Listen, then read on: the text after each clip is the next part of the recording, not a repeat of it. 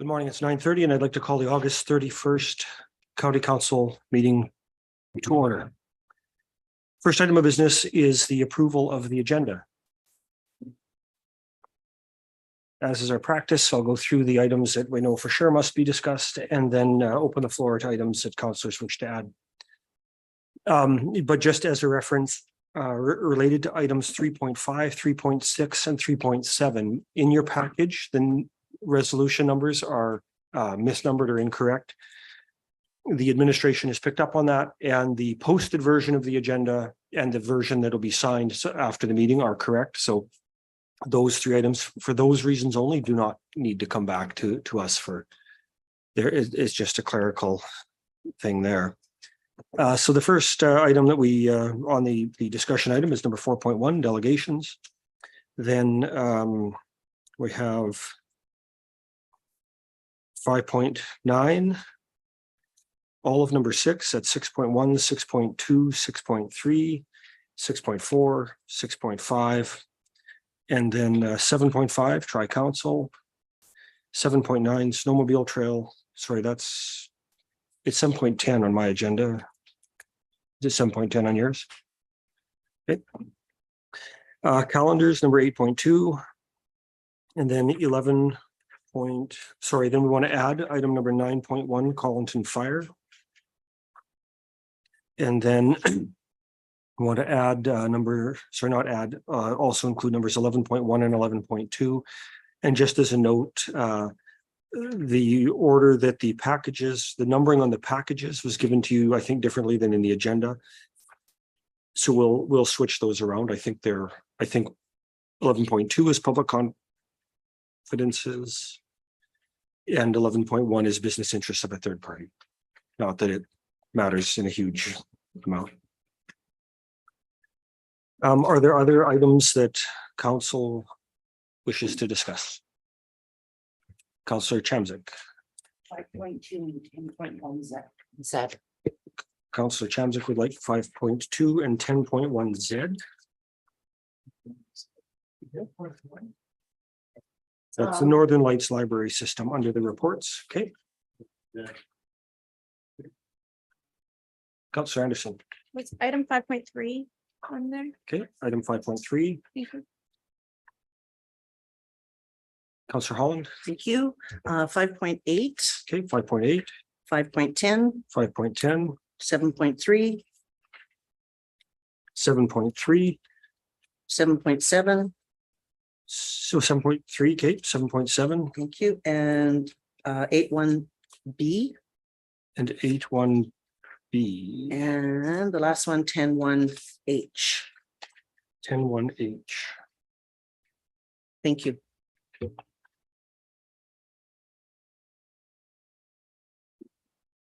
Other items, okay, so there's a couple that I wanted to add, but I'll just go through the Councillor Minns.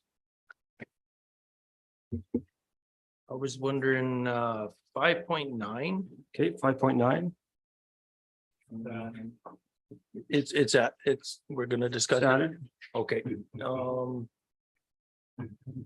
have this 7.1 7.1, okay, and 8.1A. and 8.1A. And then the only other one would be 10.1 AC. 10.1 AC. Just click up.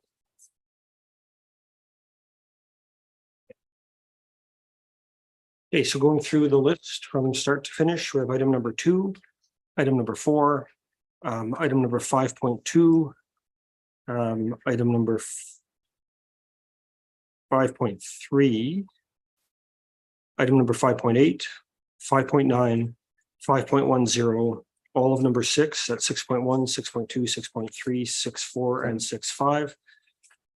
Item number 7.1, item number 7.3, item 7.4, item 7.4. I want to add that.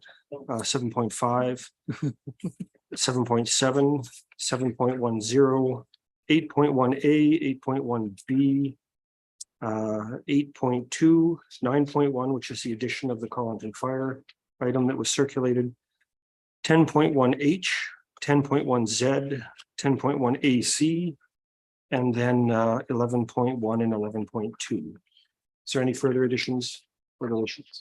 Counselor Mins?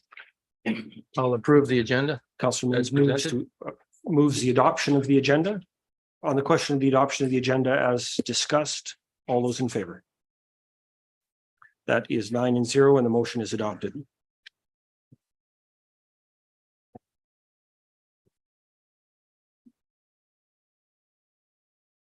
The first item of business is 5.2 on page 47 of your agenda. Counselor Chamzik, did you have a motion you wanted to make? I do. I'd like to make the motion to accept the adjusted amount and the remainder of $950 to be absorbed by Athabasca County.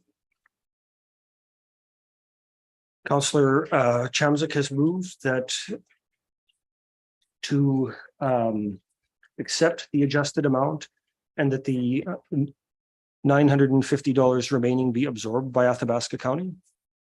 Is that the correct? Okay. Discussion.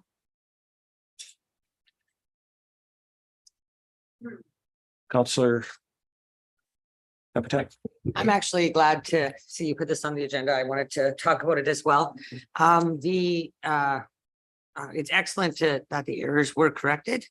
I'm very happy that the time was given to look into this deeper and make sure that there was no further errors. And I think that for this time and stress that this ratepayer has had to go through, I agree. I think we should be able to find a place to right or wrong. Counselor Anderson. Thank you. I'd be opposed to just writing off the remaining balance. I think it's a great thing that administration went through and double checked and made sure that the invoice was correct and appropriate. But at the end of the day, I don't actually see the reason to write off that amount. I think we all kind of have some responsibility to carry appropriate insurance on our property for this instance. You, Counselor Chamzik, you've spoken and you'll get the final word as the mover. Other discussion? Counselor Holland. Thank you very much. I'm in total agreement with absorbing these costs. We did discover the error, which is commendable that the error was discovered, but I'm also concerned that there was that type of a response late into the incident from what I understand. And I wonder if there wasn't also a secondary error made in asking departments to stand down.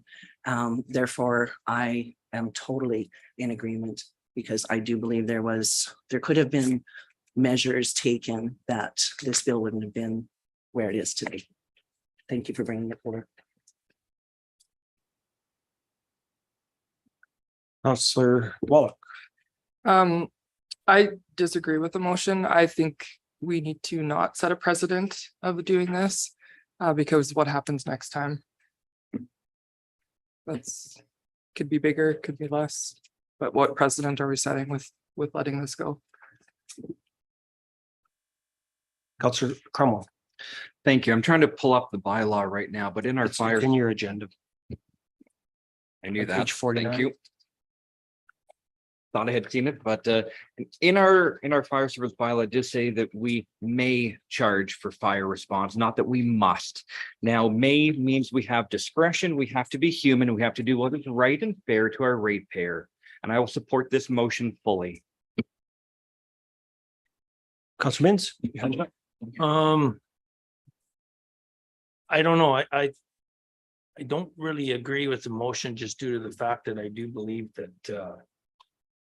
the whole process did the right thing. The gentleman got the bill, didn't like the invoice and came and brought it to council's attention, which then actually allowed administration to go back and check out the invoice and find out that there was errors, human errors. And we did cut down the bill substantially back to $950.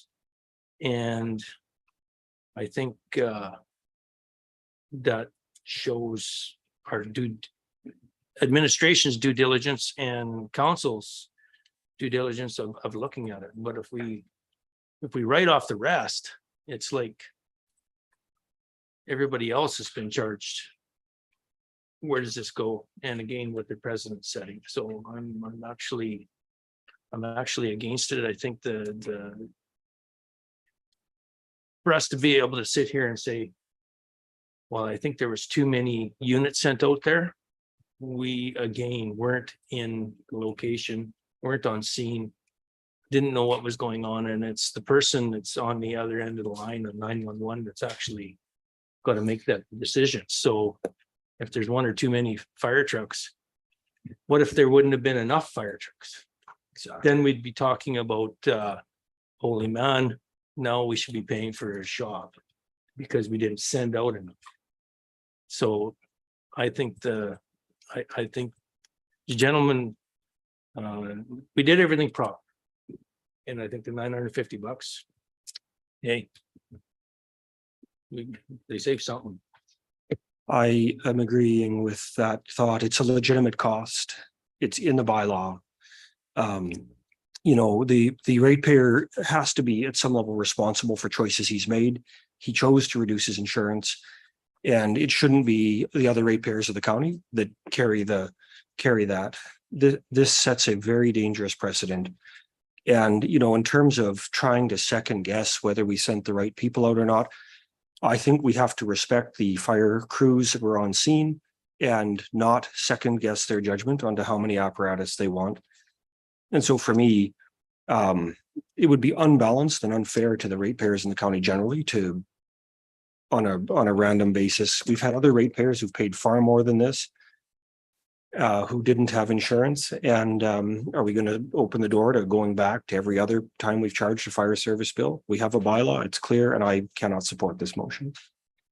Councillor Chamzik, as the mover of the motion, you have the final word. And oh, sorry, Councillor Gerlich, did you want to speak? Yeah, I do. First of all, there was a mistake in the billing, so that's not doing anybody any favor to correct a figure that wasn't the correct figure to begin with. So that's, you cannot take any credit or give credit where that is due. It's just correcting a mistake. And I think that to over respond is probably better than to under respond. But in the dead of winter, when you've got snowbanks all over the place, to have 5 fire halls send units to a situation like that. I mean, for a number of them, they could have got there and turned around and left. Like it was overkill, and I think it's a good thing, but we should be in the public interest, making sure that we're dealing with it adequately. But to hand the bill to a guy for it just doesn't sit right. It's not a matter of precedent either. We have the ability to charge a reasonable amount, and to have 5 units there, like I said, in the dead of winter with snowbanks all over the place. It's not like this fire was going to take off and go anywhere. And if you over respond, that's in the public interest, but I don't think it's in the individual's interest. And I would strongly support not charging anything over and above what the insurance paid. Councillor Chamzik, final word. Well, I respect every one of my colleagues' opinions. As we know, there has been some administrative errors as well. We as council, I feel, do a really good job of trying to, if we make a mistake, follow through and try to correct some of those things. Now, I do understand where you guys are coming from with over response, but from my understanding, and I'm not quite clear of how that all works, but it is also up to incident command to relinquish or also call for backup if needed, which also costs taxpayers. My question is also, you know, were things followed 100% procedurally? As I recollect, and I can't be for sure, but at the time we would have had a rather new fire chief at the time as well. I'm still in support of that motion, and that's all I have to say for now. On the question of the adoption of the motion to accept the amended fire A question of the adoption of the motion to accept the amended fire service invoice and that the county further waive the remaining outstanding balance. All those in favor? All those opposed? The count is 5 and 4 and the motion is adopted. Next item on your agenda is item 5.3. Is there anyone willing to make a motion?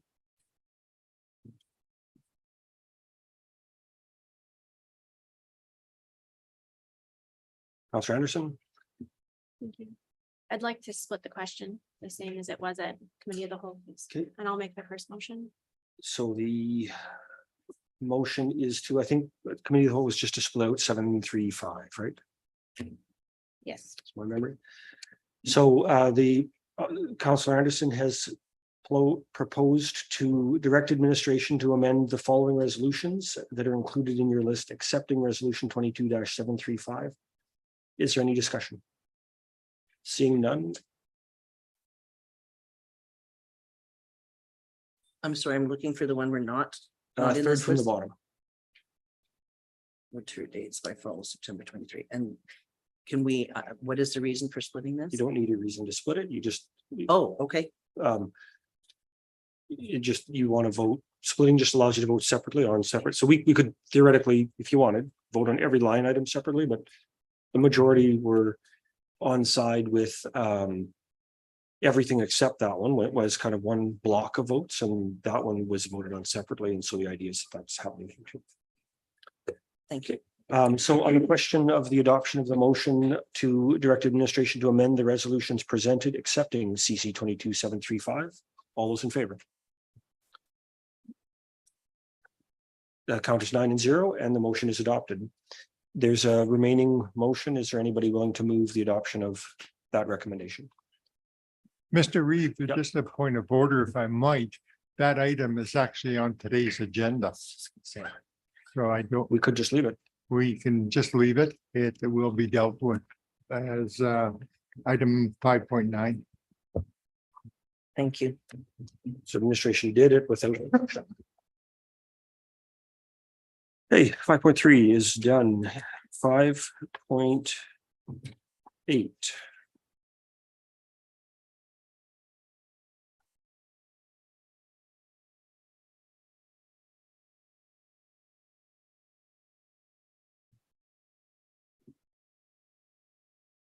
Councillor Holland, Thank you. Good. With, sorry, Sorry? go ahead. Do just, you have a motion to make or? not quite yet. But So can we make a motion and then I'm talk not to prepared it? to make the. Councillor Councillor Capitanic has made a motion to direct administration to remove the structure, remove debris and stabilize the banks for completion in 2024. And then funding be submitted to the 2024 budget for approval. Discussion. Thank you. Councillor Holland, then Anderson. Appreciate that. I just had a question. We had discussed this, and the question was raised about the STIP guidelines. And the answer was not provided at that time, and I'm not sure if anybody's had a chance to look into it yet. So that was my only question, was the STIP guidelines, do they specify that if we apply, if our application is in and we go ahead and start work without approval yet of that application, once the application is approved, if it is approved, or once it is, are we able then to apply the funds from, pardon me, the funds from that and apply it to the work that's begun? I believe in the case, good morning, Councillor, sorry. I believe in the case of STIP funding, you cannot start the project. Or if you have anything you have spent is not available for STIP funding. Okay, I appreciate that. Thank you very much for that clarity. So clarity, STIP will not fund retroactive costs. Councillor Anderson, you're on deck. Thank you. I agree with the recommended motion, with the exception that I don't believe that we should wait until the 2024 budget has been approved to start pursuing this work. I would like to make an amendment that the funding be allocated from our infrastructure reserves so that the project can be started immediately with the completion in 2024. Because this is only a portion of the project, right? We're getting it prepared so that we can still pursue construction later on. I would like to see this work funded immediately from reserves, and then the replacement project could then be considered at a later time. Counselor Anderson has made an amendment to allocate funding from 2024 infrastructure, sorry, from 2023 infrastructure reserves to begin, so the project can begin immediately for completion in 2024. Discussion on the motion and the amendment. Counselor Mins. Counselor Holland, if you don't turn your mic off, just because you'd impact the guess- sound. I guess what I'm wondering is when we discussed this last time, the numbers were thrown all around and everything. And I think the removal of the bridge, cleanup debris and riverbank estimated at 300,000. I think it was said that there's no guarantee on 300,000. It could be Lord knows what. So I'm not really in favor of throwing all of my eggs in the basket right off the hop and saying, we're gonna go do this and not have an actual number. I just don't want to see us stick our necks out so far that what if it comes in at 600,000? Are we still gonna do it, or are we gonna wait for STIP funding? Because it really bothers me that we're gonna sit here and we're gonna keep saying that we don't move unless we get STIP funding. There's no reason to start doing anything until we get STIP funding. And all of a sudden now we're kind of backtracking that we're gonna go in and start a job prior to it being funded. And that bothers me as we say we're gonna do one thing and now all of a sudden we're jumping out and we're gonna go and dump. We don't know how much money. And I just don't want to approve something and not be able to pull it back and say, no, we're not doing that. So would there be a way to that you would propose an amendment to get a quote on that or you thought to get a quote before we engage? I would make that amendment that we get an actual hard number of what this is going to cost us prior to us doing any work due to the fact of not being able to get it under the STIP fund. So amendment to direct administration to release a tender for the removal in 2023, completion in 2024, subject to approval by council. Yep.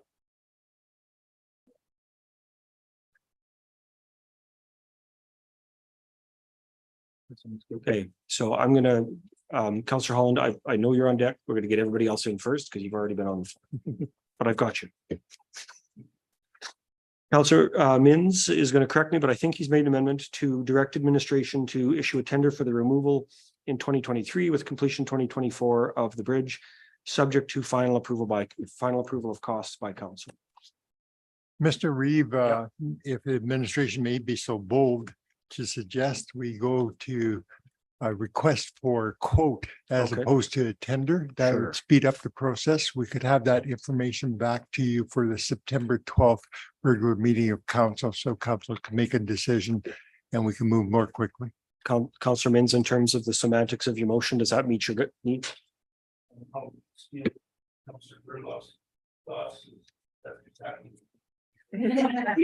Okay.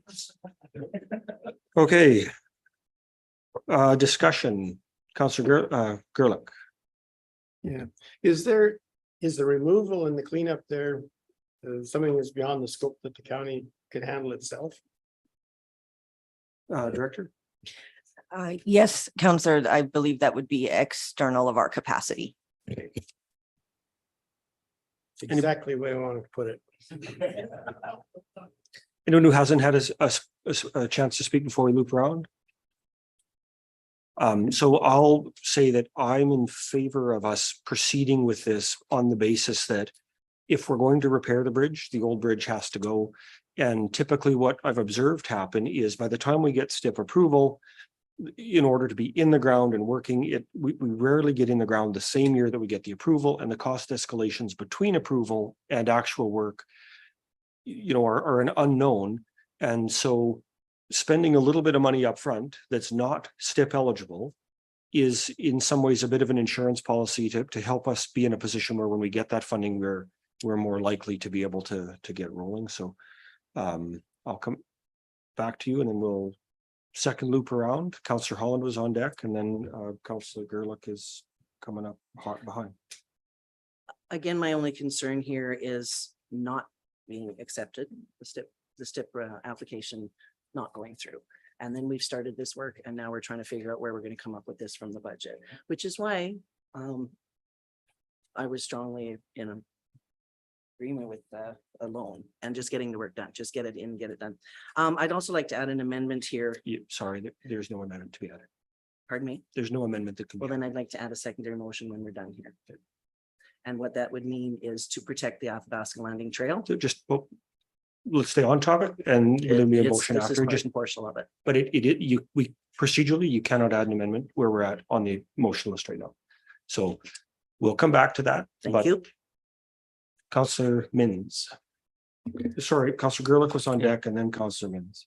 I gotta check my notes. Because I just asked short questions anyway.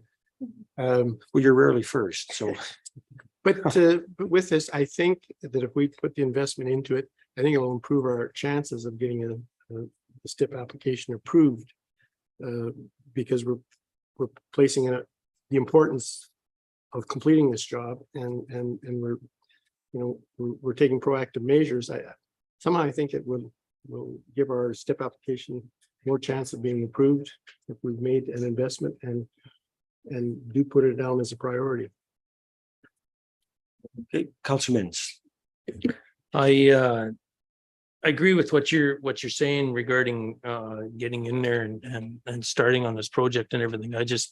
I really want to see a hard number because I don't want to go in there with a number of 300,000 and then all of a sudden we find out that it's 600,000 and where are we getting the money from? All of a sudden we're pulling it out of reserves. That just makes me cringe. So I'm for the motion. I just want to have a hard number of what it's actually going to cost us to do this work. And then it's upfront and we're not sitting there saying, holy man, if I would have known that, I would have never voted that way. So that's all I'm looking for is a hard number. Okay, Councillor Cromwell. Thank you. I was very in favor of replacing that bridge outright with our own funds here last time we spoke. And I stand by the fact that we need to get work going, but I think Councillor Mins is bang on the hammer. We cannot write a blank check without a little bit of knowledge. And what admin is telling us, our next meeting, we can have the information. We're not going to have a major disruption in activity between now and the first meeting of next month. I think that's very reasonable and we could still get that bridge done and get work beginning for those residents, but have a proper number in front of us. It's responsible, but the only way to go. Thank you. Others who want a second comment? Councillor Anderson or Kapitanek? Councillor Anderson. I'm in favor of Councillor Mins's amendment. I think as per our purchasing policy, it would have had to come back to council either way because there wasn't a hard budget number provided. It wasn't included in our 2023 budget and it's over the $25,000 limit that would have been needed anyways. But I don't think that pursuing the removal and cleaning up of the site is truly against what we've already indicated that we're willing to do. We had originally applied for STIP. Then because that was taking so long, we decided, okay, we're going to pursue step one, which is the preliminary engineering from our budget and our funds. Now we're saying, okay, well, we're still waiting for STIP. We're going to pursue the next step and try, making some progress without taking a huge hit to our budget and doing the whole project at once. We're trying to get, like Councillor Gerlich had referred to, we're investing in the project to make sure that when the STIP program looks at this project, they say, look, they're willing to invest. It is a priority and they want to actually see it done. So I think that this is the right step forward. Councillor Kapitanek, you're on deck.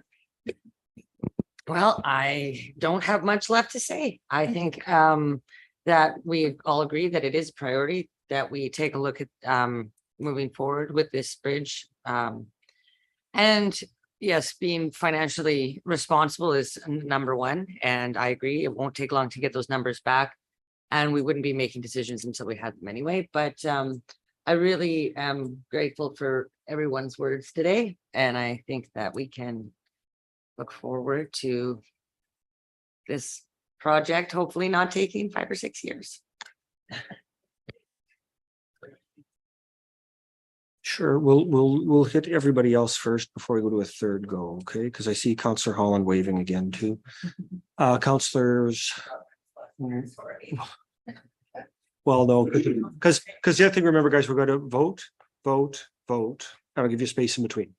So if it's not immediately relevant, we'll vote on the amendment. Like if it's not immediately pressing for the amendment, then we'll deal with that and then come back to comments. Counselor Chamzak Wallach, do you have any comments on this particular amendment or the flow through? No. Okay. Is your comment related to the amendment, Counselor Gerlich? Or, okay, so let's deal with the first amendment. Counselor Mins has moved to amend the other amendment to issue a request for quotation to have the bridge removed in 2023, completion in 2024, subject to approval by council of the final costs. Does that make sense to everybody? They're going to figure it out and get back to us. Do you have a question on? I do have a quick Yeah. question. Administration, when that quote is being prepared, would that include the installation of some kind of barrier or road closed being put up? No, we don't need the- that. I just want to make sure that's all inclusive, right? We already have those. Well, they might not be as good once the bridge is gone. I think the answer is yes, the administration is not. Yes, all safety precautions will be taken. So on the question of the adoption of the amendment to amend the motion to include an RFQ for removal authorization to start in 2023, completion 2024, subject to final approval of cost by council. All those in favor? That looks like 9-0, and that amendment is adopted. The Councillor Anderson made an amendment to allocate funds from infrastructure reserves to begin immediately with completion in 2024. That has now been amended to what we just approved. So basically to allocate funds from infrastructure reserves to begin in 2023 for completion in 2024, subject to an RFQ being issued and final costs being approved by council. So it's tying together. Does anybody have any comments on that one, or can we sort that one out? It's just Go a for it. question. What is the cost so far for the pre-engineering? That's, I think that's probably not related to this specifically. So let's What deal it with would that. be in total is, so that's, we're looking for totals. Because we've already approved the pre-engineering costs. On the question then to allocate funding from infrastructure reserves to begin in 2023 after administration has issued a request for quotation and final approval by council of costs. All those in favor? That's not opposed. You're in favor? Sorry, you're too fast. It's 9-0 and the motion's adopted. So now the main motion, and this maybe Councillor Holland is the place. Okay, cost of the. You're wondering if admin can share the cost of the pre-engineering already? I think that's later in the agenda in the in one of the updates I saw. There's a bridge number, and are you happy to just wait for that number? Yeah, I'm happy to wait for that, but I would like to discuss in amongst removing and the work that needs to be done Okay. on this bridge. I would really like to get this out. Well, can we go to the main motion first? Because I think what you're proposing is not related to the main motion. Well, I guess with regards to this, is I would also like to put out a motion that Public Works or the county make sure that there are proper protection measures in place for the Athabasca Landing Trail at 654 and 223, as well as the trailhead. Can you make the case for that after we address the subject in front of us, please? Because the main motion here is made by someone I've already forgotten, I think Councillor Capitanic. To direct administration to remove that existing structure, remove the debris, stabilize the banks for completion in 2024. And as amended now, that it comes back to we allocate funding out of the infrastructure reserves starting in 2023 after an RFQ has been issued and council's approved the final cost. And we don't include the cost of that protection.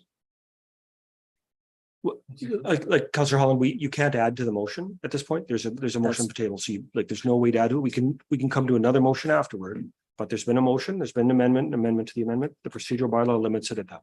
Okay, And Councillor.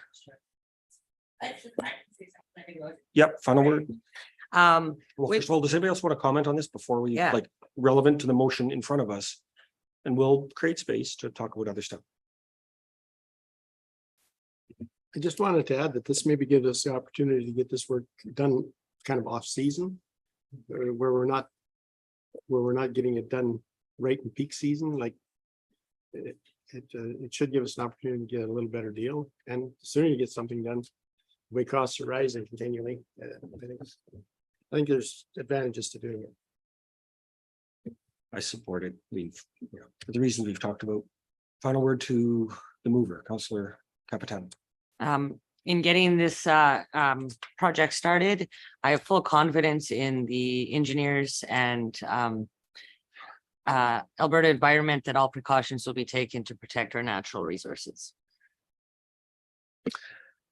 On the question of the motion, does anybody want it read right now?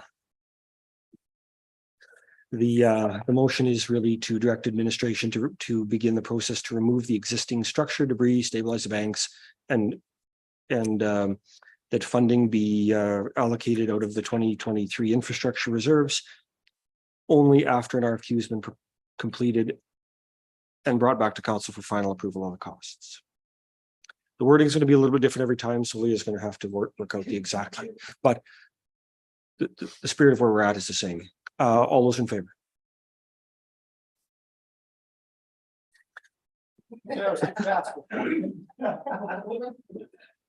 There you go. The motion's adopted 9-0. Councillor Holland, you had another topic you want to bring up on this particular issue. yes, because of that particular bridge being out, a detour is being used on the Athabasca Landing Trail, the Trans-Canada Trail. There's damage being done not only to the entrance, the access points, but being done to the trail. So I would like to see a bit more protection on those access points, both at the Collinton trailhead, as well as the access point at 654 and 223. Please. Are you making it a motion or just Yes, a comment? please. Can you That's word it in the form of a motion that we can action? That would build support for the costs that are I not would- unlimited, as we've just been worried about.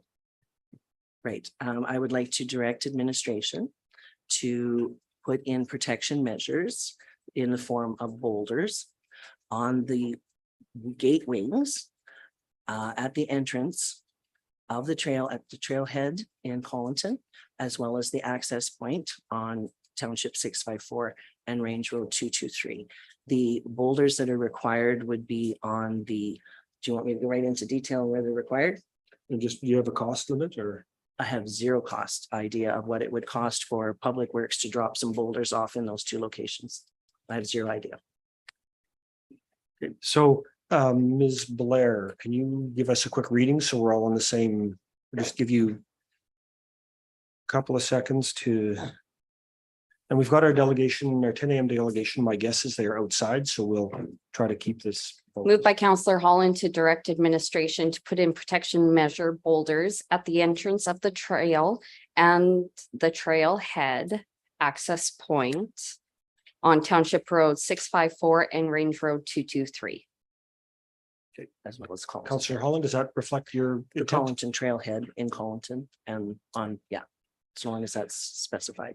The two Councillor different Mintz? access points. I'm just wondering, does it have to be boulders? Can we not maybe put cement blocks just and a couple on top of each other just to, because they're easier to move. Understood. The boulders also look really great in the natural environment rather than the cement blocks. That was and there are some there now. So it would just be a couple of additional ones on there on the 654 and 223. It would be on the east side, and then in Collinton, it would also be on the west side. Yeah, I'm just thinking outside the box here. We've moved lots of boulders and they can be actually very expensive to move, just to the fact that they're hard to handle. It's. But that's just my thought, is putting up a couple of cement blocks, and if we're worried about someone moving them, we can put 2 on there. And I think they're around $200-300 a piece. The cement blocks. Yeah, they don't look pretty. Well, pretty and this is just for yeah, an emergency. So Councillor Mins, you moving an amendment to boulders or other suitable material as Yeah. determined by administration?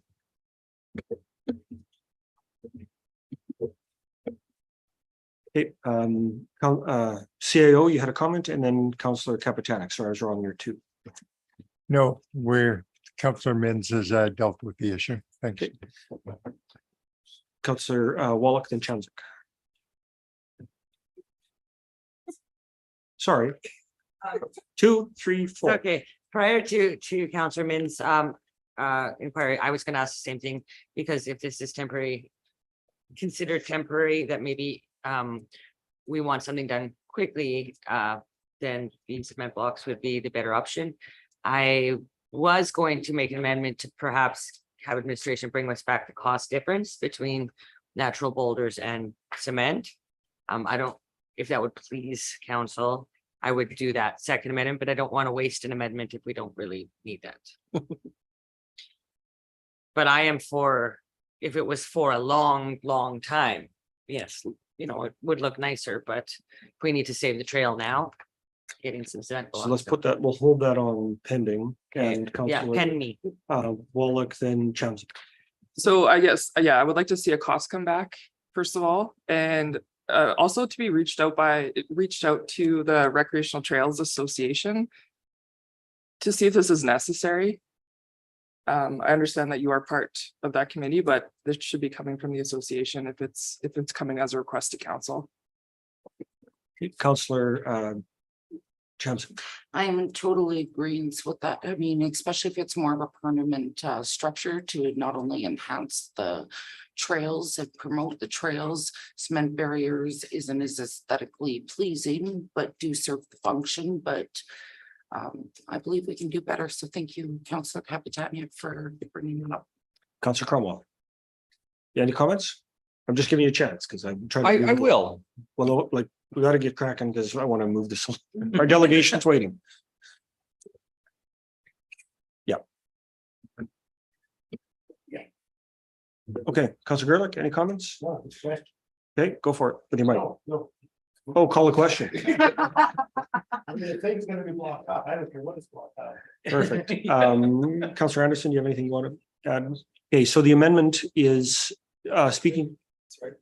I'd like to see a budget brought back before we proceed with this as an amendment. Okay. Prior to proceeding. Mr. Budget Reeve, discussion. members, council, Yeah. you're getting into so deep into operational details. It's causing me heartburn here this morning. I'll tell you, there's a giant bottle of Tums in my office because Thank you very much. in this chair. I've Thank had to you. Acquire a case. Administration this past summer, at the request of the trail committee, had put in some boulders. We had them in stock. It was simply loading them onto a truck and delivering them on site. There is minimal costs involved, and that cost will be incorporated into the entire project on the bridge removal. So Councillor Wall, you want to leave that on the floor? Okay, so Councillor Holland, do you, in the flow of things, you want to do it? You get to speak to the final motion at the end. Do you want to leave it for that I'll point? wait till then. On the amendment to the amendment, Councillor, there's been amendment to include the language prior to proceeding administration to bring costs to county council for approval. On the adoption of the amendment, all those in favor? Opposed? Okay, the amendment is defeated, no costs, and the count on that is 4 and 5.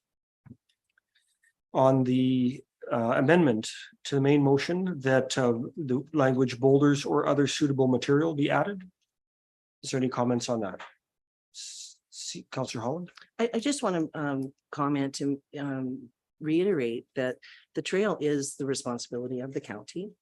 And the costs will far exceed to repair the damages than it will to place some boulders. Those access points all currently have gates with wings on the gates. Those wings are continually being vandalized and trashed. And so the boulders at this point, rather than going back to Blue Wing and asking for a quote, the boulders are the best, in my opinion, the best answer to this, as well as this has gone through, the committee has requested as well that boulders be the choice because of the natural landscape. So thank you for your consideration. So Councillor Minns, you can have the final word, but I mean, I guess I would like to add, because I haven't spoken to this. This is a temporary measure and, you know, we've seen nothing from the committee on this formally. It's something that's being kind of dumped on us without notes or preparation or a package or an RFD. So I'm good with cement or whatever it takes. If it's steel posts that they pound into the ground. If the goal is to make it pretty, it's one thing. If the goal is to protect the trail, it's something different, and do what makes economic sense and get on with it without micromanaging. Councillor Minns, final word. I think Richard just stole what I was gonna say. I didn't want to project it that it was such a hard decision to make. It was an easy decision to, you know, either put boulders or if we got to do it real quick, throw up some cement blocks and be done with it and go on. So yeah, if we're there to beautify it, sure. Let's do boulders, but it's up to administration how they do it.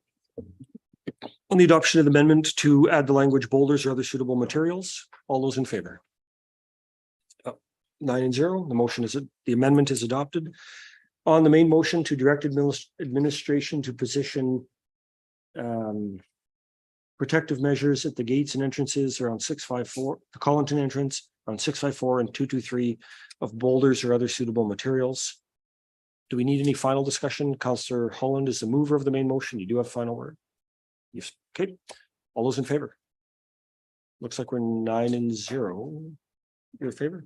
9-0, that's adopted. 5.8, that was a long one. Okay, let's take, can we hold the break to like, till we start back at 20 after? Okay, let's start at 25 after, then we're at 7 minutes.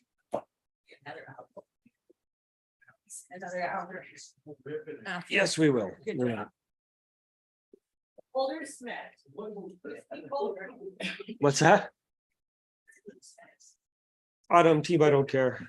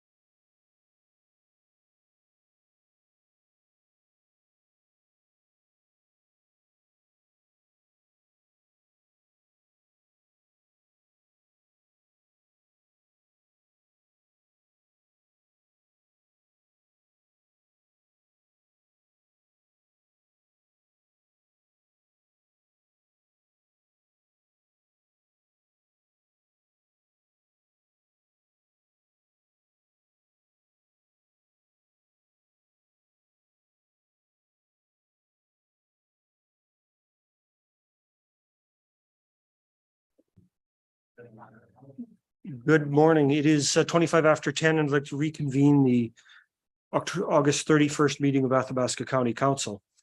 With us, we have a delegation from the Athabasca, or sorry, from the Snowmobile Trails Association. And I'd like to welcome you to our meeting. So our process normally is we'll get council to introduce themselves, and then when the circle rotates to you, you can introduce yourselves and you have the floor. And once your presentation's over, there's could be some question and answer or questions from council if there are any.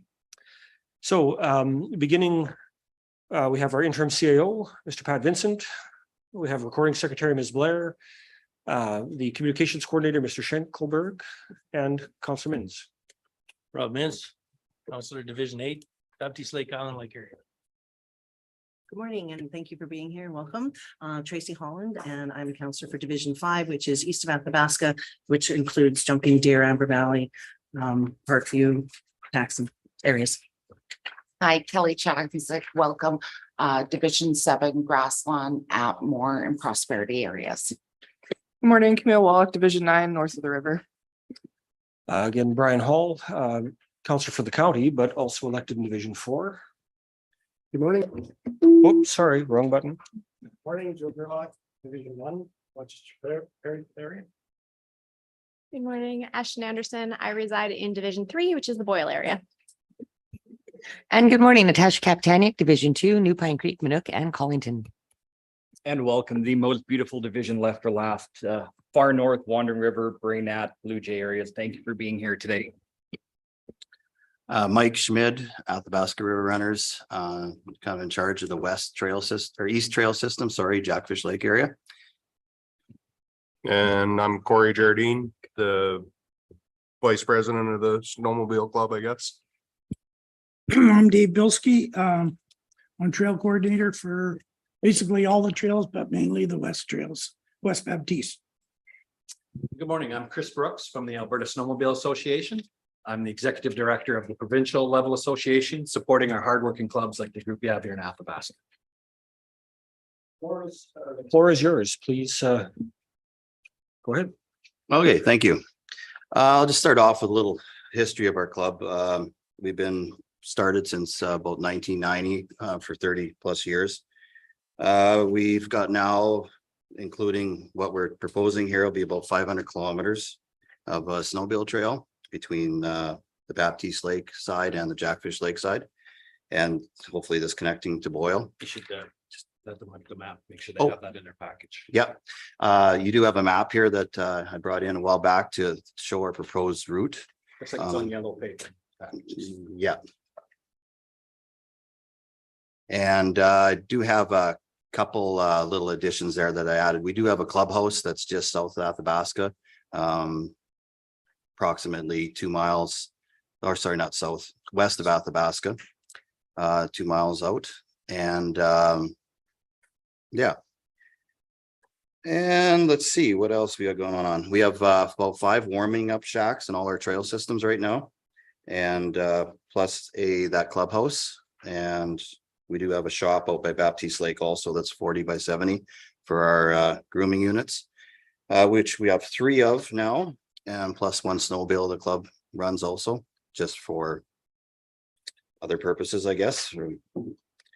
And yeah, and also we've been part of the ASA, which has been active since 1971 also. So that's a little history about us. Now, what we are here for today is there's the Great Canadian Snowmobile Trail that goes from all across Canada, I guess.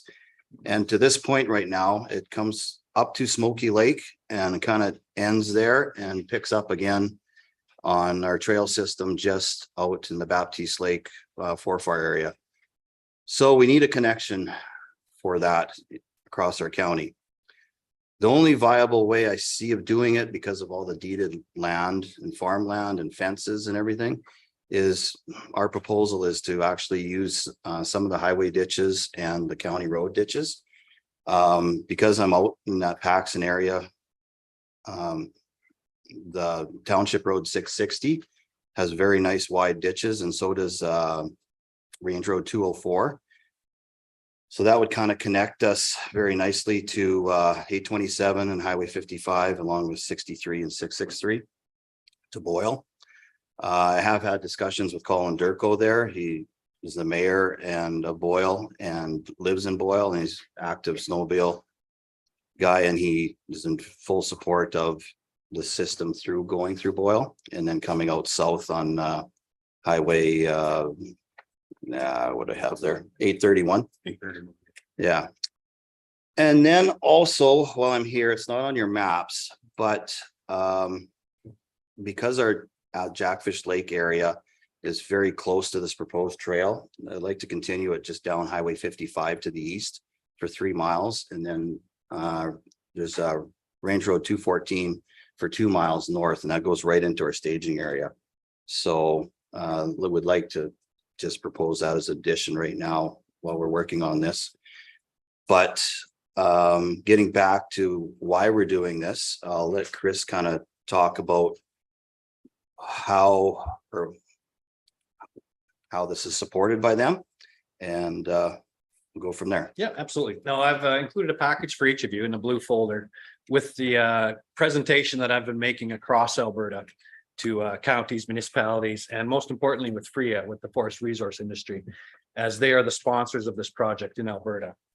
There's a map in the back, second last page, that shows the scope and scale of this project. Snowmobiling in Canada is a multi-million-dollar organization across every province. Every province in Canada has connections that all lead to Athabasca, which is amazing. So we're not looking at a local project. We see this as a provincial and a national project. We're a member of the Canadian Council of Snowmobile Organizations, and we're working on this project hand in hand across the country.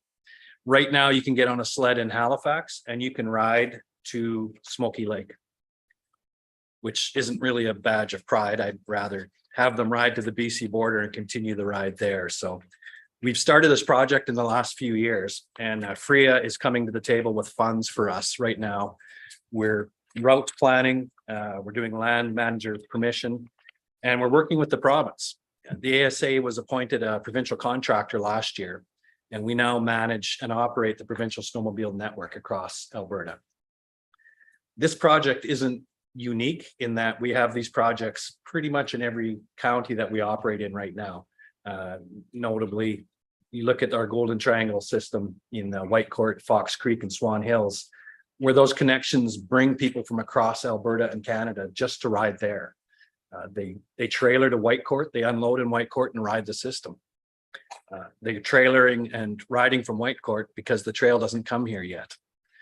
We've been working with the club to help them find these connections, and it's led to this day today where we need your permission and partnership to bring the trail through the county and into town. The benefits are numerous of having the sledders come into town in the winter. It builds community. It's a multi-generational activity, and it helps people put down roots. And this is the feedback I'm getting from the forest industry, is that they're supportive of this because it builds community and it keeps their workers in town, which of course is their biggest issue right now. So we certainly have support of industry. We have support of the government. We're applying to the province for this to be a single project. Similar to Trans-Canada Trail gets built at the provincial level, we're building this project at the provincial level. If you'll see on the map at the back, the circle goes around the most vital part of this connection, and that's Athabasca. We have riders from across Canada and the US phone our office every year asking how to access the trail across Alberta. Well, you can go from Cold Lake to Smoky Lake, and then you're trailering again to pretty much to Swan Hills. That's really where the connection picks up. You have an opportunity here, and the Athabasca River Runners are bringing this to you at no charge other than looking for permission to run the trail. The club right now runs about $1 million organization of their own resources, fuel, time to provide this opportunity to your residents. They're not here with their cap out looking for funding. They're looking for permission to continue to build on the work they're doing now. My contact details are in the folder. If you want to email or phone me with any follow-up questions, I can put you in touch with other county councils who have reaped the benefits of having this activity in their communities in the winter. And I'm happy to chat more. I mean, I'm paid to, but I'm happy to do it anyway, because I'm representing the work of our volunteers across the province. And it's hard to put into words the appreciation and gratitude people have for our volunteer clubs, because it's their time, their money, their sweat and their tears and their blood building these trails and maintaining them at no cost to the county. I'll go on and on. I'll stop there. The benefits for Athabasca are numerous, and it's the vital link in this project across Alberta. Few things like to add to which the ASA does is this trail that we want to propose, they carry the liability on it. So well, I guess I don't know exactly what that Yeah, all. and as a provincial contractor, we are required to have provincial level commercial general liability on all our operations, which covers any landowner or county or municipality that our trails run in cooperation with. So the liability aspect is covered as well. And a lot of the signage is supplied free of charge from the ASA. And we are proposing this as a groomed trail also, so could be groomed as much as needed. And yeah, I don't know what anything else to add to that. More importantly, who wants to go out on a ride this winter? The club's happy to take you. So they're here with a route map in front of you, looking for your permission, because of course the county enjoys care and control over 3 numbered highways and has the ability to grant permission for recreational trails in the right of ways. Are there questions from council, or is that kind of, are you ready to take a couple of questions? So Yeah, of course. that is one that I guess I wanted to lead with is just in terms of the ability to grant permission in the single and 2-digit highways, whose jurisdiction does that lie in? Because To my understanding, Athabasca County does enjoy care and control over the 2 and 3 numbers in your jurisdiction.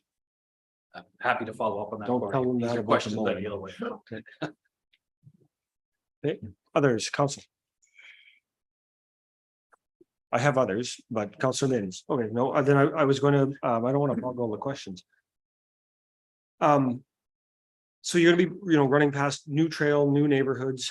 What consultation have you done with the neighbors that you're gonna go by? What have they told you? We haven't got there yet. I guess we want to make sure that this proposed route this was the one that makes the most sense. I've drove it. The only thing we would be doing is going over approaches to their yards and such. Now, we have trails that do that already. We have never had any issues that I understand on the west side, where our trails are more on the Baptiste Lake side. So is there a plan then to, like, assuming county is fine with it, is there a plan to talk to those folks? Like, how do we? Oh, yeah. How do we make sure? And maybe for some of us, I don't know what kind of volume goes on your trail. I mean, if one snowmobile's going by my house a weekend, I'd feel differently than if it's 1,000. Yeah, well, I guess what we really want to see is this just to be on a controlled trail system. And then that way skidoos are just going to be on that trail most of the time, instead of now they scatter everywhere and go wherever they want to. Here it would be designated trail. I don't know when it comes to the legalities of like my approach, if I have words say over it or the county does, of what goes over it or not, I'm not sure. But it's something that we definitely can look forward and talk to the people that are going to be involved with it for sure. And I would just add, your Chamber of Commerce would probably be happy to see 1,000 sleds coming in on the weekend. Councilor Mins, then Councilor Cromwell. Morning. It's I know I've driven the trails out west and you guys do an amazing job. It's great and I love the trails and that. So just wondering, you said the connection was actually down in Whitecourt. Is the connection not actually at the River Runner's house? They can still hit the Golden Triangle from there. 100%. Yeah. So Once they get here. yeah. No, and I totally understand that. I just with the grooming of the trails and everything regarding the ownership and the road allowance crossing approaches and that, if they get filled in and that, whose responsibility is it to clean the culverts out and all that? Because I know, there could be issues with that, with water drainage and stuff like And that. those aren't new issues. We deal with that across the province every season. It's always in coordination with whoever the local land authority is.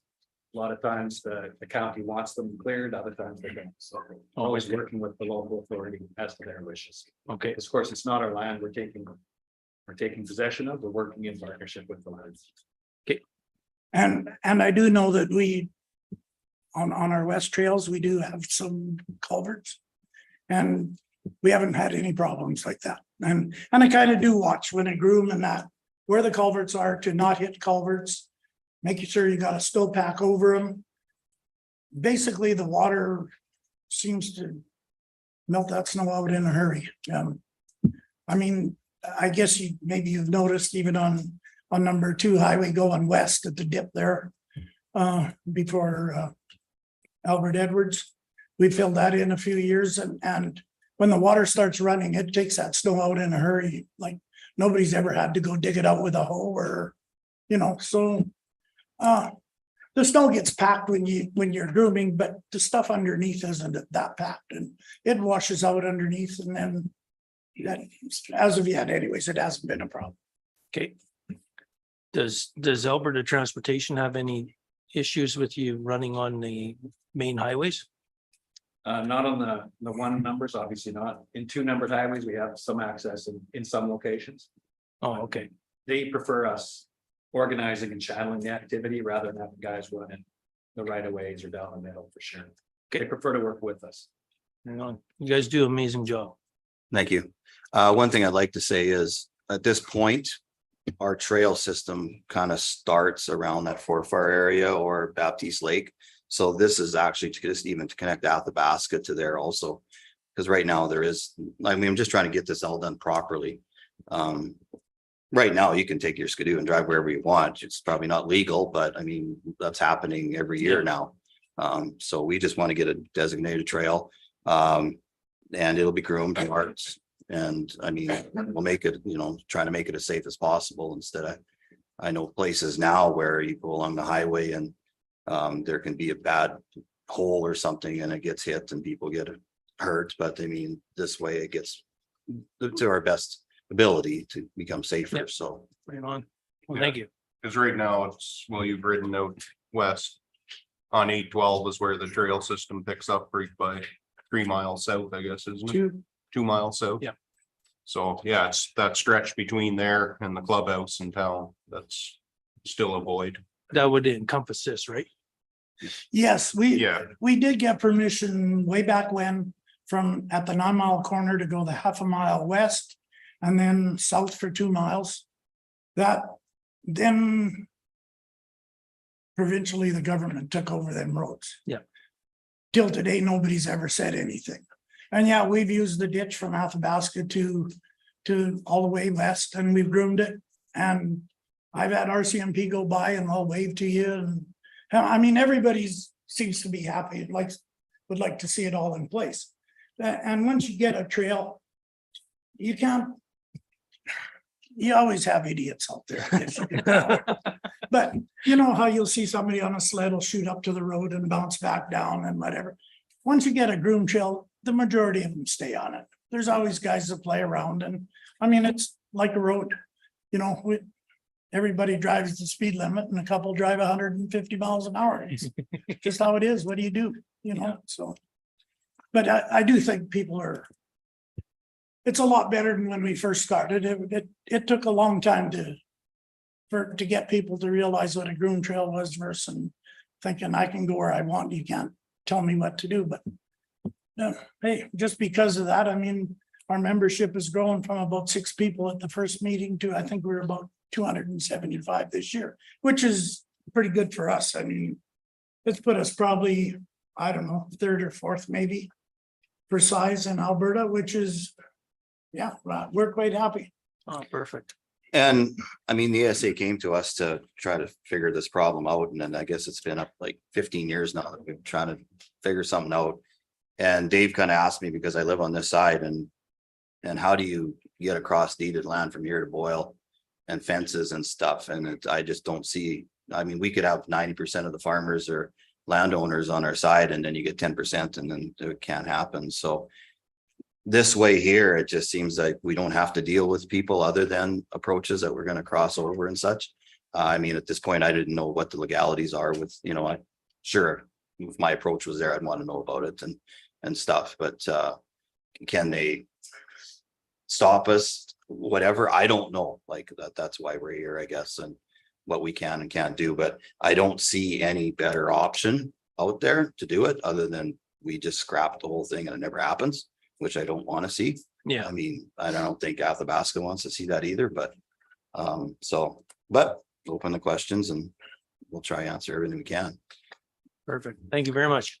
Councillors Cromwell, Anderson, Kapatanik. Thank you very much. A few of my questions were answered about liability. Still want to know a little bit about how the approaches will be dealt with. And I would really like to know what the residents along that trail feel. This is going to be a new section of your trail, which I support, don't get me wrong here. But it's new. You're going to have a whole world of people that go, hey, we haven't done that yet.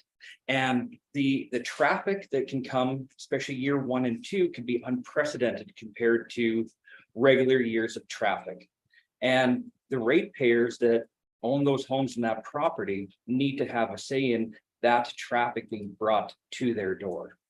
And I think that public consultation in that is paramount to be fair to the landowner, be fair to the ratepayer and go, this is what we want to do. Here's how we're going to deal with your approach. This is what issues may come. Here's how we're covered for liability. And that will bracket onto your approach. So you're not liable when that one buffoon that you talked about runs into the side of mom's SUV on her way to get the kids to the school bus. I think there's a few things that need to be figured out.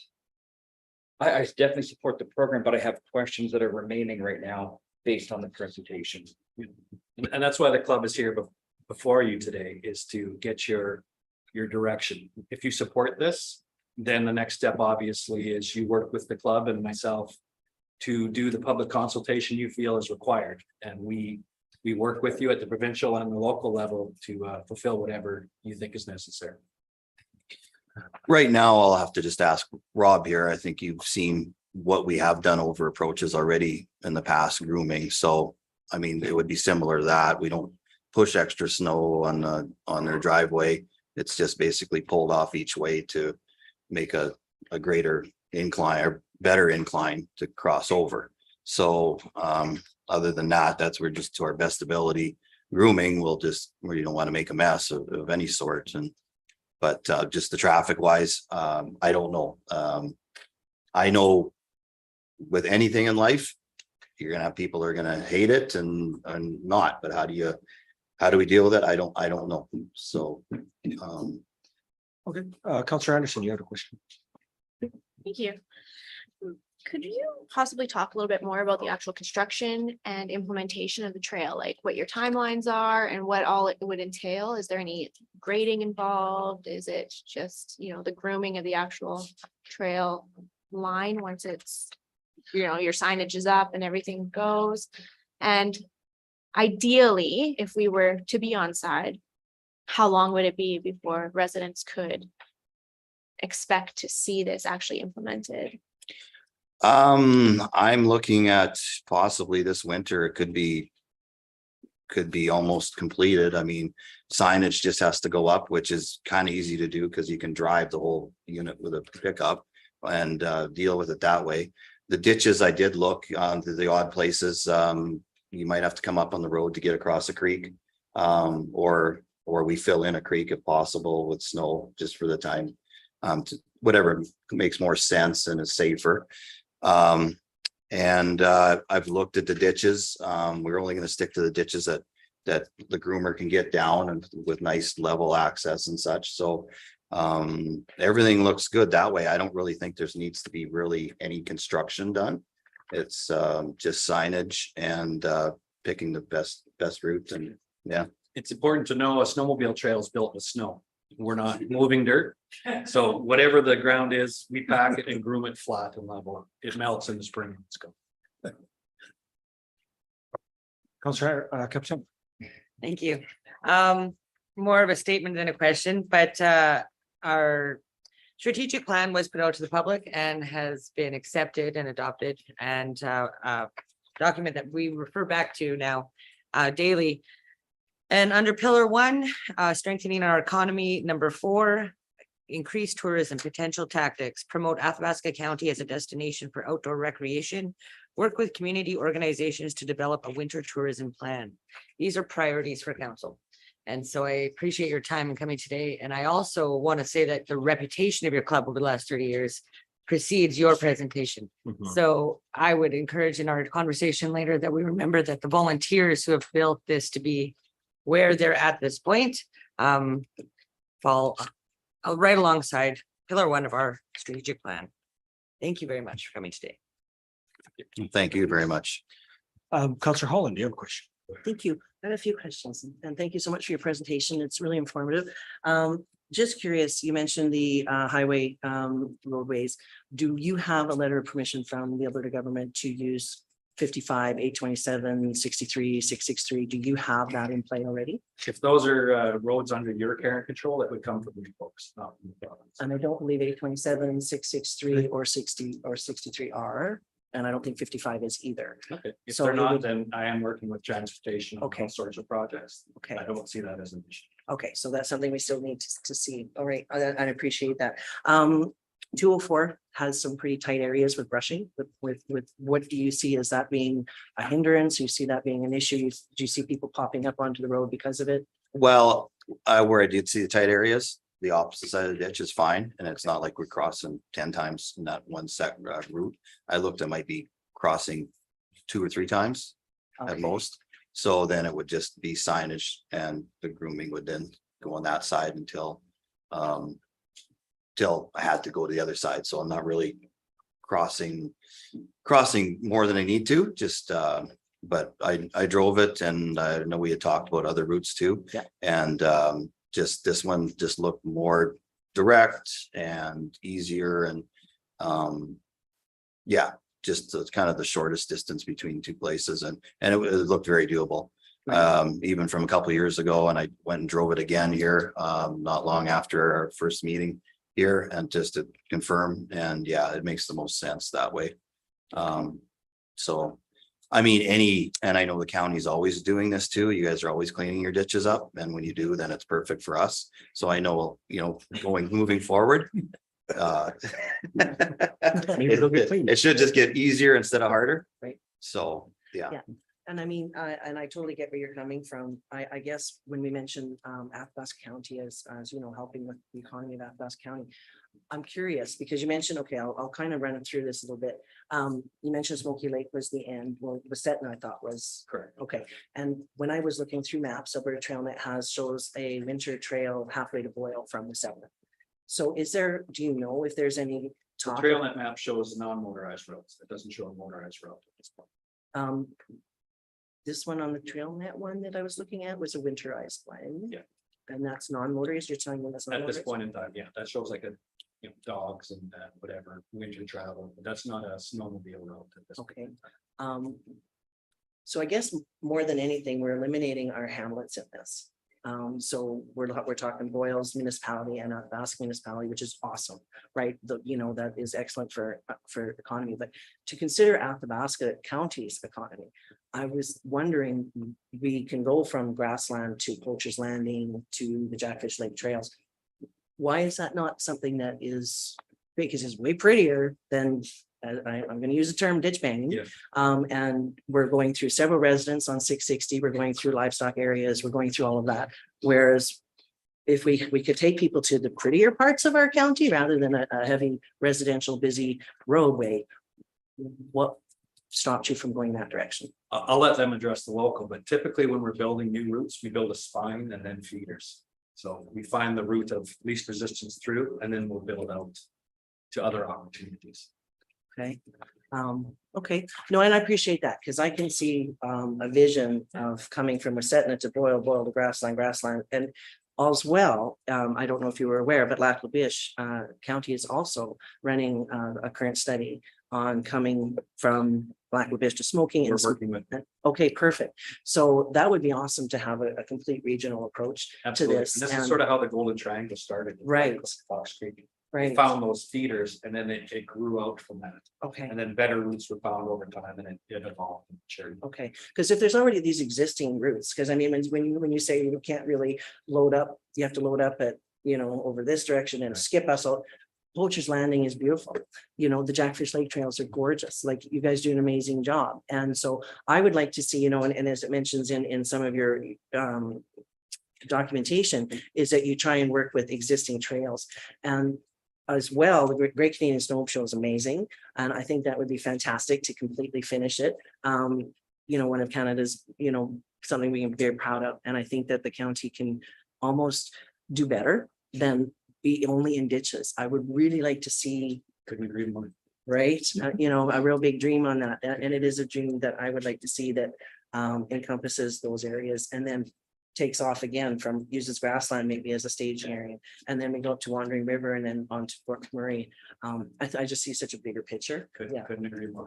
Problem we have here, I think more in Alberta right now is, and Saskatchewan has trails galore, but they're able to groom the ditches and go wherever you want to. So that's makes for a very easy trail. Yeah, I'd love to see this differently, but they need to get from where they want to Athabasca now. From there, yeah, like I said, I want to add this little bit of in here to get to the Jackfish Lake staging area along the way, or even to connect at least our east to west side, which is only actually a 5-mile stretch here with Highway 55 to 214. And we do have, and we've had Poacher's Landing, that Rex thing has been ongoing problem here the last few years, but the government had come to us to hook a trail up to them. But even at that point, things don't get easy, and you still, even though you want to skidoo from here to Poachers, you still have people's private land that you might have to go across, or there's still a lot of hurdles, and we'll get there. Even with Colin Durko, and I think Mr. Johnson there, Travis Johnson, they're working and they want to get a whole trail system through Skeleton Lake, because I mean, and that's the problem with it happens now. There's trails out there, but they're not advertised, they're not marked, they're not actually trails. They're just people know where to go when they go that way. Yeah. And you're still crossing over people's land that, most of them don't have a problem with it, or if they do, they put up fences or say no trespassing or what have you. But once you get the ASA involved, and then there's liability, and people know that, like, sometimes they don't still want skidoos going across because I might get sued or whatever. But once like that come right down to poker alleys, there used to be one every weekend in the county of Athabasca. And then liability come in, well, no community clubs would have them anymore. Right. Well, now we're good with the Snowmobile Club for years now, because the ASA, it's all trails and they cover the liability. Yeah. So it's a shame that's how it come, but I think that's one of the biggest hurdles now we have is liability. Like going over the approaches, we'll do the best we can to do it. Like I said, our trail systems, we're gonna, they're great shape and everything, but you're not dealing with people up there, so it's easy. Exactly. But now we're dealing with something different, and I have no other way of trying to figure it out. And this is the only one I come up with, and the only one we have to deal with is county, and I guess approaches that we got across. Right. So And there's so many more approaches on Paxton, rather than if we're stuck on coming up 204. You didn't think going, because the other point about it too is for the county. Again, I'm thinking for the county rather than the other municipalities, because this is our main priority. We're missing out on historical points. So for example, Amber Valley, if we go through Paxton, we miss that altogether. We miss the historical point for the Ferguson School. So there's those types of things that if we're really bent on making sure that our economy and our tourism is also being looked at, that I would like to see more of that incorporated as well. So are you completely opposed to considering, if this is the route that is chosen, maybe altering it a little bit and heading towards the Flat Lake Compressor Station, and then coming up 201 and then heading down? And that way you've incorporated 3 historical areas, and we may even be able to work with, because I understand there's no warming or staging areas or warming areas planned on this route, that maybe the Amber Valley Cultural Center and that yard become, a staging area, fire pits are there, just looking for enhancements, Mhm. right? And I'm not sure if that's, Well, what I would honestly like to see is see if this can go through. And then if we can, like, a feeder to Amber Valley or whatever, then that's easy.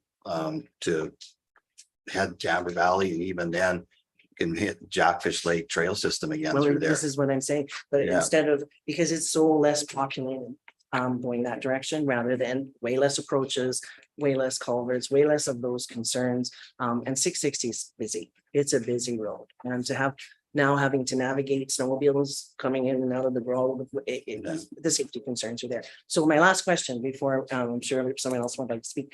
In other municipalities that you're running through these residential areas, so I've noticed like from Whitecourt, I believe it is, there's speed zones. So if you're going past a resident or you're going past livestock, it's 20 kilometers per hour. How is that enforced? That's a municipal ask and request that we happily follow. Right? And then so it's up to the municipality to try and enforce that. Well, we post it and we self-police, but we don't have authority to take it obviously. or anything. But Okay. Peer pressure in the snowmobile community is strong. I appreciate your presentation information. Thank you so much. Counselor Chance. First of all, I would like to say thank you. Pretty cool to see you and get a little history lesson on your guys' club. Sorry.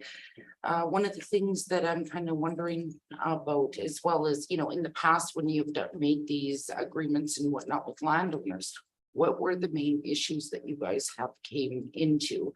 And what are you proposing with the routes taken that will be those issues? I think it's really, really commendable that you guys are working with other municipalities and other trail groups to come up with a great plan. And I love the idea of recreation and multi-generational growth in our communities. I like the direction that Councillor Holland also brought, bringing it outside to historical points of interest, or hamlets, so on and so forth. And I think it's a really great direction to be going to. So if you don't mind me asking, what are some of the major hurdles that you guys have came in the past seen? You guys got a couple decades under your belt. Sure. I'll start at the provincial level. Many of our trails across the province are on agricultural land. And more often than not, our local clubs are coming to the landowner with a solution, because there's already people cutting the fences or running over winter crops. So we offer them a channel, directed recreation. We cover the liability for the landowner for any issues that arise. And we're working with them to find a solution for local opportunities and problems at the same time. So more often than not, it's the club approaching the farmer and saying, there's a lot of sleds in the area and we're running a trail system through. Where would that trail work best for you? Not, they don't always want it, so we'll find another path. But we do cover any liability for the landowner, same as we would for the county and for the province on provincial trails. So we come forward usually bearing a solution. Locally, I don't know, do we have a lot of private land trails in the area? No, we don't have very much. We do have agreements signed. We just go about 3 or 4 different people. We cross their land. So far, we haven't had trouble. Basically, the majority of sleds stay on the trail. We have one field that it goes crazy on a poker rally. Guys are all over the field, but nobody said anything to us yet. Hey, what do you do? I mean, no, really, we haven't had any trouble that way yet. So, but we don't have a whole bunch of landowner agreements, because our basic trails out west are basically all on crown land. There's a little bit on private land. Jackfish Lake is very similar. Most of it's on crown land, so we're just trying to tie everything together now, and yeah, as of yet, we're still good. But and as for the highways or the approaches, we normally what we do, it would either be stop signs or yield signs put up, and I don't know what people want, if they really want you stopping at every driveway, or just a yield sign, because a stop sign at every driveway, pretty soon people aren't going to stop. We know that. So maybe slowing down, and speed signs and yield signs are probably the best. And crossing the highways, we do follow the provincial regulation, stop sign we only cross at a 90-degree angle. Counselor Gerlich or Wallach, do you have any follow-up questions? Counselor Gerlich, floor is yours. Yeah, I imagine approval now would only be the beginning, because what you're looking for is to make the connection. And I haven't ridden this track for many, many years, but I never did get that much enjoyment out of driving down the ditch. It wasn't, you're always looking for someplace else to go. So I'm imagining that once the trail is punched through, then you'll be looking at enhancements, taking different routes, improving it, getting it more aesthetic and whatever. So really what you're looking for is just to make the connection. And things will probably be ongoing and will improve into the future. I never enjoyed riding the ditch either, especially at night because of obstacles and stuff. But once we mark it and groom it, then it'll be a whole different experience, because half the time in ditches, you're just going wherever you think is going to be good, and sometimes it ain't. But once we groom it, then it's, I mean, you don't have no scenery as such, but I mean, Paxton Road isn't terrible, but I mean, I've skidooed way other different or worse places that's all they got, you know, you just use what you got. So, this is just, it's a solution to get between. I don't think there is a nice route really between Boyle and Baptiste Lake anyways. Unfortunately, it's all farmland or might be a swamp lake, but we can't groom a swamp lake to get across. It's not safe. And it's all over the place. So this just makes the safest possible route that we can do. And that's the only thing I can come up with to get this to happen. So, and then you will have people will, I mean, this is going to work as a connector. McMurray's trying to connect to Lac La Biche or Athabasca. Lac La Biche is trying to connect up to us. So this could all happen. And if this can work and it's not an issue, you're going to see us back asking for other, routes to use.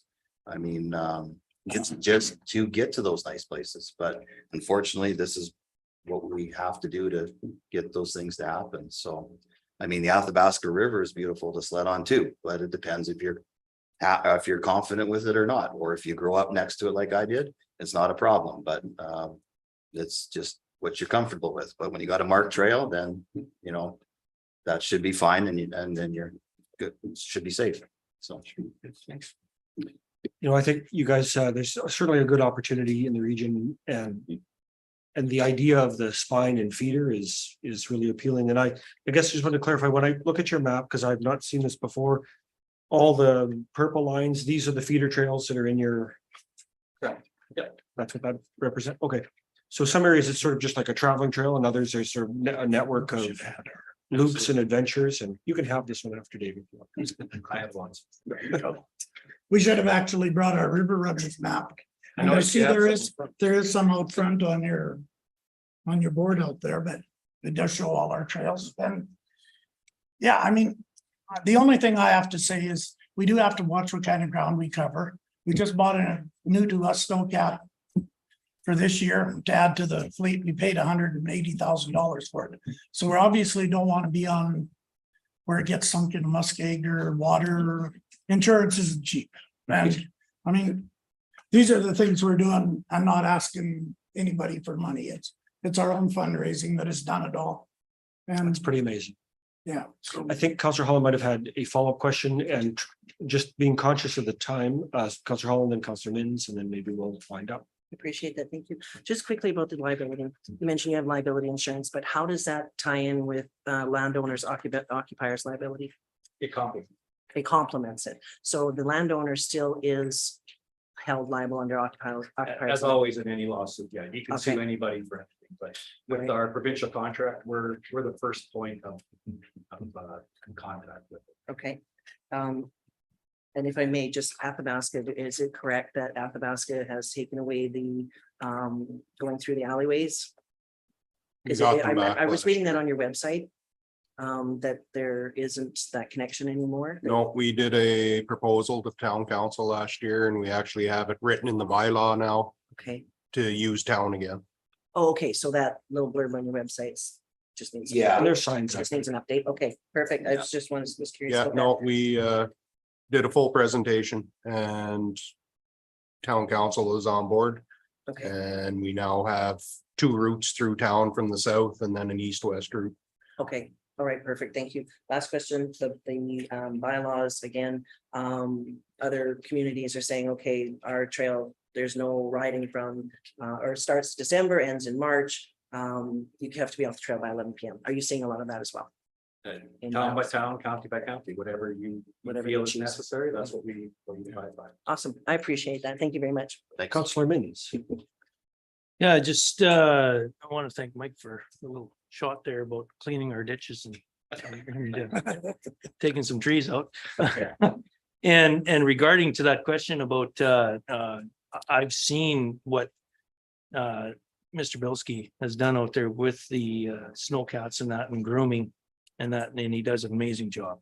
Dave, you do a great job out there and that I haven't had the occasion yet to come out to Jackfish Lake, but I'm 100% sure that Mikey will do the same amazing job of grooming. So I want to thank you guys for bringing this up to the county and it's a great project.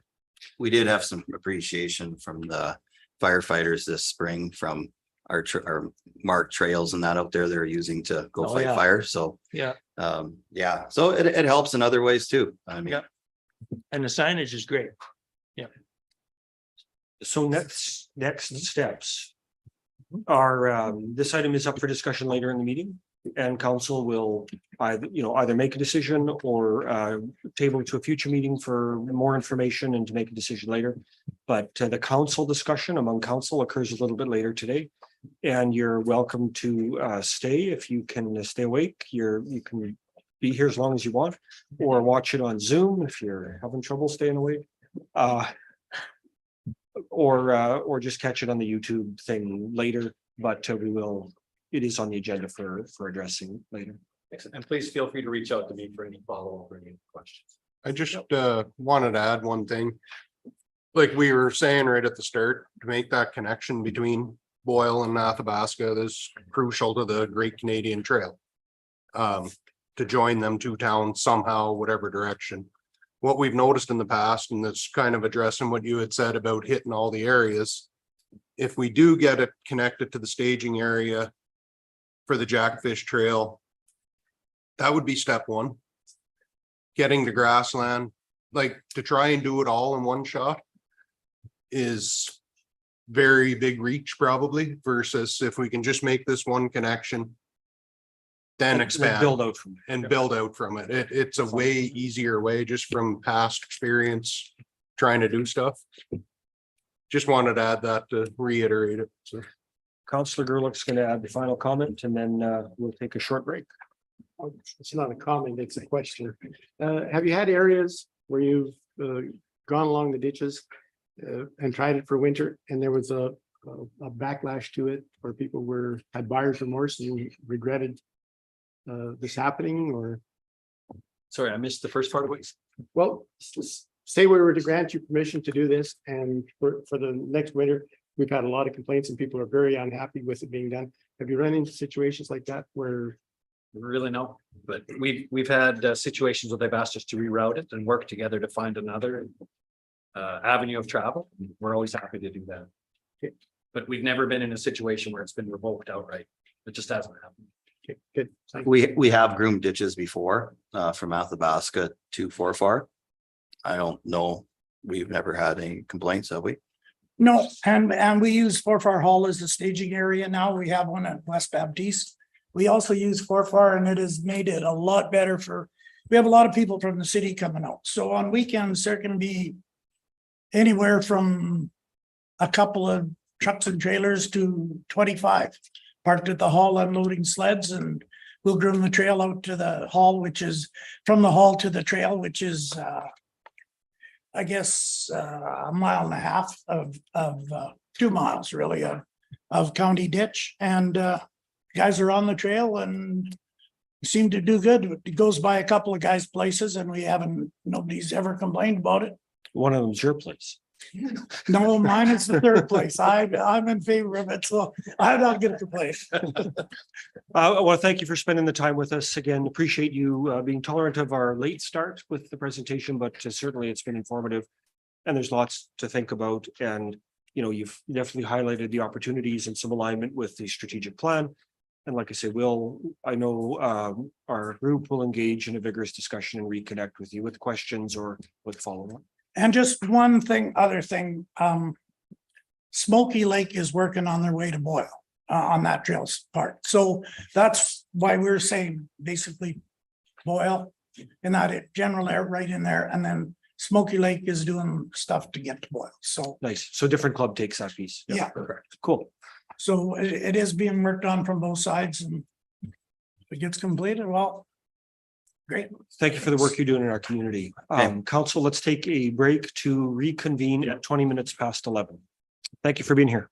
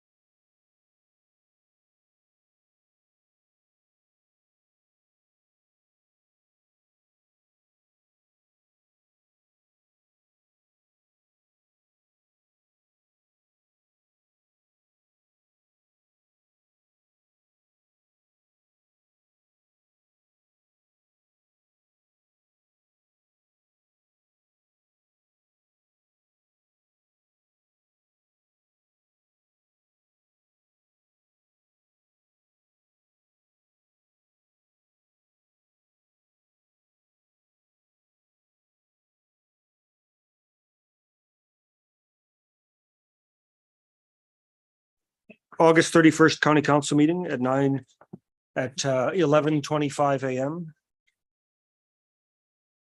The next item of business on your agenda is number 5.9 on page combination of 93 and the supplement that was forwarded. There's a recommendation the council select a date. Is there anyone willing to move a motion?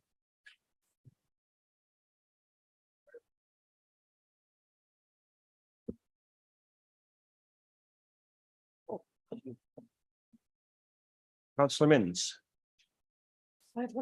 I guess I'd move the motion, the recommended motion. There isn't really a recommended motion, but I think There was a supplement that was in your mailbox and circulated. The council Okay. select the 26th or the 27th. I think you could pick one of those and okay, yeah. Yeah, the council select the 26th or 27th of September for a council road tour. which one do you want to narrow it down to one? Okay, I'll narrow it down to the 26th. Or what? If we select one or the other, that's not direction, that's. Yeah. Right. Director, My apologies, council. We have had word yesterday that your MPC meeting is going to be extensive for the 26th. Oh. So the likelihood of seeing very much, I apologize, on the 27th is not, is your only option.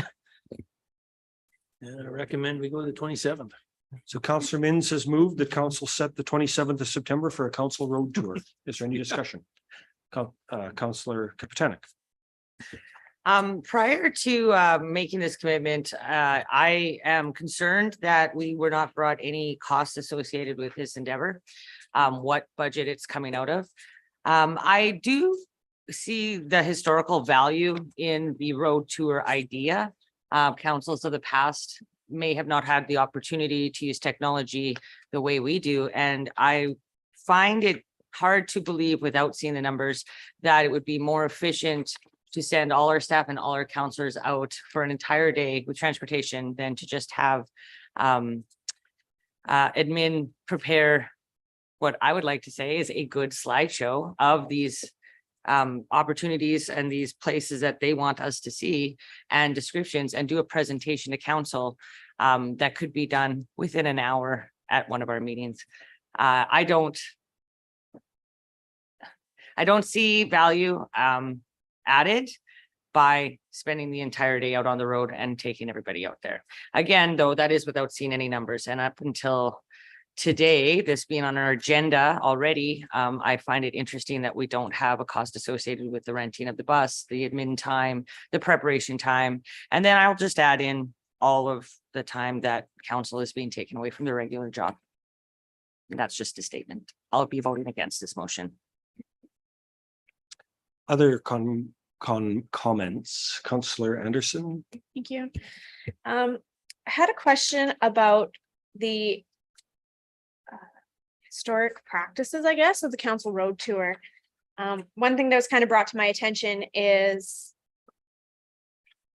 I've heard for years, I guess, living on the east side of this county, that only people who live in the Athabasca or west mattered in this county. And I don't agree with that. And I don't think that this council has ever actually expressed anything like that. But when I looked at the map, a lot of the stuff is on the west side.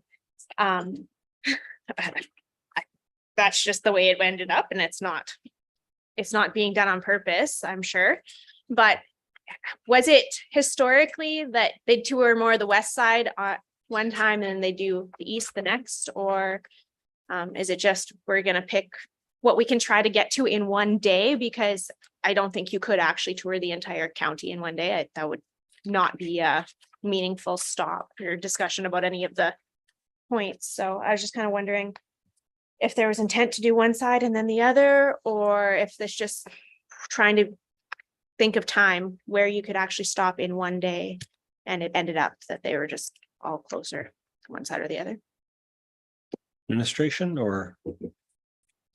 Thank you, Councillor. The points of interest are only recommended points from administration. We don't have a designated route regarding where you would want to see if you were to go on the tour, because we didn't have a date, and we don't have costs associated because we didn't know exactly how many people would be going. So therefore the bus or a county truck could have been an option. In the case of seeing the whole county in one day, definitely agree. This would be an extensive route with zero conversational ability.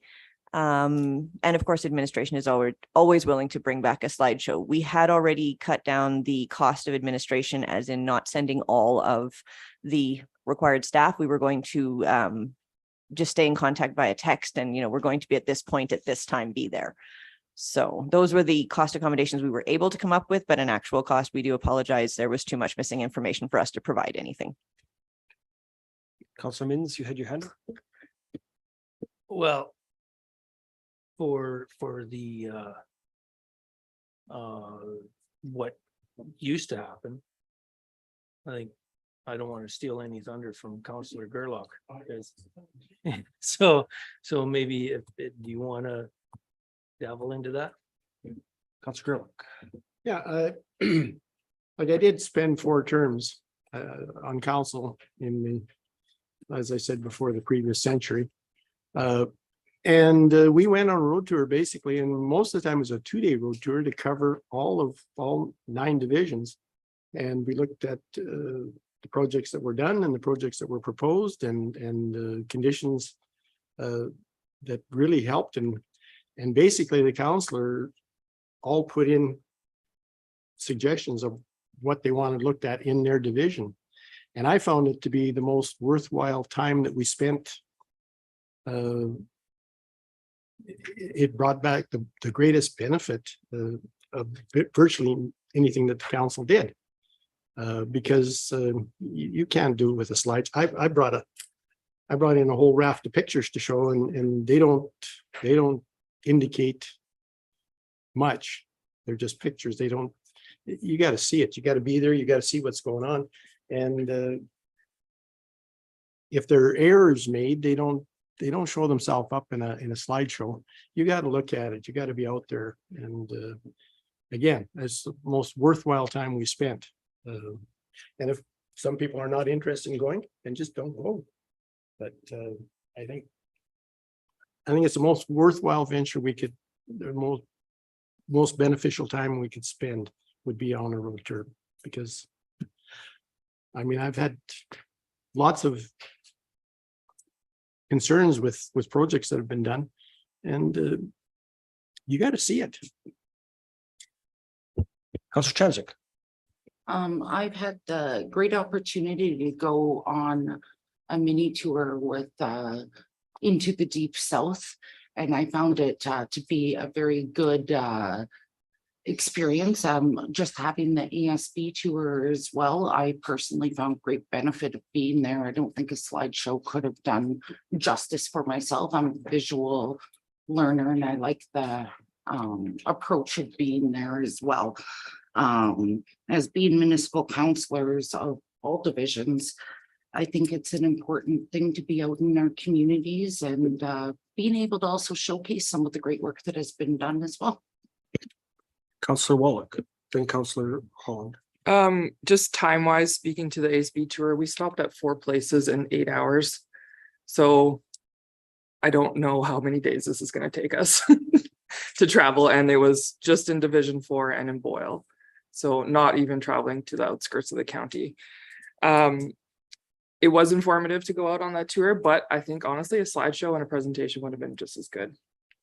So, and I'm not available on either of those days, so. Councillor Holland. Thanks very much. I really appreciate this. This is huge. This is a big job that was put together. So thank you very much to administration for doing this. I do think that councillors should have a little bit more input to what they see in their division. So I think that's something we can talk about. I think personally, the benefits of a road tour are massive and really informative and educational for our councillors to go out and see what's actually in our community, where it is, how it operates, who it affects, who it doesn't, on and on. So I think that this is an absolute, this should be mandatory. Personally, is what I think, that we do this. The costs associated, we have a county van. It's for councillor use. So I can't see that cost being anything really more than fuel and a driver's time. And if we're worried about a driver's time, I'm sure we can figure that out. I think that the benefits are way more than the little bit of expense and the time that it takes to do this. So thank you very much for putting this together. I am full in support of it, although I do think we need 2 days. Okay, in terms of Councillor Cromwell, any comments? Nothing that hasn't been said. I think this is great, and I look forward to taking the road tour. Okay.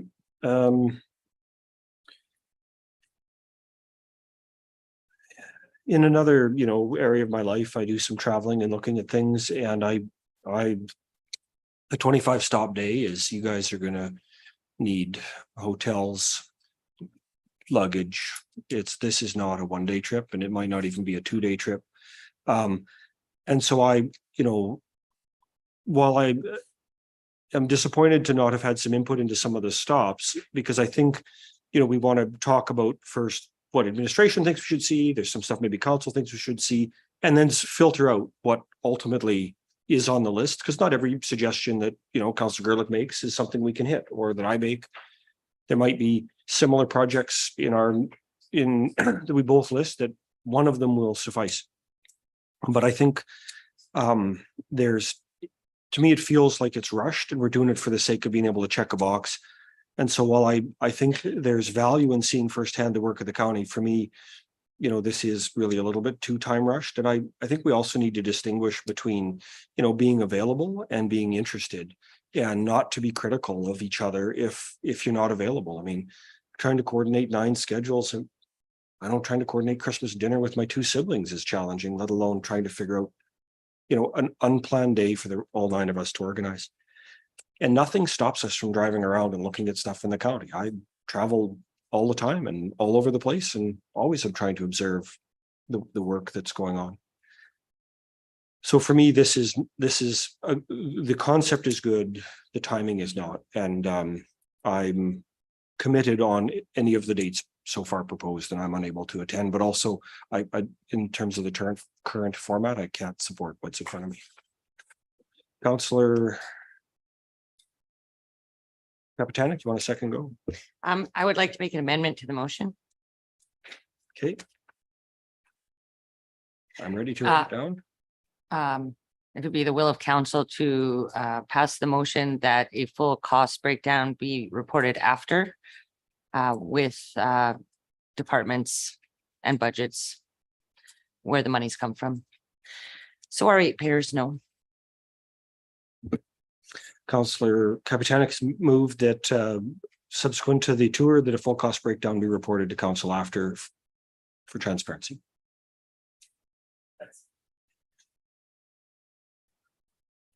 Further discussion? No talk, you want to vote? Okay, Councillor Minns, you have the floor. I guess the biggest thing is I know it feels like it's rushed, but it's not the first time that we've discussed road tours. And it just kept going on the back burner and going on the back burner. And now some people feel like it's rushed, and really it isn't. I think we've been asked by administration maybe what we kind of want to see. They just picked places that possibly might be good to look at, and then we can discuss it when we discuss the road tour. My idea, I've been on a few road tours with my background with the county, and it doesn't take all the administration to go on a road tour. It usually was either the director of infrastructure or the designate that went out on a road tour, and that's a great idea, that if there's something, with the understanding that the infrastructure director doesn't have a lot of knowledge of what's going on out there. Yes, you do need to bring in some of the employees to explain what's happening depending on where we go. But they don't have to ride with us. They meet us there. That's a great idea. Just meet us there real quick and be gone, right? So and it is a great experience. If you're ever wondering why, when, where, and how jobs or projects get looked at and discussed and figured out, that is the perfect opportunity. Division 9 up there at Shawstacks. The perfect opportunity right now is for council to understand anything about drainage, is to go up there and look at it prior to the job being done, and then go back out there again and look at that job and just see what has happened to understand it. Getting a slideshow, yeah, that's also a really great idea, but hands-on is the best way to learn. So I'm all for the road tour. Can we do it in a day? No, it was always a 2-day road tour. Always. And there was great experiences with conversation. Back to the ASB road tour, we actually had great conversation with the landowner. As far as I care, a very conservation landowner that he it was just a great experience. So I think the road tour is very much on the go here. Mr. Reeve, if I might may. be permitted to speak. When I joined the organization on April 3rd, one of the outstanding items was for administration to organize a road tour. There was a standing, there'd been a motion or some direction. Mr. Daphne and myself had started on that, and we brought it forward at a meeting in May. And for the reasons that he left the organization, we couldn't proceed at that particular time. So when Mr. Kuzio joined us as the interim director, it was passed along to himself. And again, it took some time for him to get orientated and bring it forward. Finally, we have Jocelyn with us, and we're able to move forward. And my apologies, but delays were unavoidable in my particular opinion. This map is only the starting point, not the final agenda.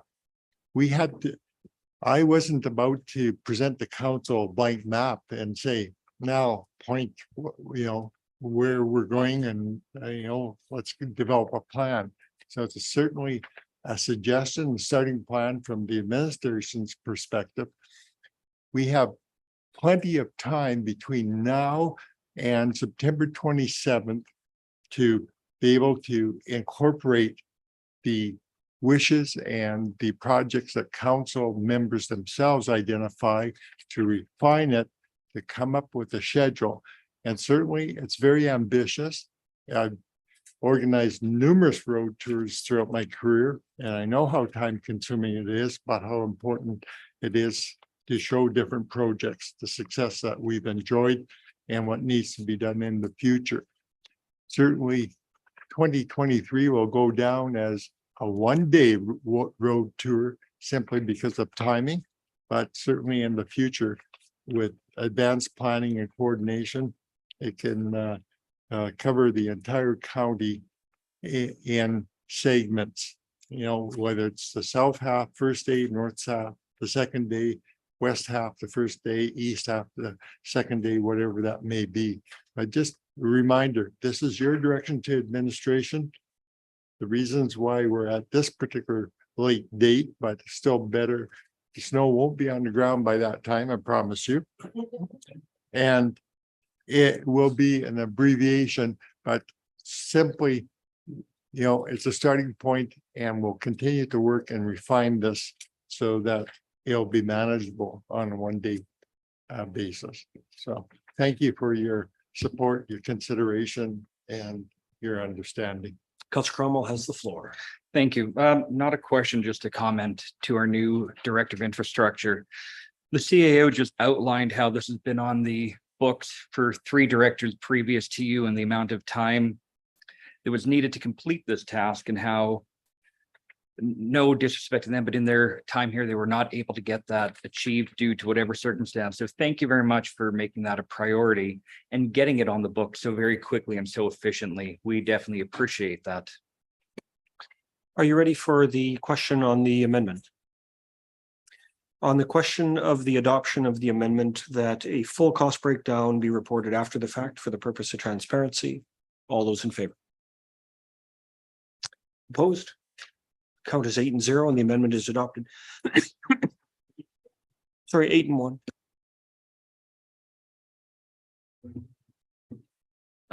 Pardon me.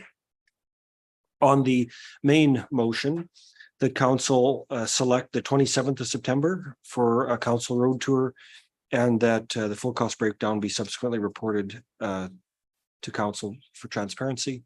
Is there any further discussion? Seeing none on the adoption of that motion, all those in favor? Opposed? 5 and 4, and the motion is adopted.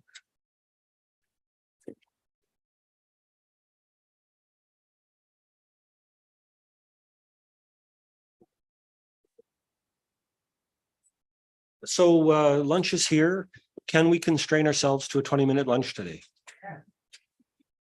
So I will ring the bell at 5 minutes after 12 and we'll reconvene. Thank you.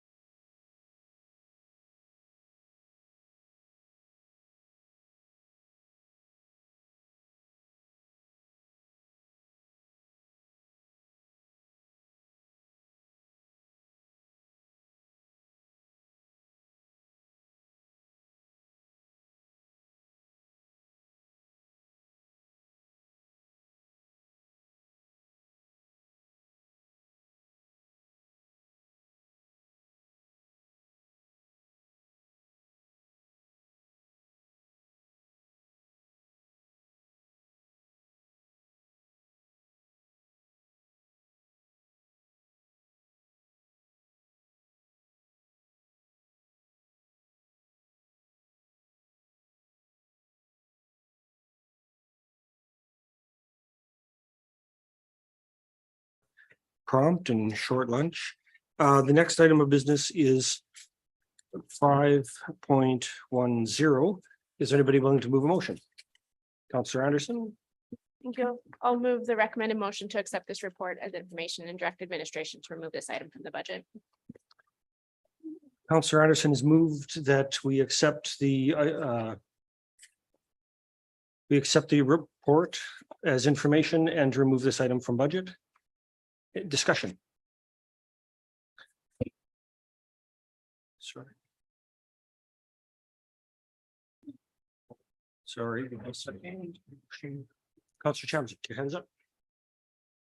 Yeah, I just have a question. If, Councillor Cromwell, do you think that the survey would have been different results if the community, the whole community would have been consulted? I do, and I think that the questions on the survey could have been differently and more encompassing to show a fair representation.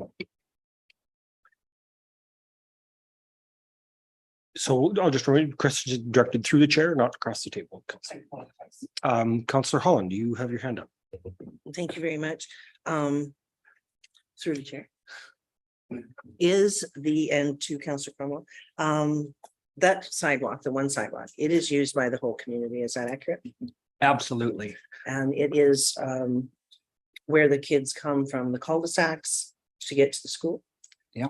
Okay. It is adjacent to the cul-de-sac. So the road, the sidewalk in Wandering River only goes north-south. We do not have a western sidewalk going into that part of the area, nor is there anything on the side of the street where the school is actually located. Nor do we even have crosswalk designated for the children in that area. That's what I was just going to ask. If if a sidewalk is built there, will the existing asphalt sidewalk widen? That I'm not sure. That's not a question for council. That's an administrative question. And the question in front of us to stay focused on the motion is to, council made a decision to direct administration to consult ratepayers. Council as a majority approved the mechanism of the consultation. And, you know, the question in front of us is whether we accept that report or whether we don't. And based on the outcome of the ratepayer consultation, to remove it from budget. I don't know, maybe administration can answer Councillor Holland's question. Apologies, Counselor, I cannot answer that question. I can bring back an answer to the next meeting. I appreciate that. We can probably just, yeah, we'll talk. Thank you so much. What was the question again, please? Would this, if a new sidewalk was built, would it widen past what is currently there? The answer would be yes. The present asphalt sidewalk is about 24 inches wide, and standard sidewalk would be normally 4 feet wide. So definitely would be much wider. Okay, question answered. Other comments? Councillor Wallen. So 4 out of the 5 are satisfied with what they currently have. And 5 of them don't want a new sidewalk. So if we're not willing to listen to them, what's the point of public consultation? Who hasn't spoken and wants to? Councillor Mins, you have a comment, or we don't have to, I don't want to make sure you have the opportunity. I guess I know when. Yeah, I feel the same way, like people have actually spoken. And the ones that actually have to deal with the sidewalk don't really want it, so. What's the use of forcing them to have a sidewalk if they don't want one? I just don't understand it. And if we try to do the sidewalk closer to the asphalt, we're gonna end up with a curb and gutter. And so that's why the asphalt sidewalk was put in, was to stay away from that curb and gutter aspect, so. That's my consultation, yeah, we did it. Councillor Cromwell, do you want to speak to the motion, or are you? I do, and forgive me, I'm just trying to find the letter that was sent to the ratepayers. I know I have it in my email here. We send letters to 11 properties, not 11 residents. Out of those 11, there are many that are owned by the same ratepayer, making that share of their contribution much higher. And again, this is a sidewalk used by the entire community, from our elderly to our children. It is, though has been the direction of the majority of council, I must object to this. And I will say again that Wandering River should be afforded the same infrastructure upgrades that other communities in our county have been given without an improvement levy. No kidding, they're not going to want to do it if they're paying up for it. No other communities had to pay up for it. And I still have a very strong problem with that. It is great to decide to change the way we do things, but not at the detriment to a lone community. Okay, we've got Councilors Kapitanek or Grillick, comments?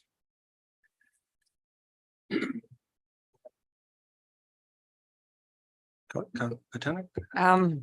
The risk of sounding like a broken record, I know that many residents in my hamlet, if they had been asked, would have answered in the same way as this survey was done. No, we do not want more work, more sidewalk. Going from 2-foot wide asphalt to 4-foot wide sidewalk. If a resident owns multiple properties, that shoveling and or payment of a contractor to shovel and take care in the winter in some of the years where we've seen recently extraordinary snowfall is deterrent enough. There is a walking path. It is safe. It is used. These residents said they are happy with what they have. Who am I to tell them that they should have a different answer? You know, I feel strongly, and I've said this in different settings, that we need to elevate the infrastructure development across our subdivision similarly. And that Wandering River is no more important than Century Estates or Blue Heron Estates or any of those. And, you know, we know that there's been over $1.5 million invested in Wandering River over the last few years. And so for me, you know, I don't subscribe to the idea that we're bound to repeat the decisions of the past. And moving to a local improvement levy model, which we've talked a little bit about, is a way that we stretch our dollars farther and get more work done for more residents. And the people who have a very local benefit share in that.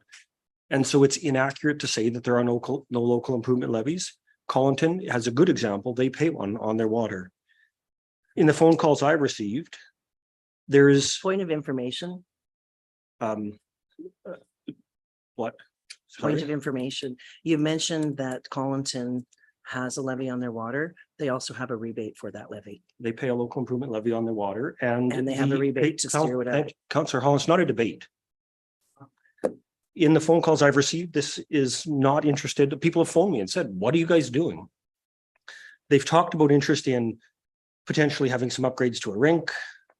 But I think what this demonstrates to me is we need to go sit down in a more community-based consultation and talk to people from across the community and find out what really matters there. Because this doesn't seem, based on the evidence that it's in. So I support the motion, but I also think we need to continue the work we've done with sort of increase in consultation and take the time to go hear what they've said and look for ways to improve communities across the county at a similar rate. Now, the mover of the motion is Councillor Anderson. Do you want a final word? Sure. When we were discussing our strategic plan and strategic priorities, we discussed local improvement levies and local improvement projects as a way to try to elevate and meet the community's needs in different areas.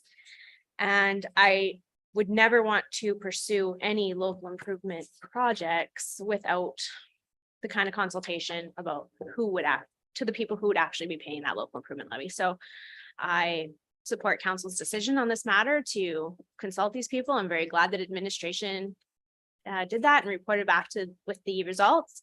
And I think they speak clearly. So on the question of the adoption of the motion to accept this report as information and to direct administration to remove this item from the budget. I have All one those- question based on your statement. The question's been called. All those in favor? Opposed? The count is 6-3 and the motion is adopted. Item number 6.1 is Next on your agenda, 6.1 is a bylaw to change from recreational C4 to campground commercial C5. Counselor, just so that council is clear, when a public hearing, section 184 of the Act says when a public hearing on a proposed bylaw or resolution is held, a counselor must abstain from voting on the bylaw or resolution if the counselor was absent from all from all of the public meeting. And the counselor may abstain from voting if they were only absent from part of the meeting.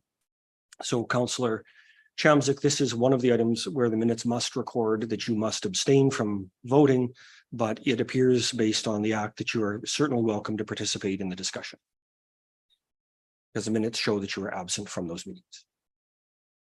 Does administration have any corrections to that reading of 184? Okay. Is there anyone willing to move a motion to adopt second reading so we can begin a discussion? Councillor Kapitanek has moved second reading of bylaw 0052023, land use bylaw to change portions of the northeast to 765.18.4 from C4 commercial C4 district to campground commercial C5 district. Discussion. Who wants to lead? Councillor Kapitanek, do you want to make an opening statement on your motion, and then we'll go to Councillor Crum? After the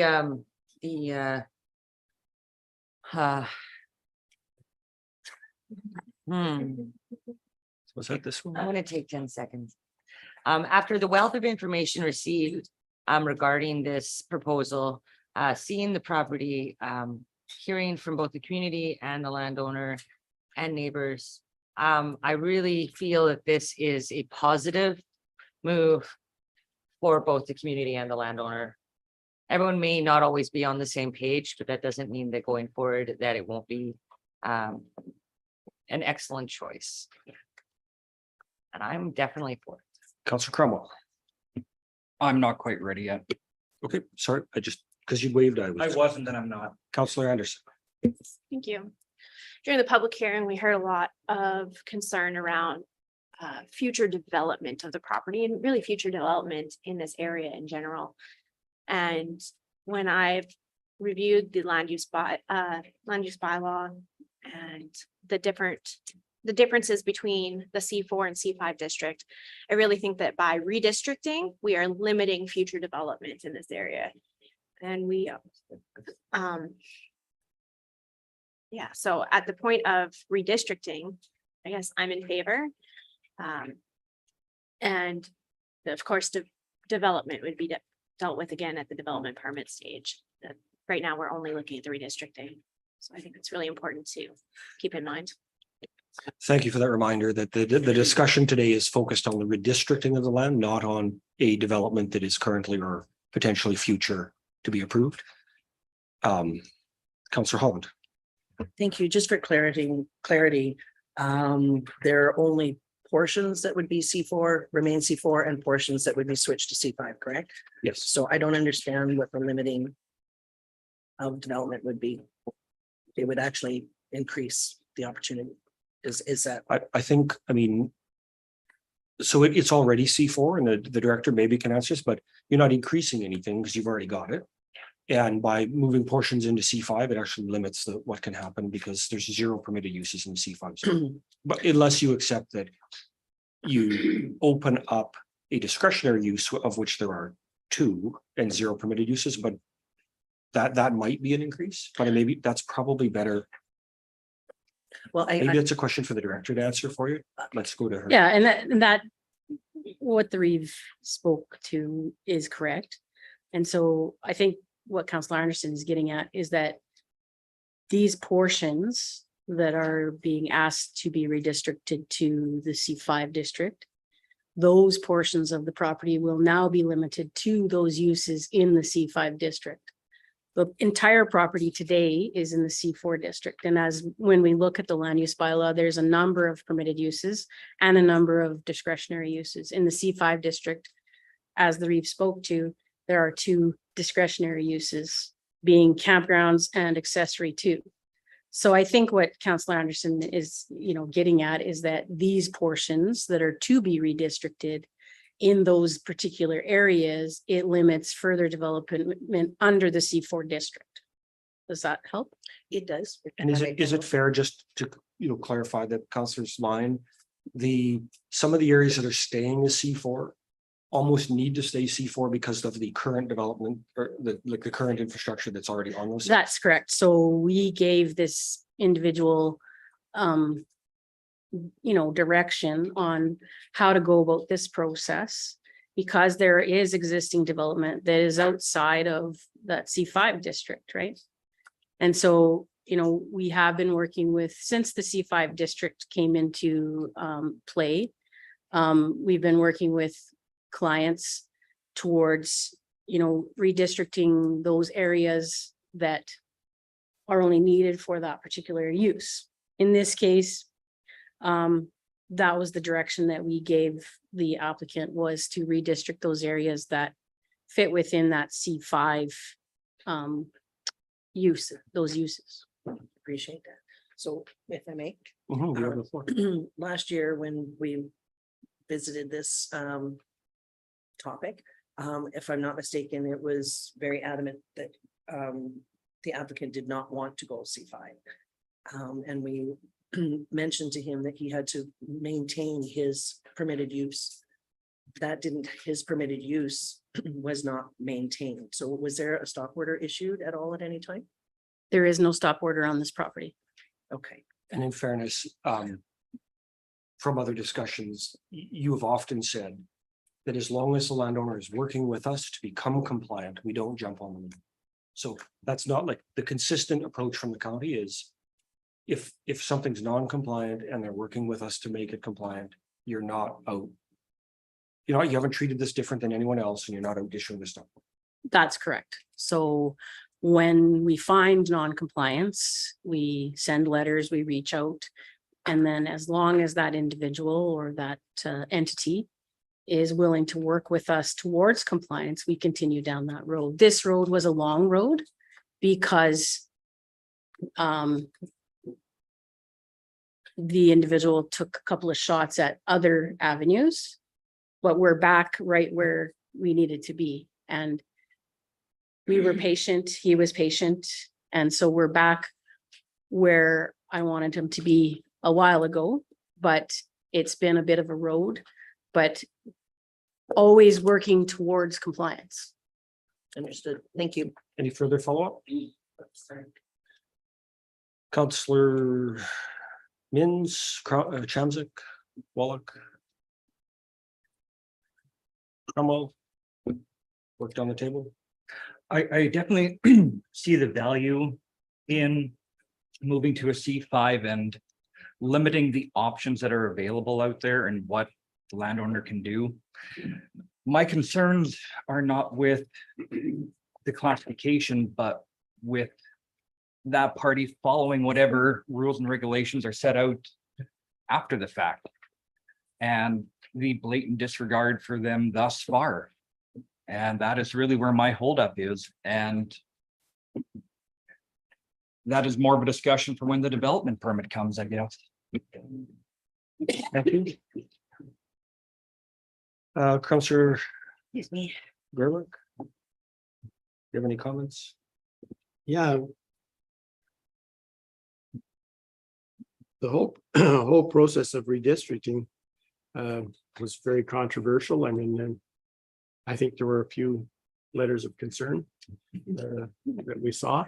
And to me, the change in development is the small portion of this.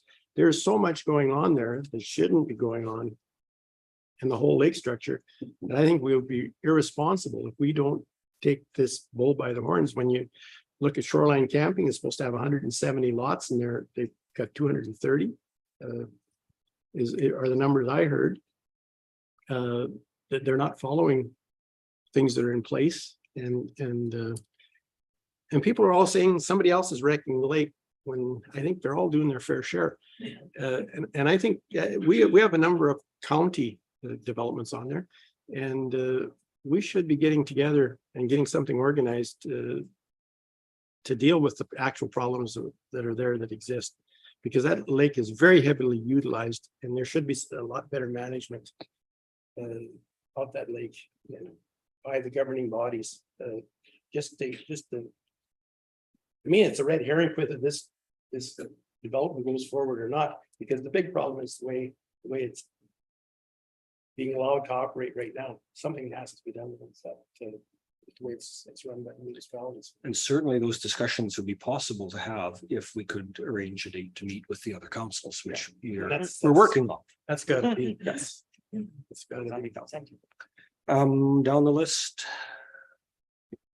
The only, thought I wanted to add to what's been said is that, that reminder that to remember the point is that we're redistricting.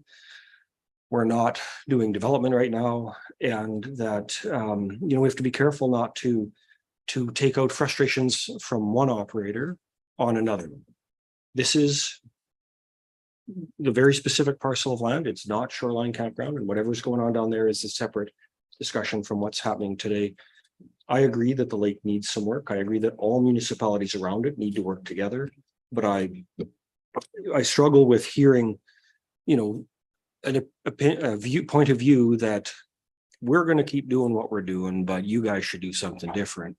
And for me, somebody said to me once that they've learned there's a difference between an opinion and an informed opinion.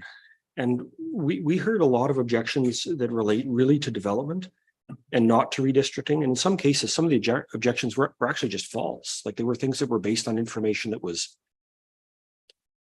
sort of irrelevant to the question in front of us. And I think one of the challenges for us as a council is to be able to sort out the relevant information and the responsible, choice in this case without being impacted by that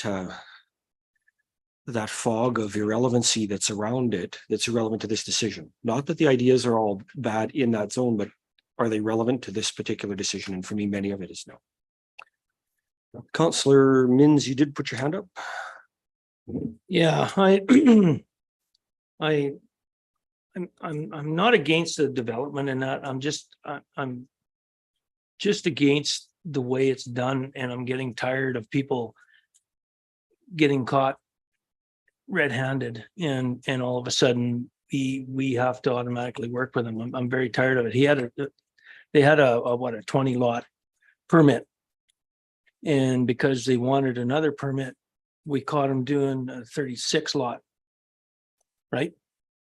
I think they're, an extra 17, and it's like, so what really upsets me about this whole thing is when are we going to catch him again? Like this man is a lawyer. I just don't understand why we're coming up on another one here, the next agenda item, and it's like, yeah, we have to work with them. Well, why do we have to work with them? It's very upsetting. If I know another lake, if it would have happened this way, the gentleman would have been tarred and feathered. And that, so it's like we're actually giving this organization a card to say go past go, but please don't do it again. And I know automatically what's going to happen. Does administration have anything you want to add to the deliberation, either the Director of Planning and Development or the CAO?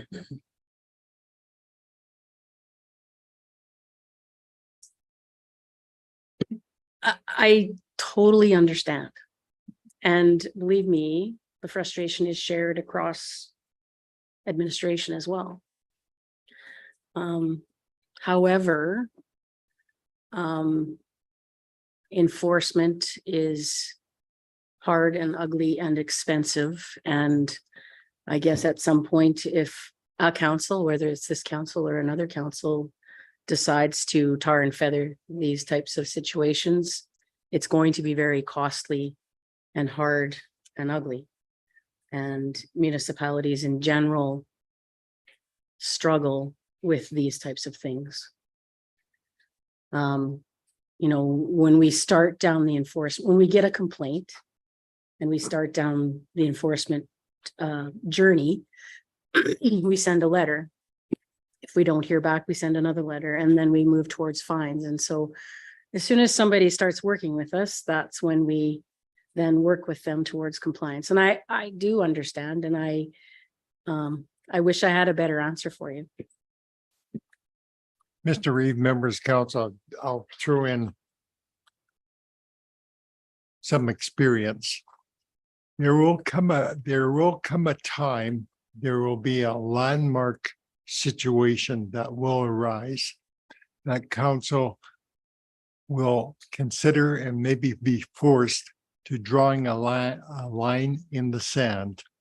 And at that particular time, as my director has said, you'll make a commitment to seeing it through to the end, that you'll be prepared to make the investment because it will send the message to the entire community that that type of action is no longer acceptable.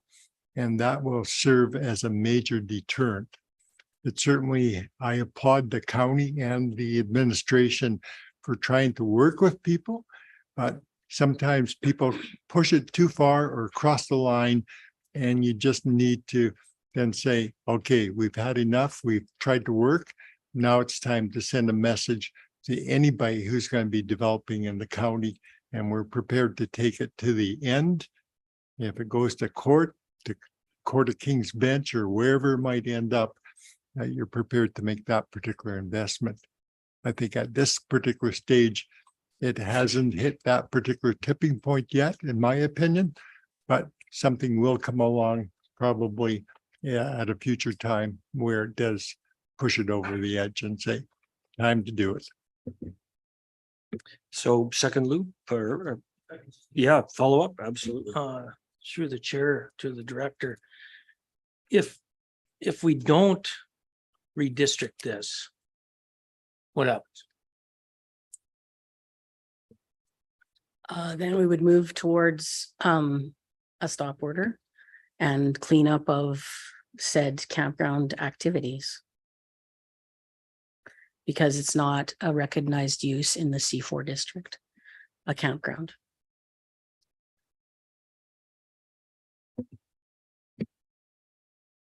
Second time around, this is, I mean, it's important by law and we'll get your views out. Second time, Councillor Anderson.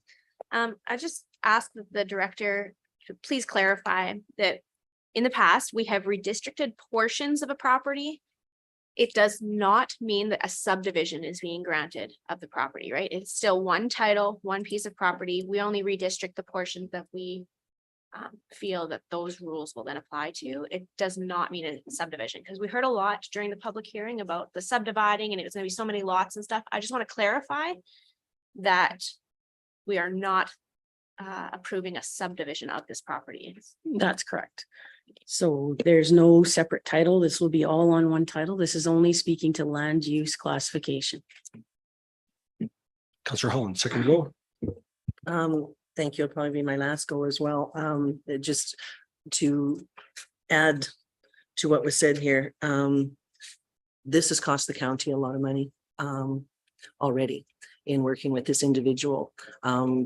As far as how long that this has taken, and this individual was not asked to do a stop order, even though he was asked to remain inside his permit. So in my opinion, it's time to draw a line in the sand, and it's been asked for by very many residents that are impacted by it.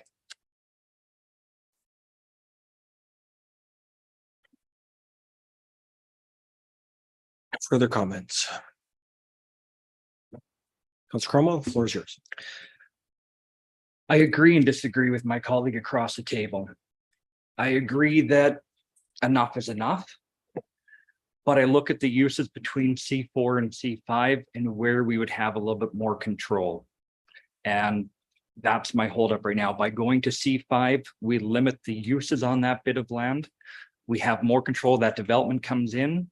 If the development is not followed, I think we're at the point where a stop work order should be issued and actually put the hammer down. But in order to protect the residents of that area by limiting what can be done, might be the way to go.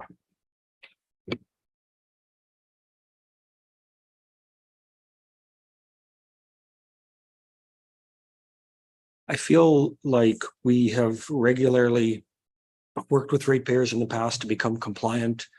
And I think it's important that we recognize that, you know, there was a lot of fanning of local administration by or fanning of the issue by other administrations. And while I don't discount the legitimacy of some of those views, some of them really do relate to development and not to land use. And I think, you know, we have a situation where we have a precedent and a pattern where we do work with people. People have their CCAN off the property. We try to work with them to get it in the right place. And I would urge you to support the bylaw in order that we can bring it into compliance. And I think we need to look at the gravity of what's actually happened. This is an 80-acre site that's added 16 campsites in an unpermitted development.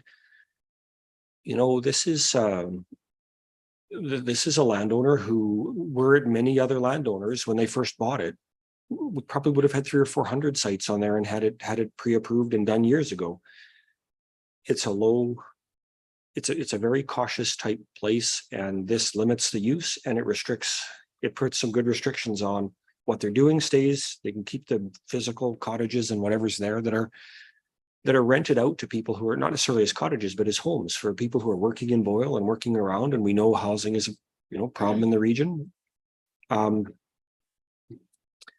me, I think it's consistent with our past practice to redistrict this and to try to work with the landowner to bring it in compliance, notwithstanding like I don't think that we should judge this individual differently because of their profession. That's like saying your ear, nose and throat specialist should be aware of your whatever the toe guy is called. Like, because he's a lawyer doesn't mean he knows. He's a specialist in every aspect of every bit of the law. These guys specialize just like all of us do in our profession. So I don't think that's a fair approach. And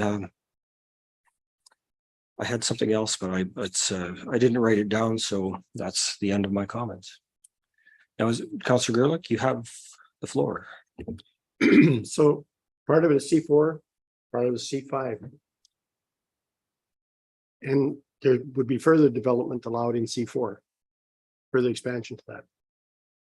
If So- they choose to apply for it, yes. Like, is there a boundary where the C4 starts and the C? Yeah, it's on page is it- 100 it's of your agenda.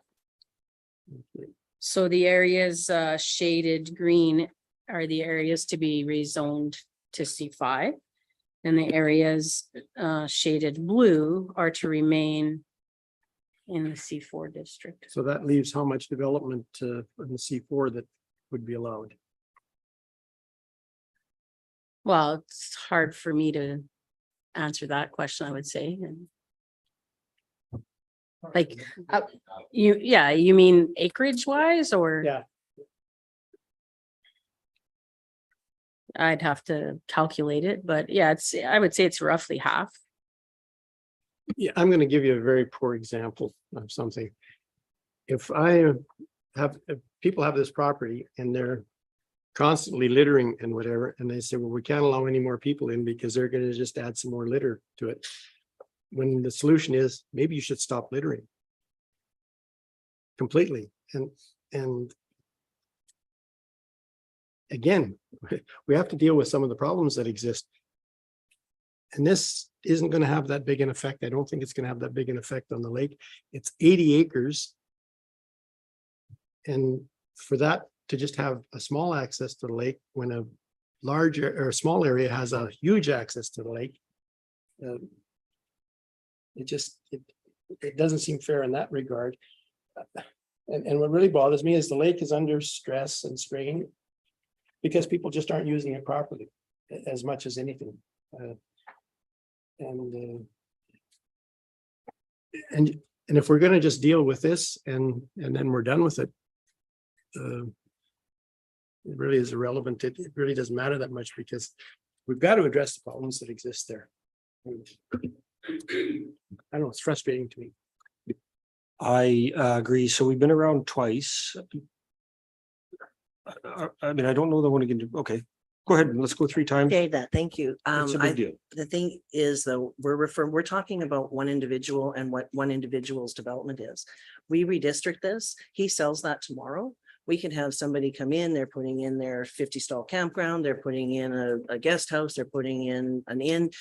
This, we have to look at this past one owner and one developer into how this would look. Currently, his permit asset mentions 20 stalls, which at the time, the development, and I'm in belief, is enough for this location and for that particular lake that is under that stress. By inviting more to it, I just think that we're running into bigger problems. And so again, we can't just focus on one guy and one development.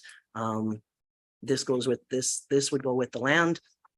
And then we're looking at a whole nother ball of wax.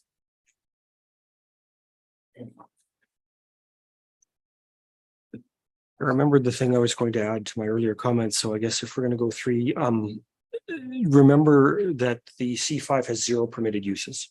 And so if he sells it the day after this happens, there are still 0 permitted uses. And you can't add a 50 stall campground. And to be really blunt, I mean, the density on this campground is a dream. It is, if every campground owner had this kind of density, they'd be, parks, there's wide open green spaces here.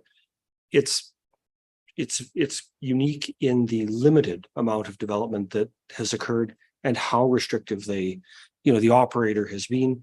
But again, remembering if it sells, there are no uses that can happen anyway. So if we're thinking about the future, then the answer really is to redistrict it to C5 because it locks down what's happening.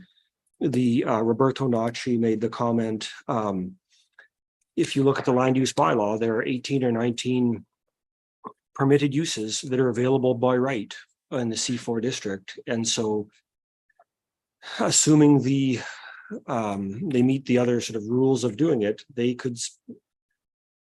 you could see a country inn, a guest ranch, a hotel or a motel, any number of things could be done. And there are 0 controls for the county to be able to get in the way and say no to that. So if you really want to stop and limit development, C5 is the answer.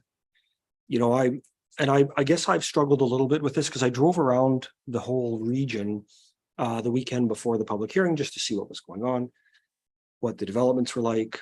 And when I drove through some of the areas that were the most vocal in opposition, there were big new residences being built. There were yards with 9 vehicles in them, some with 4 campers.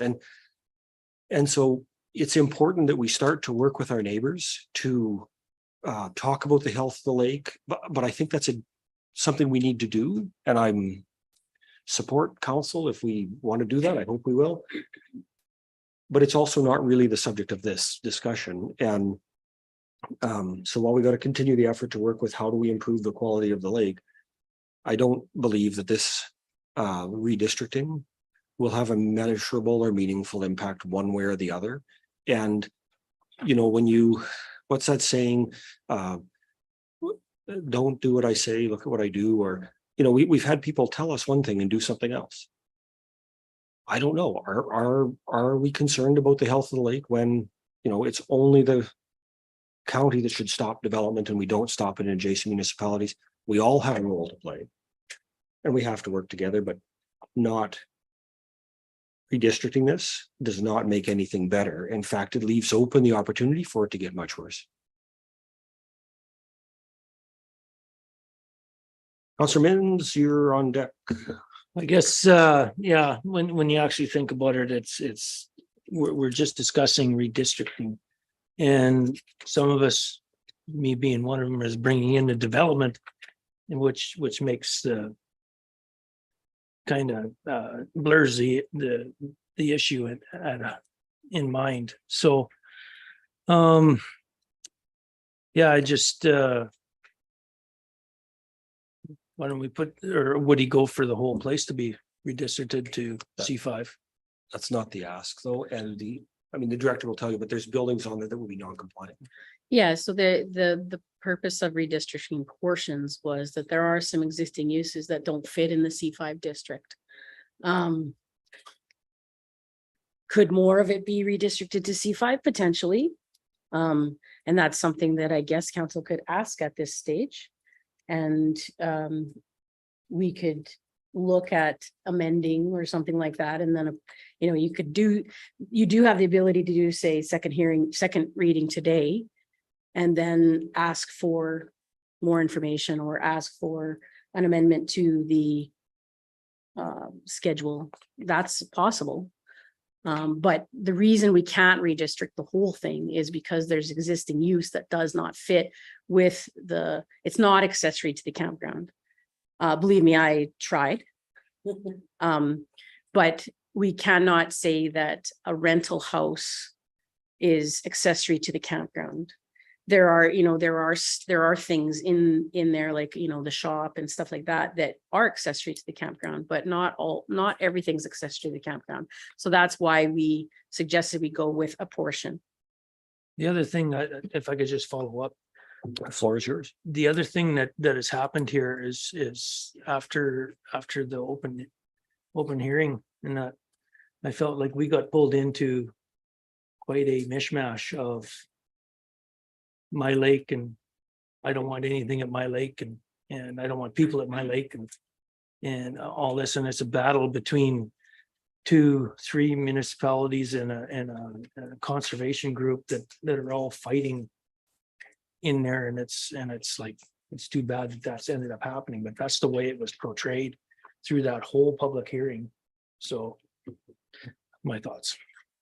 Councillor Thank you. Chamzik, do you want the opportunity to voice any opinions, which are, I think, unless the CAO has different advice, the way the act reads are certainly legitimate. Okay, Councillor Wallach. Is there any, are you ready for the question? On the question of the adoption of second reading of bylaw 0052023, the land use bylaw to amend portions of Northeast 765-18-4 from recreational commercial C4 to campground commercial C5. All those in favor? Opposed? The count is 7-1, and second reading has passed. Pardon me? It's 7-1. Councillor, and the minutes must reflect that Councillor Chamzik is required to abstain.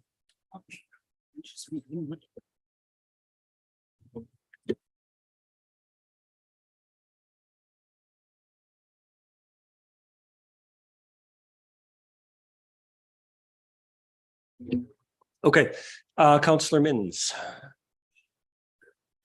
Okay, Councillor Minns has moved to give third and final reading to 0052023 and a bylaw amendment on portions of Northeast 765-18 from C4 to C5. Is there any additional discussion that council feels is warranted? Councillor Cromwell, you'd like to voice? I'd actually The floor like, is yours. thank you. I'd like to put a pin in that right now and see if there's any more of that land that can be moved from C4 to C5 before we do third reading. Councillor Holland. Let's kind of, Would would it be acceptable to you, Councillor, if we just kind of poll the table before that? Because there's no point delaying if that's something that won't win a vote. Councillor Holland. In the development map that is on page 100, and it shows the two different areas. In the C4 areas, is there not space in those areas to continue to develop under C4 as it sits? I would say there would be, yes. Yeah. So in all honesty, then what we're doing is just for my own mind, leaving C4 as it sits, and unless we ask for more area to be C5. So we're still allowing these C4 developments, and on top adding up to a 50 stall campground. Because this request originally was to make sure those extra 17 stalls were in compliance. So we're already adding by a campground, basically, under C5, plus we still have the option, or he still has the option to continue to expand. So I don't see why, I'm still not, I guess, in my own brain, not seeing how this is a huge benefit when both uses are still available. Other comments? And just as you speak, maybe kind of address the thought about, do you want to do you see value in trying to add more land? And then I'll suggest to Councillor Cromwell whether we should make that a formal push, because as long as you're okay with that, Councillor Henderson, the floor is yours. Thank you. I am willing to approve third reading as proposed here.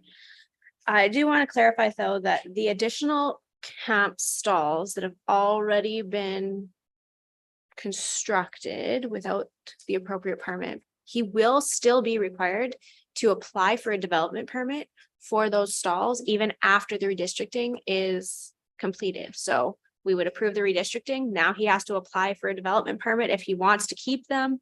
Either way, like, he doesn't automatically just have them approved just because the redistricting went through. Right, so if these lands are redistricted to C5, then we can accept an application for a campground. And it will be for all of the stalls within the C5 district. So a brand new permit for all the development within the C5 district. So going around, Councillor Kapitanek, anything to add? Councillor Gerlich? So being C5, he can still add more stalls to C5. Only through development. He can apply to add more stalls in the And he would have to C5 apply in district. C4 as well. C4 doesn't permit them. Not for a campground, he can't. In the C5 district, he could apply for the identified uses, which is a campground or accessory use to the campground in the C5 district, if this is redistricted. And then moving forward in the areas identified as C4, he could apply for the C4 districts that you see as part of the package on page 102. So, but there are already 20 camp stalls in the C4. Well, the area where those are is being redistricted into C5. So it's not 20 that are staying in the C4. Those 20 that are approved already are being encompassed by the land that's being redistricted to C5. Okay, I didn't make that connection right off the bat.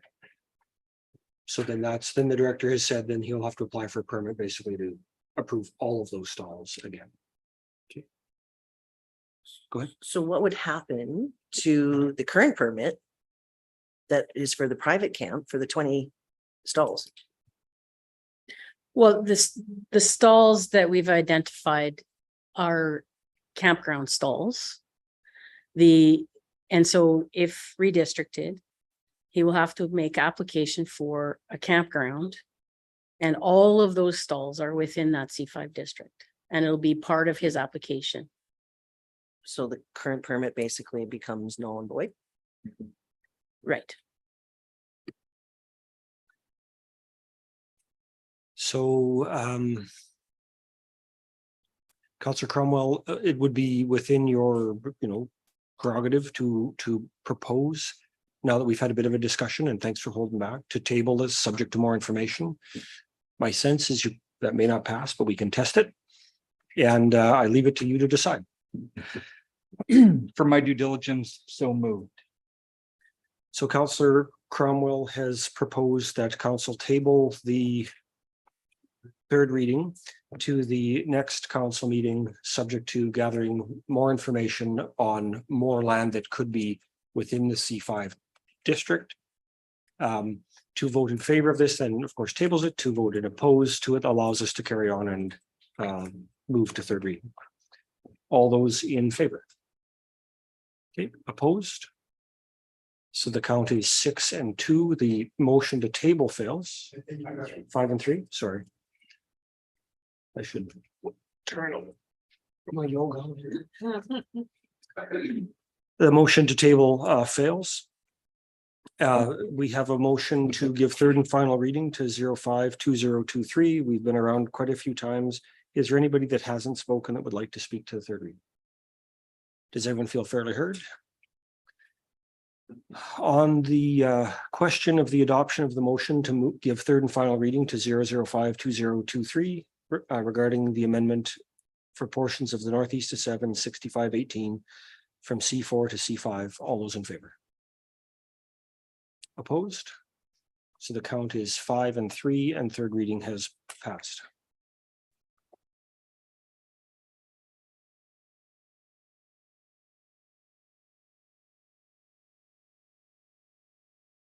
Moving along to page 110 of your agenda. We have a land use. Does anybody need a brief stretch break, anything? Can we come back at exactly 1? Yep.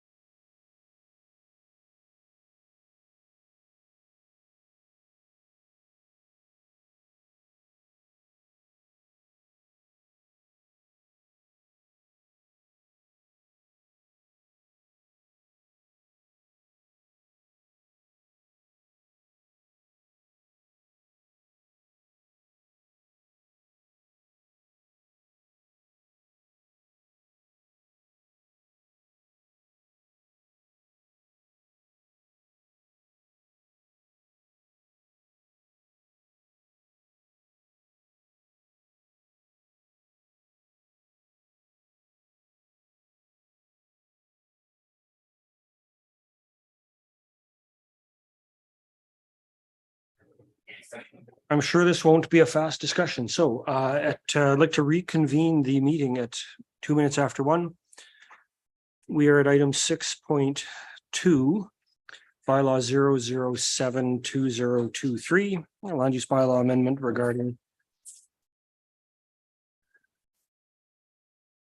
the change from agricultural use to light industrial district.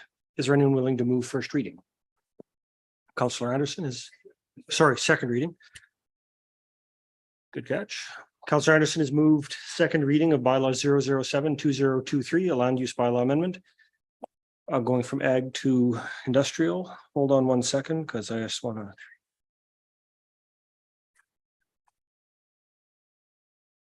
Motion. Do you want to speak to it as you introduce, as you move it?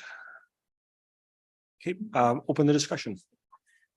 Yep, I will offer that. Councillor Cromwell, the floor is yours. I'll happily go first for the first round here. Yeah, just for reference, like this is not one we're gonna. I'm anticipating we'll all have a chance to speak at least twice on this because of the, land use bylaw amendments are not. There's a lot to consider. We did a lot of talking about looking at what permitted uses can do to an environment, to an area. And, you look at our strat plan in Pillar 2, Part 4, develop policy aimed at protecting watershed and wetland ecosystems. And those that are present on that property, support the agricultural community in creating environmentally friendly family processes. We are talking about putting a recycling scrapyard in agricultural, in this residential area with the ability to then have them sell the property, put a bulk fuel storage in there, or many other uses. We look at that bit of environment and how quickly from their possession date on the 13th of December to when this was brought to county's attention, how much waste and debris was put in there, and the decades of cleanup that will result, or years of cleanup rather, that will result in trying to get that property back to normal from today alone. I think we heard loud and clear from the residents of the community as a whole, from the neighbors, from all the adjacent neighbors, how far against us they are. And I'm looking at it, and the possibility of 2 or 3 local employees does not outweigh the damage to the environment and the disruption that this is going to be causing. People are hearing it in their homes, they're hearing it in their yard, and it will be worse during winter, and it'll be worse as they grow their business out there. I cannot support this moving forward. Further discussion. Councillor Chamzik, you're welcome again as reference to engage in the discussion, but per 184 of the Act, you must abstain. Councillor Gerlich. I thought your hand was up. It wasn't up, but I before I put it up.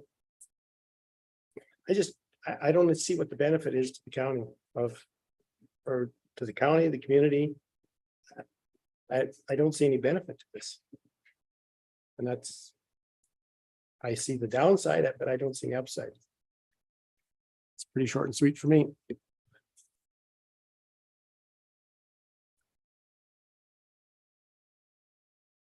Councillor Holland. I'm in agreement with Councillor Gerlach and Councillor Cromwell. I don't see the benefit either. I see more of a detriment. And I would just prefer to refuse this bylaw all through and through. And just procedurally, the way you do that is by voting no when it's moved in the affirmative. Okay.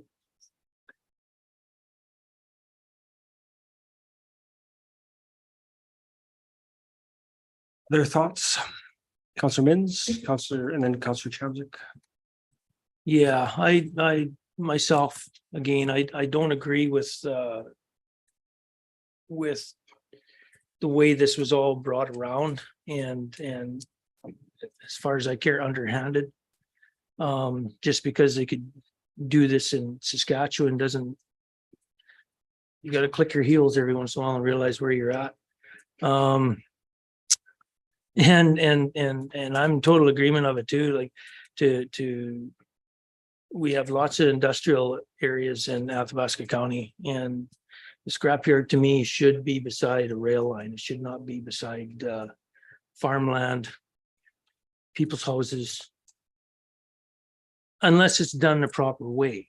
This was not done the proper way. This was just slammed in front of these people, and then, oh, I'm sorry, and now redistrict this and I need my permit. No, I'm sorry,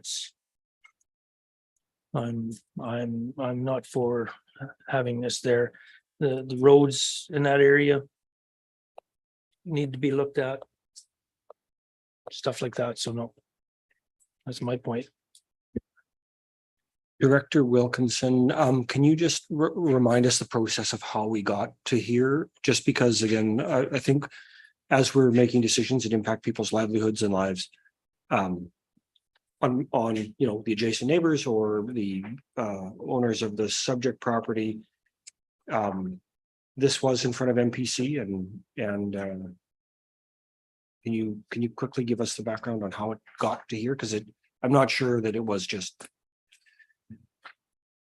It was complaint based, and we reached out quite quickly to the owner of the company, and they halted operations and then began working with us towards compliance. We did bring a discretionary use permit to MPC under the ag district, under transfer stations. That was the direction that the department felt was appropriate for this type of development. MPC refused the permit and gave us indication that they felt the public consultation piece was important, and that MPC felt that it wasn't a transfer station, more of a wrecking yard. And so for the wrecking yard use, we had to move towards an industrial type district. And so they've made application to redistrict this land to the M1 district, as the wrecking is a discretionary use in that district.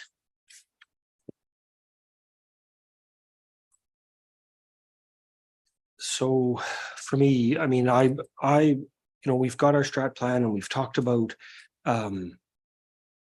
looking to engage and increase our non-residential assessment and to support business and grow industry.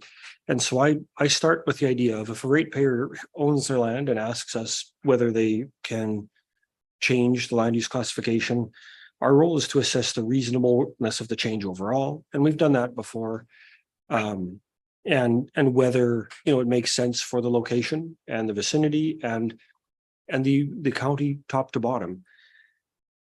The subject is not agricultural land, right? It's covered in trees, and what's left is there's a minor portion of grass.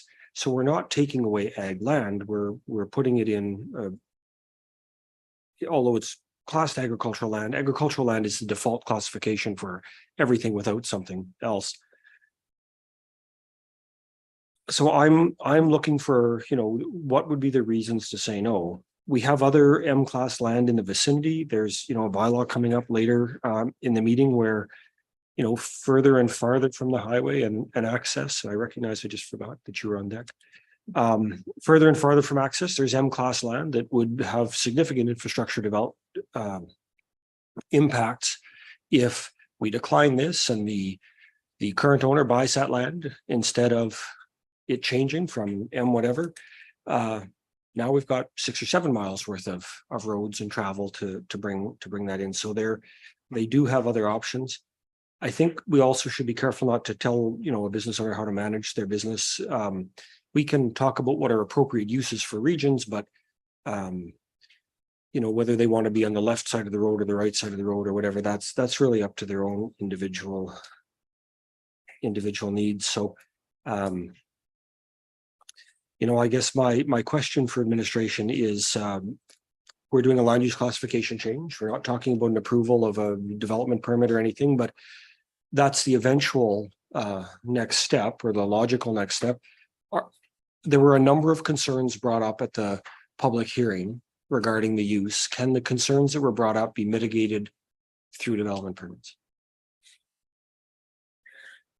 I would say yes, and if you look back at the MPC item that was brought originally, I believe that the list of conditions that were proposed to be imposed.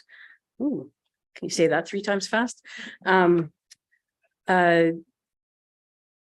Mitigated most, if not all, of the concerns from the residents. Councillor Kapitanek, Councillor Chamzik, the floor is yours. And then Councillor Wong. You did ask some of the questions. My personal opinion, I think it's important to try to use more of our industrial lands. I also agree with so far with my personal opinion of some of our councillors and some of the ratepayer concerns, but getting to the topic of it all, I don't know what I can really say, just as long as I don't vote. Or That's it. You just don't get to vote. You can say anything you ask, any question that's yours, or say anything that you know. Councillor Wallach. Through the public hearing, we heard a lot of the letters with assumptions of environmental risk. And then when the owner spoke to us, he said the vehicles come clean. So I don't think there is enough information within what their environmental impact is, and that potentially can come through development permits. Secondly, in the noise complaints, there's farms and a major highway all around there. Farmers make a lot of noise, and it is what it is with industry. So yeah, I just think through development, we'll find out what the actual environment issue is. Okay, Councillor Kapitanek. I'd like to echo that sentiment.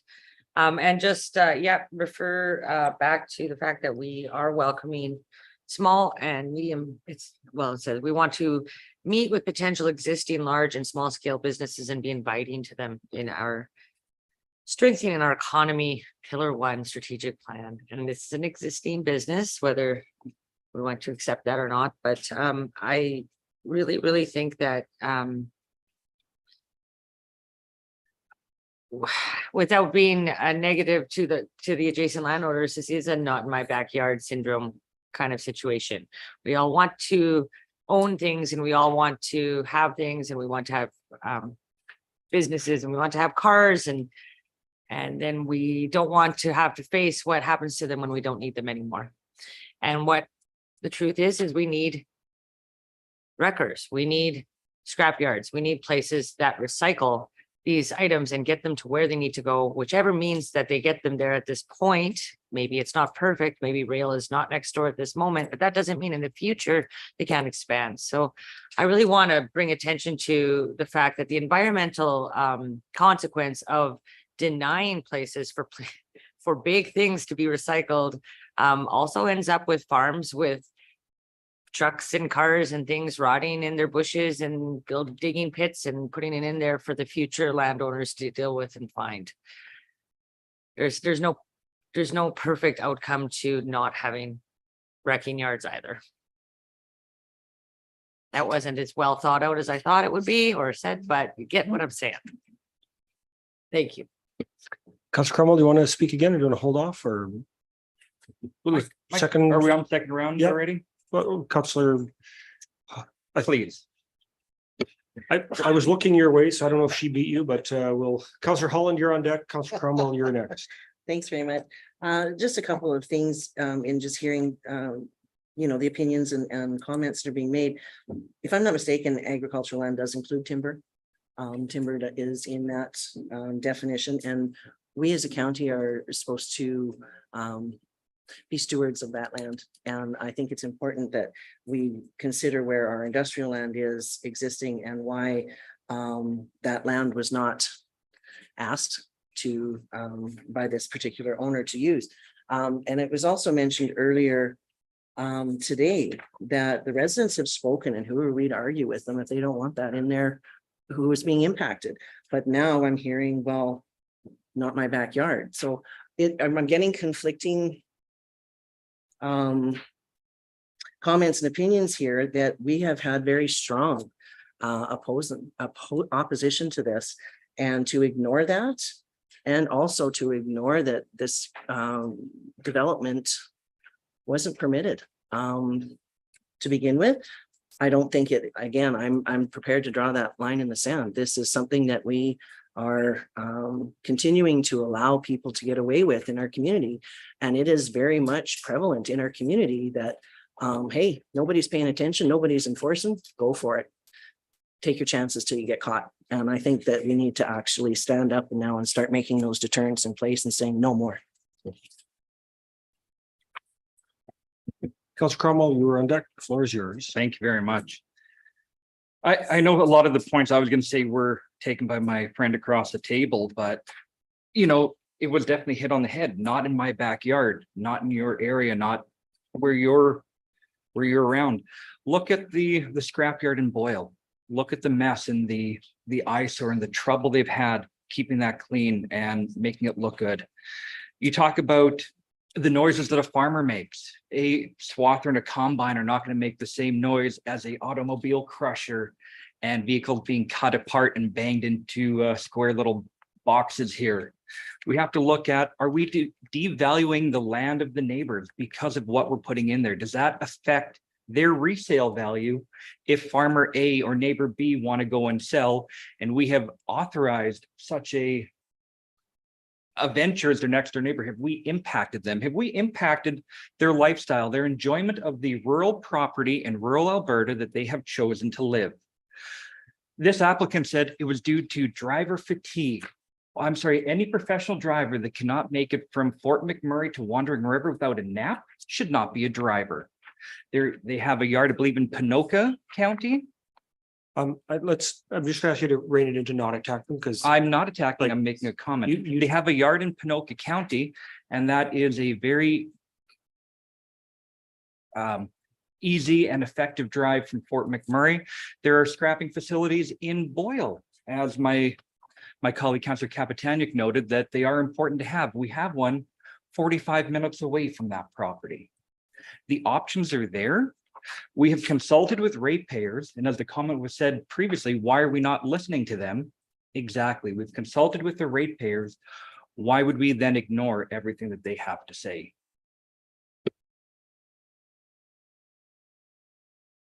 Councillor Gerlach, the floor is yours. Yeah, I was under the impression that the product or the product that they're recycling there is coming from 3 sources in McMurray. I didn't understand that it was a recycling for automobiles and all these things, that they got contracts with 3 companies in McMurray. And I don't understand why they would need a drop-off point halfway between destinations. I don't understand where there's going to be a tax revenue of any significance that's going to come out of this. I don't see any upside for the county whatsoever. It's not a business that's going to improve the county. It's going to degrade the county as far as I can see. I just, like, I mean, it's dealing with 3 entities in McMurray. Shred it, do whatever you do there, and haul it straight in. There doesn't need to be a drop off point in the middle. There's got to be, the stuff can't be just good, clean stuff. And like, I think we're really going to be in a position where we really got to watch it close and police it close. And there is no upside to it. It's not going to bring in a lot of tax revenue. It's a lose-lose situation. And I don't think we should be bringing in something that's a lose-lose situation.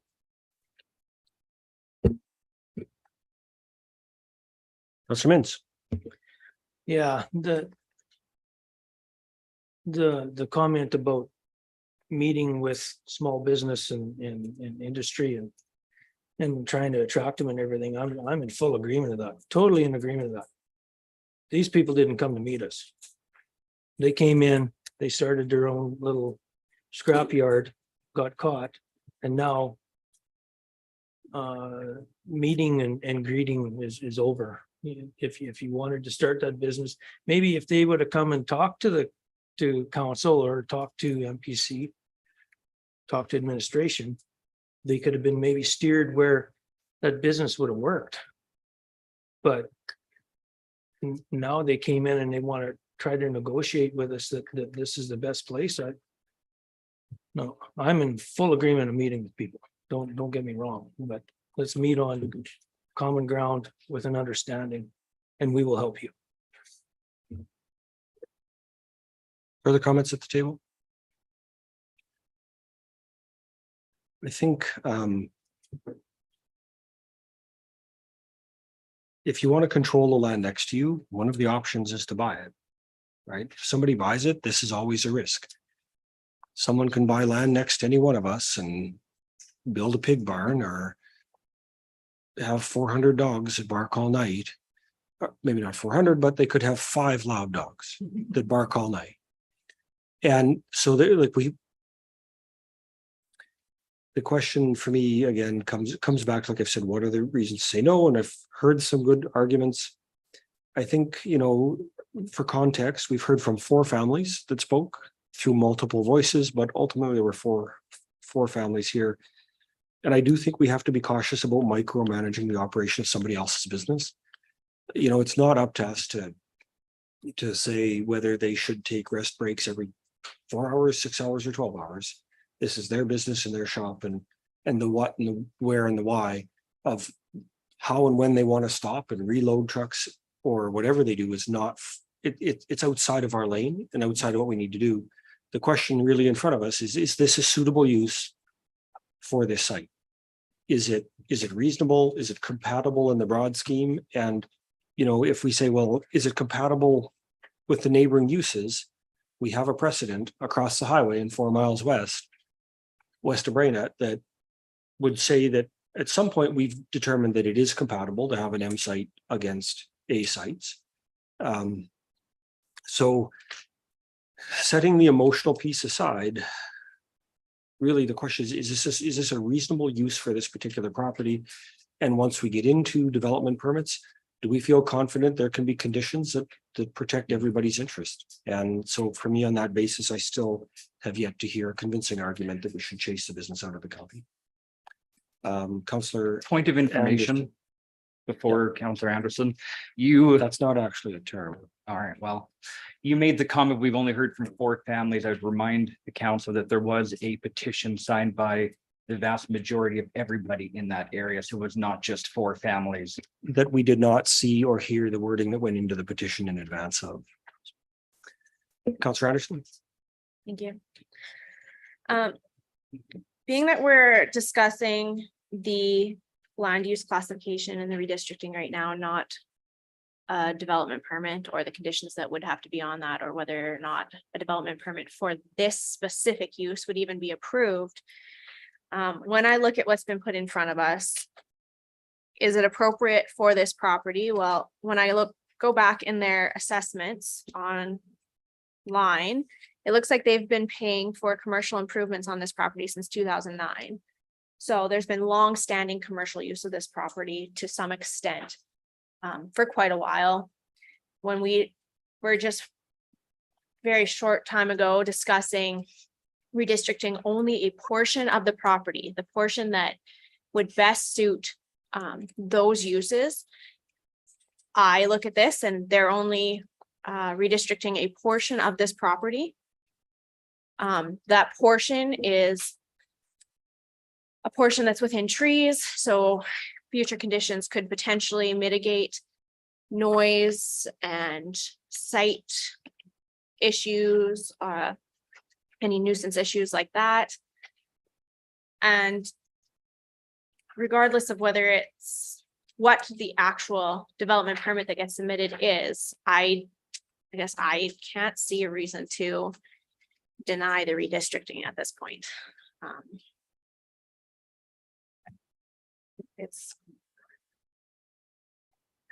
I don't know that I'd be in favor of the development permit for this use at this point, but the redistricting, and when I look at just the redistricting, I guess I'm in favor of it at this point.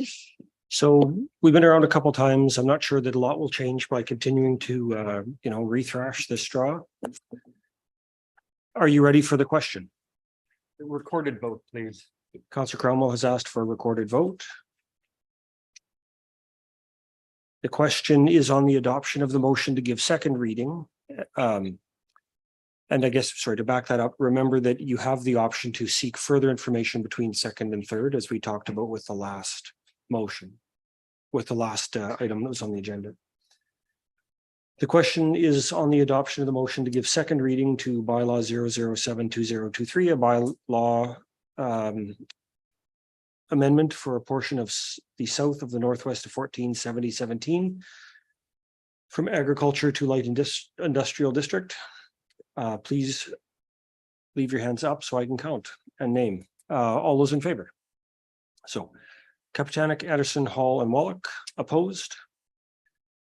Cromwell, Gerlich, Holland, and Mins, and the motion to give second reading is defeated, and the bylaw to change land use classification fails.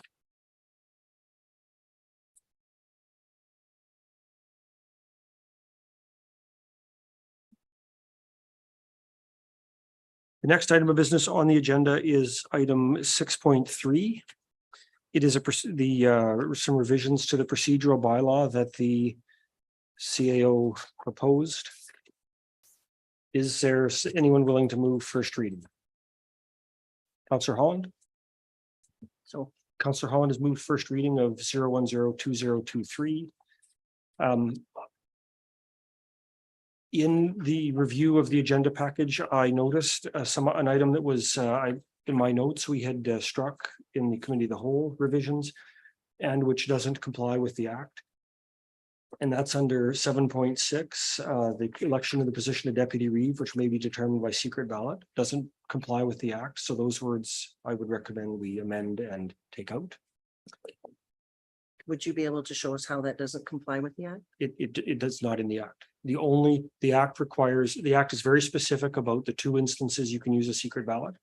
One of them is the election of the chief elected official. The other one is to appoint to certain committees. Right. So if I may, if it's not written in the act, then that's something that council can determine. No, regarding secret ballot votes, we have to vote in public. This is not the Boys and Girls Club. Our votes occur in public, and even secret ballot votes have to be ratified.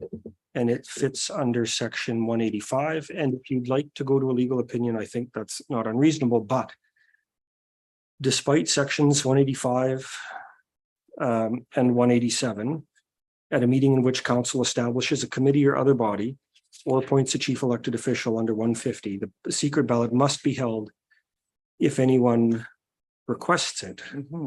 But a vote under that section must be confirmed by resolution. We're not permitted to vote by secret ballot. You can't vote on you cannot vote on a bylaw amendment by secret ballot. It's a permission that must be expressly granted. It's not a default. If I may, I would like to get further administrative input on this, please.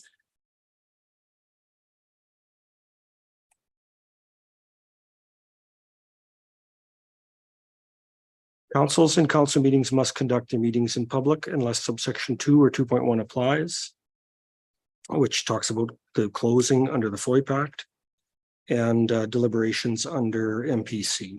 Correct. That's not an election, though. Yep. No, that's.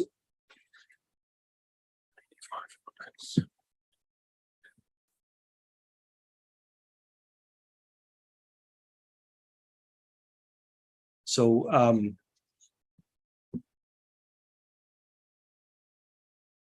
CAO, do you have a comment? Thank you, Mr. Reeve. Mr. Reeve, through the chair to all members of council. I agree with the Reeve's interpretation of section 185.1 on page 114 of the MGA. It gives some very specific directions with regards to holding a secret ballot if required by any council present at the meeting. So there's two conditions there. One, if it is requested, then you must have secret ballot, and that is for appointing the chief elected official. If there is no request, then it does not have to be by secret ballot. It may be by show of hands.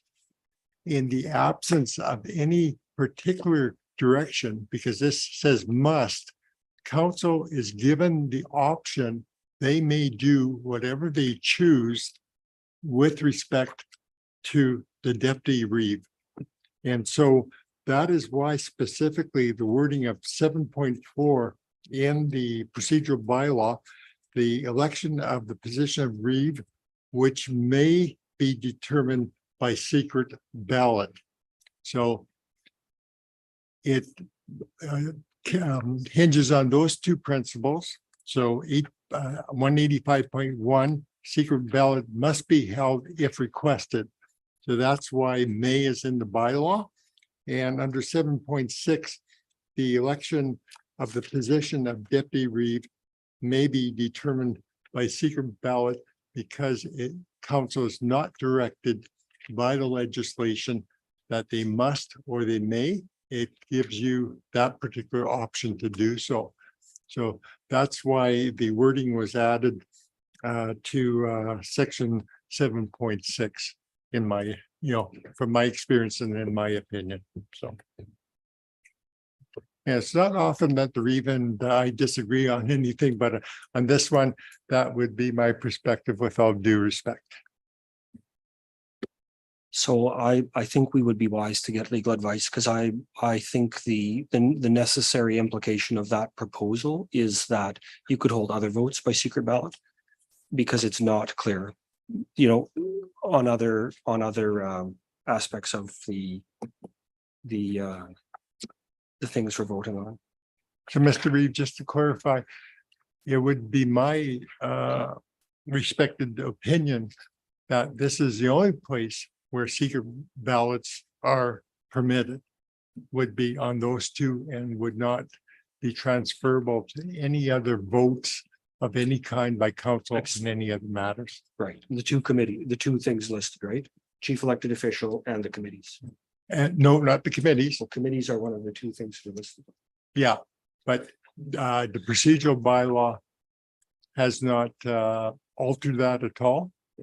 So we would be respectful of the MGA that if council chose when the appointments to committee at organizational meetings occurred, if someone requested to do it by secret ballot, then you would do it by secret ballot. But if council does no one request for the reeve, the deputy reeve and committees, they would be all by show of hands. Okay, so we have a motion on the floor. Further discussion. Councillor Holland, you made the motion. Do you want to introduce it with any other comments? No, I think that's fine. Thank you. I just was going to mention that I'm not in favor of a legal opinion when we pretty much know the answer. Further comments? Seeing none, if you're ready, Councillor Anderson. I would move to make an amendment to remove the reference in 7.6 to secret ballot. That way council has voted on it. Councillor Anderson has made a motion to amend the item in front of us to remove the words in red under 7.6. Other discussion. I'll come back around because you will have the last word too. Oh, okay, thank you. Since there's no one putting their hand up to discuss, Councillor Holland, the floor is yours. Thank you. I guess I just have to speak against the amendment. Basically, this statement allows us to do it or not do it. So what is the harm in specifying and allowing people, giving them that information and allowing them to understand that you have that ability? So why would we remove that and take away some of that transparency, take away some of that understanding? To me, it doesn't make any sense. This gives us the latitude. You can or you can't. You choose to, you may not choose to.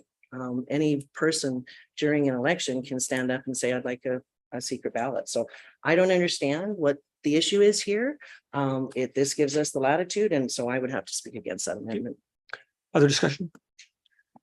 My concern is not, about transparency. It's actually about the fact it relates to the specificity of the act where it specifically creates two exceptions. The default position of the MG is all votes are held in public, everyone, except in two circumstances added into the act as an amendment. It's section 185.1, which means it was not part of the amendment. It was something that had to be fixed later. And so the default is everything's open, except these are the two places where you can. And so that's why I would speak in favor of the amendment. Is there any further discussion? Seeing none, on the question of the adoption of the amendment to delete the words which may be determined by secret ballot from 7.6, the amendment only, all those in favor? Opposed? So it's 5 and 3, and the amendment is defeated. On the 5 and 4, we have 9 now, you're right? On the adoption of the, is there any further discussion required on the adoption of the procedural bylaw? First reading. Seeing none, on the question of the adoption of the motion to move first reading of the procedural bylaw, all those in favor? Opposed? So it's 8 and 1. Is anyone willing to move second reading? Councillor Holland has moved second reading. She beat you, Councillor Cromwell. Councillor Holland has moved second reading of the procedural bylaw. Is there any further discussion? I will tell you that I will again vote opposed, specifically because this wasn't a bylaw amendment that was driven by council. And so the speed that it came through, I'm concerned that we also haven't taken the time to really go through and look at, are there any other amendments or adjustments we might make that impact delegations, public hearings, or any of the other processes in which we do business.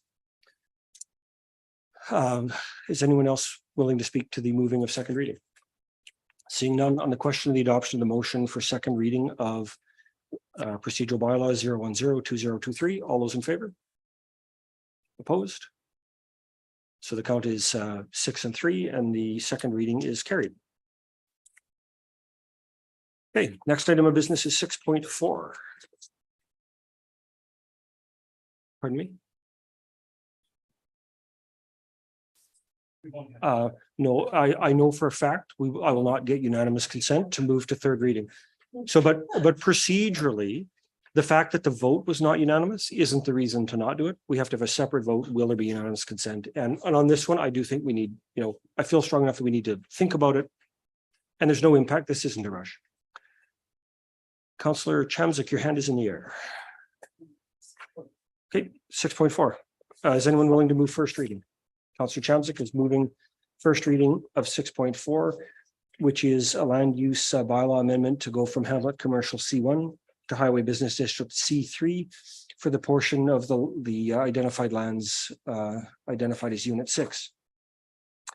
I assume within your motion, you're also moving to direct administration to schedule a public hearing for September 28th, 9:30 a.m. Mr. Reeve, can we have two separate motions, please? I don't think we require it, and it makes it clearer, I think. Okay, we've It would be- historically not, but if one of the councillors chooses to split the question, then we. Okay, no, if that's the council's approach. Okay, Councillor Cromwell has requested a split vote. A split, not a split vote, split vote. On the question of giving first reading to bylaw 0062023, all those in favor? That is adopted 9-0. On the question of directing administration to advertise a public hearing on September 28th at 9:30 for this bylaw, all those in favor? That's adopted 9-0. And that item is carried. 6.5. Is anyone willing to move first reading of a bylaw to change from heavy industrial to agricultural district? Well, I'm looking down. I got to read it. That's why I don't have it memorized. Be asking a little too much. Councillor Cromwell has moved first reading of bylaw to go from M2 to a bylaw number 0092023 to give first reading to bylaw 0092023 and to direct admin to schedule and advertise the public hearing for September 28th at 9:30. Let me split the question, please. Sure. Do you have a reason? Okay. And it's absolutely your right to split it whenever you want. It's completely unnecessary on things like this. On the adoption of the motion to give first reading to 0092023, all those in favor? That's 9-0. On the adoption of the motion to direct admin to schedule and advertise a public hearing on September 28th at 9:30 a.m. for the bylaw, all those in favor? And then Councillor Chamzik, your hand was up. You got to up. The count is 9-0 and the motion is adopted. Is Director Chernichen on her way?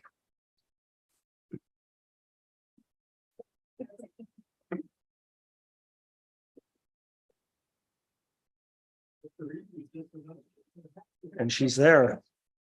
Only I could do that with the water levels in Baptiste Lake, eh?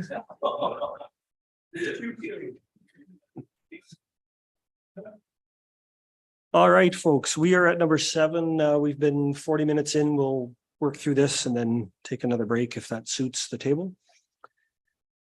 7.1 is operating and capital statement. There's a recommended motion to accept it for information. Is someone willing to move that? Councillor Cromwell has moved. We accept the operating and capital statements for information. Are there questions or comments? Councillor Minns. I was just wondering, under the capital statement, 3 trucks were looked at being bought. And one was only ordered. Are we going to order a couple more trucks, or is that just, or is that shut down? No, the plan is to order them. They just haven't been ordered yet. Oh, okay. And how come? I think. Yeah, no, I think with the changes in director, the order hasn't happened yet. Oh, okay. Mr. Reeve, through the chair to you, Councillor Minns. Indeed, I've had that discussion with the interim director, and we are proceeding with the purchasing. And it was a matter of putting out the RFP or the tender. So there were some priorities. We got one done, and then it slipped by, but it's underway right now. Perfect. Thank you. I had a question for the director related to that, but also can you give us an update on the phone system and the UPS upgrade? Because given that much of the success of the entity relies on a really solid IT backbone, a UPS system is pretty critical in filling that. Can you share with us what's happening? So our IT contractor is doing the research for the project, but it hasn't started yet. And as for the phones, that one hasn't started yet either. We're just with staff turnover, people who were working on the project are no longer here, so we'll have to pick it up again. Is it fair for council to understand that the phone upgrade will result in considerable cost savings once it's in place? It should. That's the plan. And then the final question, which is a little operational, but we know MCS Net is running fiber in. I saw them, out playing with the pole here. And is there fiber coming into the building as well to improve? Are we going to have a fiber hookup for the administrative staff to improve the speed? I'd have to look into that question. Because if they're going to tie it to the stick outside, it seems like it's pretty close.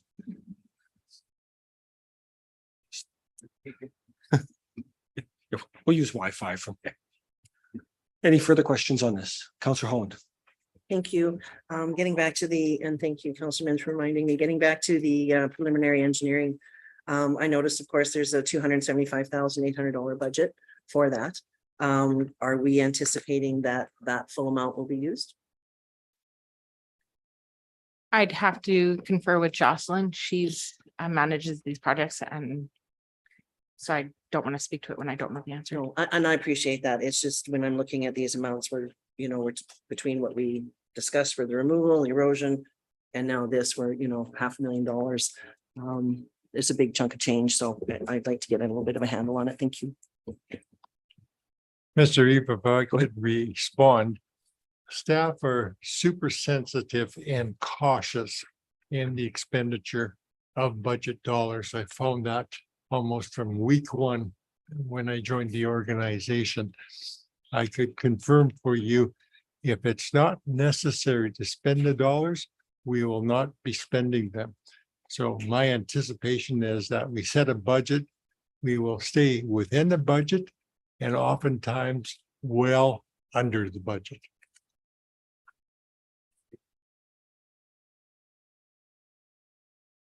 Any further questions on the operating capital statements? Councilor Grilic? So when this is all in place, as if there would be a situation where it's not done in office, that would be hours of operation, you know, the extension window, that's the extension window, to do something like that. Sorry, this is beyond the implementation of the phone system. So and depending on the phone system, it could be set up to still have the receptionist answer the phone and direct the calls, or it could be set up with the receptionist answers the calls. If their line is busy, you have the automated message system. I think the message we had received in the past from council was that the preference was to still have the receptionist in person answer the call versus going to an automated receptionist. Councilor Mintz? So one more, and I don't know, maybe the CAO can answer it. Splain Culvert, we were having issues with getting the land, and then the landowners came back and said, yes, they would. But it had already been maybe pushed back for a year. Is that actually going ahead now that the landowners were okay with signing off on the land? Mr. Reeve, through the chair, the plan is to be proceeding with that particular project. I'm not sure exactly the timing for it, but I can check with the director and with the public works manager to confirm that and respond. Perfect, thank you. Yeah. So the question is on the adoption of the motion to approve the operating and capital statements. All those in favor? It's 9-0 and the motion is adopted. Next item of business is 7.3. The admin report has a recommendation that council accept this report as information. Is there anyone willing to move that motion? Councilor Chamzik has moved. Do we accept the report as information? Any comments? Councilor Holland? Thank you. I noticed in the report that it mentioned that the land CR1 was considered as substandard. And I was just wondering if through the chair to the director, if there's a way of how that is defined as being substandard? Can you give her a page number reference, Councilor Holland, if it's handy to I you? didn't highlight it. I apologize. I was just quickly making my notes, but in the decision, I believe it was reasons for the decision, the land use bylaw states the proposed developments on existing substandard lots which do not meet the provisions of this bylaw shall be considered by the development authority. The development authority may or may not issue a development permit for the site having regard to the limitations of the site. So I was just curious how they determined that this lot was substandard. Well, It's how I by read it. definition, within the land use bylaw, it is a substandard lot. Okay, so and how is that, like, what does that look like? I think it relates to size on this parcel. Yeah, it relates to the size. It's less than an acre. Okay, Yeah, so I mean, I could read you the definition of substandard. no, I appreciate you giving me what I needed to hear. No, I appreciate that. Thank you. And I just, my last question was Alberta Environment Forestry, their concerns that were mentioned, have they been addressed? In that, like, what do you mean? They mentioned that there was, sorry, I should have highlighted this and I apologize. I was just, they mentioned somewhere in here that forestry has an issue. Right, so the Alberta Environment Standard verbiage is no development within 30 meters of the shoreline or top of bank, I guess. So that's their standard verbiage. However, it's, they've told the minister, they've told our department that at the end of the day, it's up to the municipality to make these determinations. They make suggestions when we refer things to them. And I mean, that was part of the decision that MPC made based on, you know, that this development was within 30 meters of the top bank. But you have to also remember that this is a substandard lot and 30 meters is almost in their existing structures, right? Thank you. That makes more sense now for in a visual in my brain. Just one last question, I guess it would be through the chair to admin. With these decisions and this information, is it being added to our website for a public viewing? Yes. Thank you very much. Where would we find it? Is it, or is that under? It's added to, it was added to that initial post, I believe. I think it's possible. Okay, so it's on the news and notices that if you open up that up, it should be indicated there and all the documentation is on a single post. Okay, may I make a motion? No, there's a motion on the floor. After you. Sure, we'll reserve that. Councillor Cromwell, you had asked to speak? I was just going to clarify to Councillor Holland, but Director Wilkinson did vote where that 30 meters actually ended up because of how that is laid out.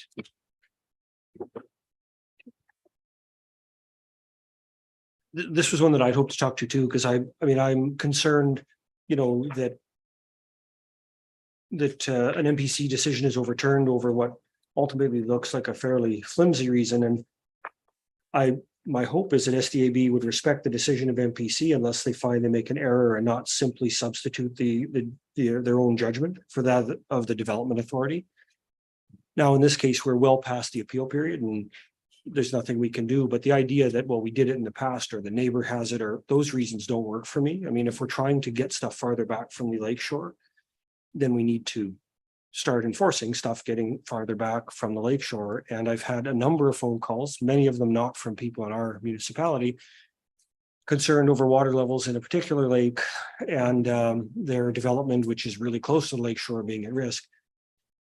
Development near the lake is likely to get hurt by ice at some point. And so I support the motion to accept it for information. I'm concerned that the decision was overturned and then that it didn't come any forward at a time frame that council could have provided some direction to appeal if they'd felt that there was reasons to appeal. Councillor Minns? I feel the same way. We didn't, as an MPC, we didn't want to see any more structures built closer to the lake just due to the fact that lakes rise and lakes fall. Ice comes up, ice goes down. It's and this is just a quick quote or not quote, but a quick thought is, when are the two neighbors going to come in and ask to have a building put on their lot? It's just my point. Any further, Councillor Anderson? Thank you. And maybe the director can answer my question, but I noticed that there's no, on the decision, it doesn't list the members of SDAB who sat in on this hearing. It's signed by the chair, but it doesn't readily list who was sitting on the hearing. Do we type these? Do we type the decision on SDAB's behalf, or would we be able to request that be added to future decisions, so that it's easily referenced which members of SDAB were sitting on each decision when we're deciding who to appoint to SDAB? Yeah, it can be added. It's the clerk of the SDAB that types the decision, takes that information from the board and I'm going to have to point of order that. Sorry, the point of order comes to me, Councillor Cromwell. Can you state your point? Point of order. Point of order, just for reference. What part of the procedural bylaw have we departed from? Procedurally, nothing. I find. Then it's not eligible. Okay. As a point of order. Okay, is there any further discussion? we've been around once. I think this is a pretty straightforward issue. I'm not keen to turn it into a 2-hour debate. I'm just looking at the clock. Unless the whole table thinks we should hit this for 3 or 4 more times. On the question of the adoption of the motion to accept this for information, all those in favor? The vote, the count is 9-0 and the motion's adopted. Councillor Holland, you had another motion you wanted to make. I do, but I have a small feeling that you're going to require more information, so I will. Put a Is notice it, of is it motion. something that council should have? Like, is Time, it- yes, you should, yeah, so I'll just put a notice of motion out there that I would like to see, how I would like to see a little bit, how it's reported on our website, the subdivision and appeal boards, decision, so I'll put in an RFD for that. Perfect. Thank you for that. We are at item number 7.4, organizational restructuring. Oh, you guys want to? Well, it's almost 2. We could do that. It's been almost an hour. Do we want to, is this going to be a long one or do we want to do 7.4 and then break? Right, I put that on. Why did I put that on? I had one question. So is someone willing to move the recommended motion that council approve the organizational restructuring as proposed? Councillor Anderson has moved. From a discussion point of view, the question I had related to this is just how come the records management position is still vacant? That seems like a pretty critical role in what we do, and was just wondering if we could have an update on what was happening to fill that critical role. It's been a matter of time and priority. And it's been on the bottom of the list. It's starting to move up as we've said, filled the other positions. It is critical to the organization. And that'll be one of our next moves. Okay, any further discussion? On the question of the adoption of the motion to approve the restructuring as proposed, all those in favor? The count is 8-0 and the motion is adopted. How long do you want? 7 minutes? 7 minutes after, how about we'll be back?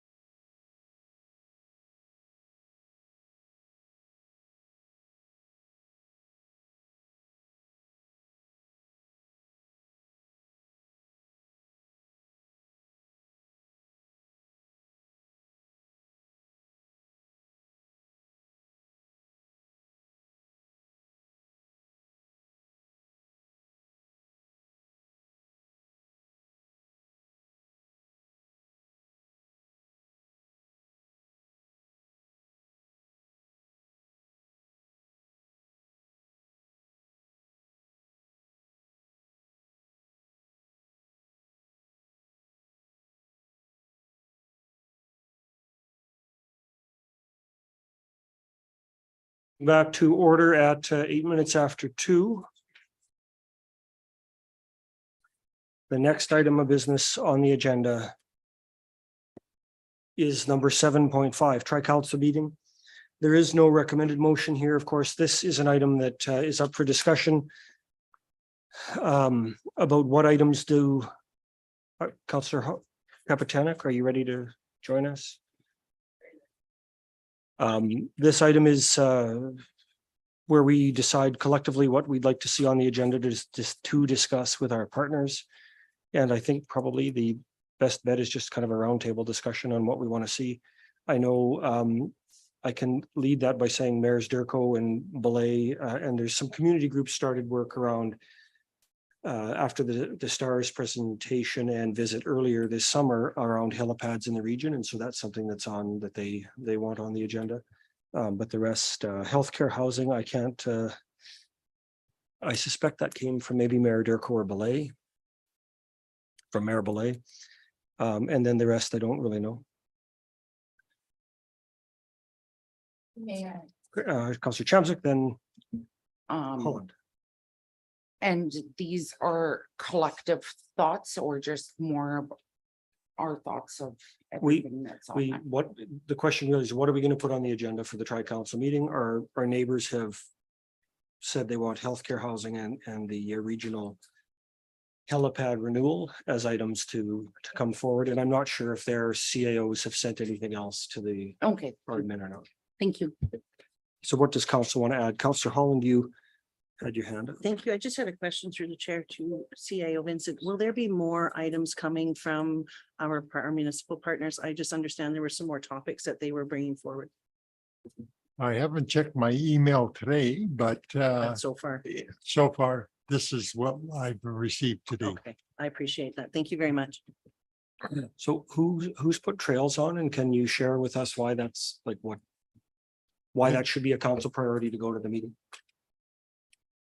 If I may, because this impacts several municipalities. So we've got Boyle, we've got Athabasca, as well as ourselves, potentially others. I think it's really important to have that conversation as a region. Normally we have an idea of what's coming. What's the position or advocacy? What's the ask with trails? I guess it would be to take what we've learned today, take that and report to them, as well as to discuss the bigger picture and discuss more options and discuss all the implications that this could possibly have. I believe that our municipal partners would also like to be involved. Okay. And the rest? Councillor Wallach. Just to expand on that, so Councillor Holland will be doing the presentation on this. I certainly could try, but it's not going to be very pretty. And well, secondly, like they spoke today, like the town has already passed the bylaw saying they have trails through there. Boyle's on board. Is this a topic that really needs to be talked about at the Tri-Council? I understand you're wanting to expand, but that's also the association's prerogative to come to us with it, not our prerogative to go to them with it. Well, and if I may Yeah. respond, I believe that it's extremely important, according to our strat plan, that we're looking at all different options that will benefit our region. And so just to accept one small presentation when there could be further discussion and further input from our regional partners, I think it's extremely important. Councillor Anderson. Thank you. I see that there's a couple of presentations or delegations listed on this admin report, and I have to say that given that we have a photo opportunity before this, and then we are out of town, and we usually have fairly lengthy discussions at this meeting as well as a meal served. I am opposed to having any presentations or delegations at this one, just because I think it's going to be a long enough meeting as it is. It's going to be a really long day, and I just really think that we need to be more conscious about the time frame that we are asking councillors from 3 whole municipalities to attend. I don't remember us discussing these as a council, so maybe Councillor Cromwell, you can enlighten us on what's happening and advocate that these should be part of the tri-council meeting? Well, I definitely agree that having representatives from all three of our neighboring municipalities, including ours, hear about the community safety, the projects, the opportunities, the things that are being worked on for the betterment of all three communities is paramount. By having a representative from the RCMP come down and virtually and give us some information and some tips that all three can use are there for the people of our communities. What would you like to know? I don't understand how community safety and is something we don't want to talk about. Councilor Wong. I guess question to admin, is there internet at Amber Valley? There's. Councilor Capitani. I would just like to, I think there was internet. I'm just gonna echo Councillor Anderson. It's not that these things aren't important, but this, is it emergent right now? This is gonna be a long day for a lot of people, and I'm looking at just this, what could be 2 meetings without the additions of the other municipalities. These things could be at another meeting that doesn't have such a stretched out date. Same. So typically what we've done in my memory, which again, is not foolproof, we've agreed as a group what items are going. And that's the point of the discussion. We collectively say what items do we want to be on the agenda and build consensus and support to put that into the regional meeting agenda. So let's, is there anything else that we want to bring up with our regional partners? I mean, some of the, the Regional Economic Development Committee I have a note here that says through them, a land database for development parcels. There's some things that might be useful as we work on economic development to get our partners and our neighbors on side with. Do we want a single database that if you're looking for land, you can go to, or is it something we just do in-house and they do in-house? And that might be a topic for a different meeting as well. But I know Westlock's doing a fair bit of work on their mapping to have it fairly easy. If you said, I need some industrial land to put up some new venture I want to do, that you can go to that site and kind of get a fairly, my understanding is a fairly quick idea of what your options might be. M-zone land is in this region.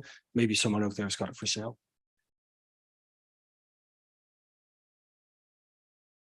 Okay, so in terms of items we want on the agenda, are we willing to let's take some motions and set up what we want to be on the agenda?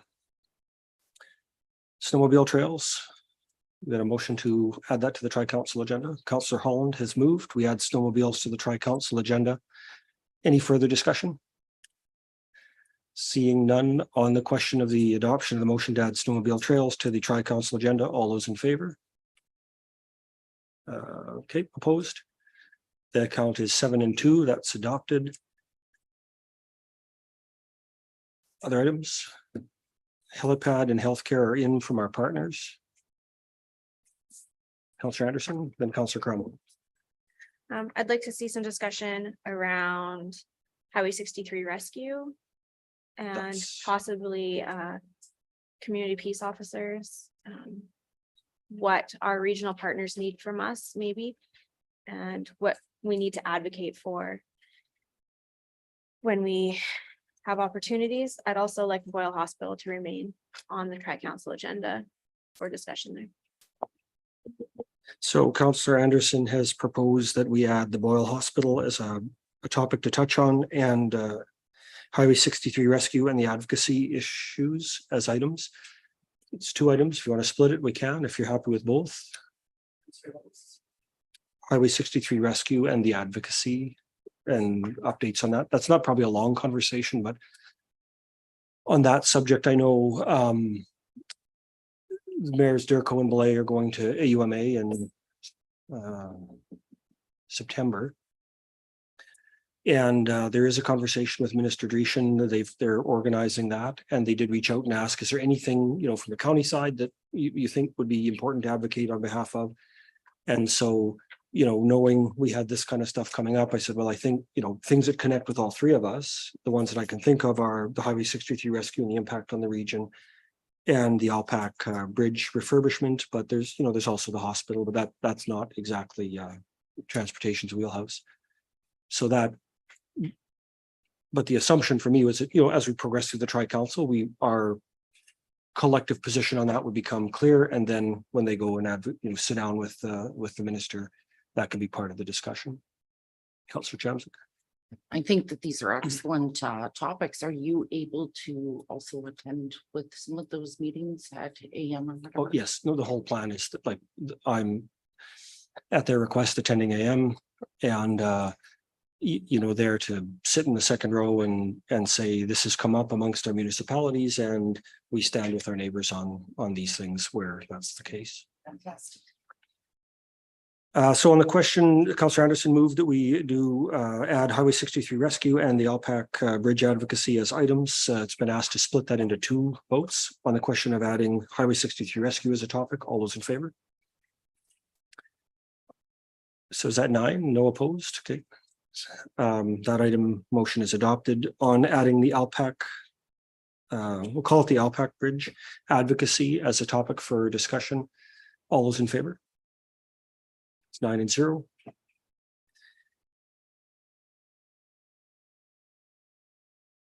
And sorry, the Alpac bridge.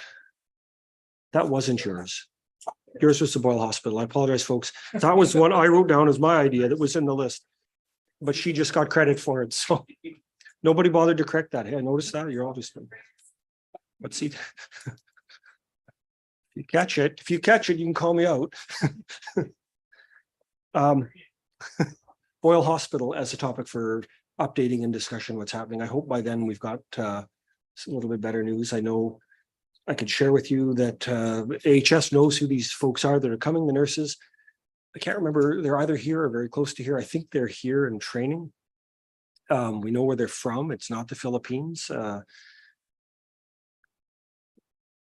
think one's from Barbados and one's from somewhere else. When I spoke to John Burton at AHS, he was very positive about their qualifications and excited to have them on the way.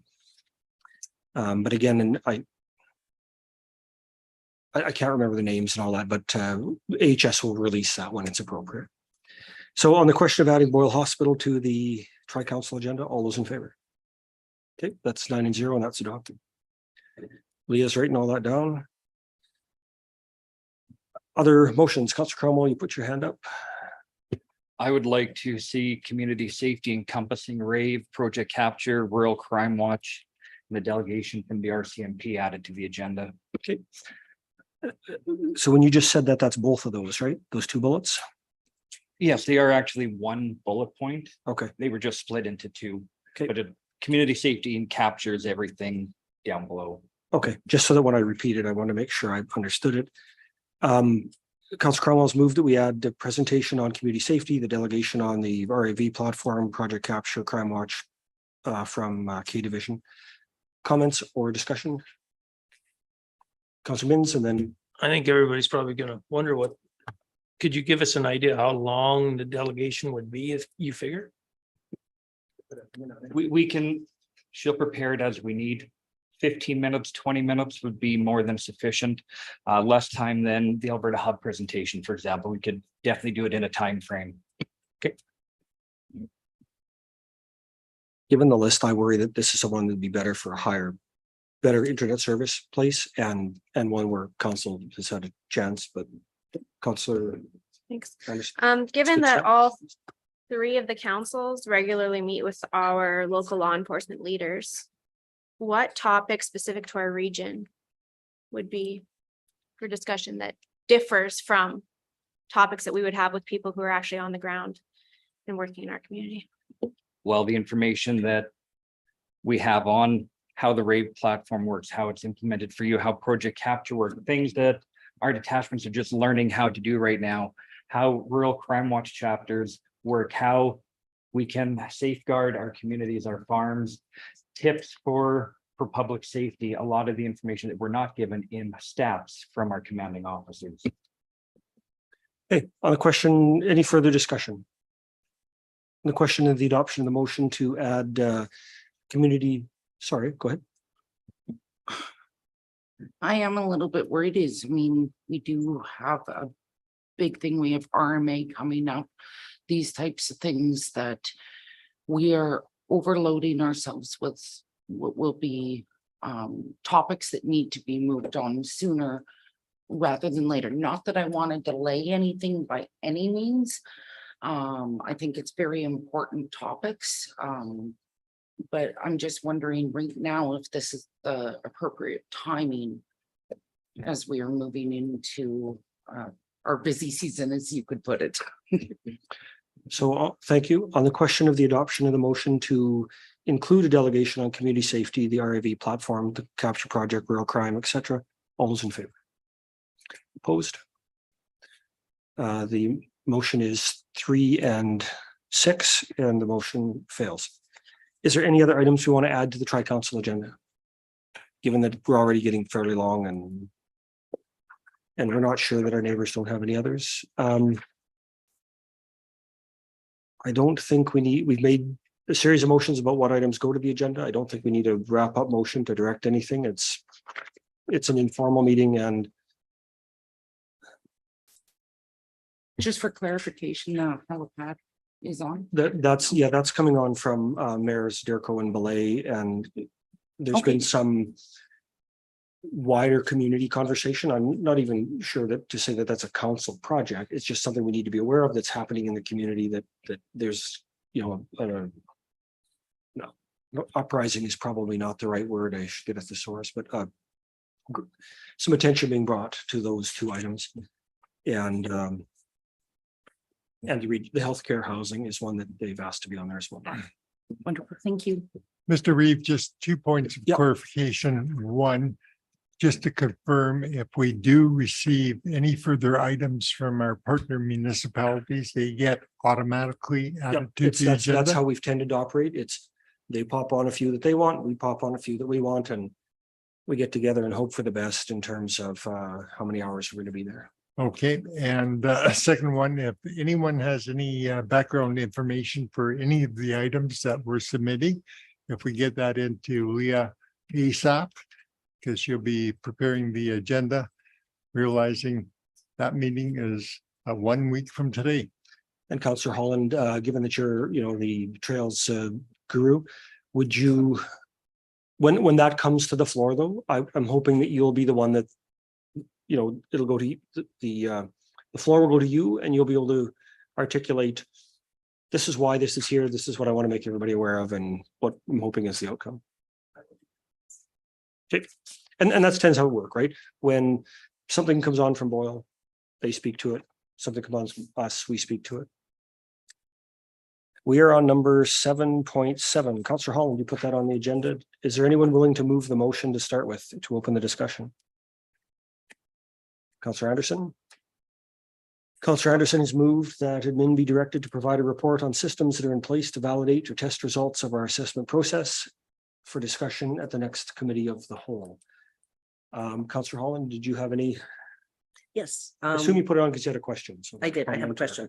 So in the discussion, it mentions that after the release of the 2023 property assessment and tax notices, multiple questions were received regarding significant changes in year-over-year assessed property values that did not appear to be supported by changes in historic market values. Do we have, when it says multiple calls, how many calls? Who were they I made didn't to? keep track. A lot of those calls came, like a number of calls came to me, and when I looked at the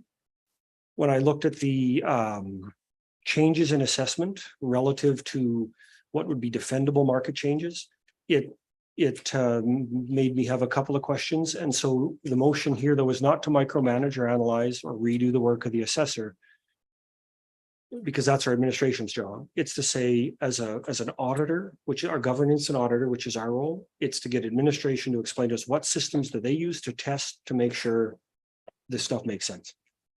And when I've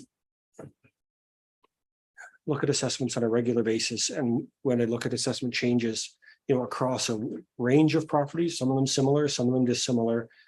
There are a variety of year-over-year changes in assessment that are both internally inconsistent and not from the data that I have access to, not necessarily supported by the market. So it's the request is to say to admin, tell us how you validate that this is all working the way we'd expect it to work. Okay, and I appreciate where you're going. However, I'm wondering if there is that many actual residents, like I've never had these questions come to me. I was understood that we were expecting an assessment increase. It was in the news that we were expecting an assessment increase. We didn't know. I'm gonna. I guess what I'm don't just, confuse assessment with tax rate.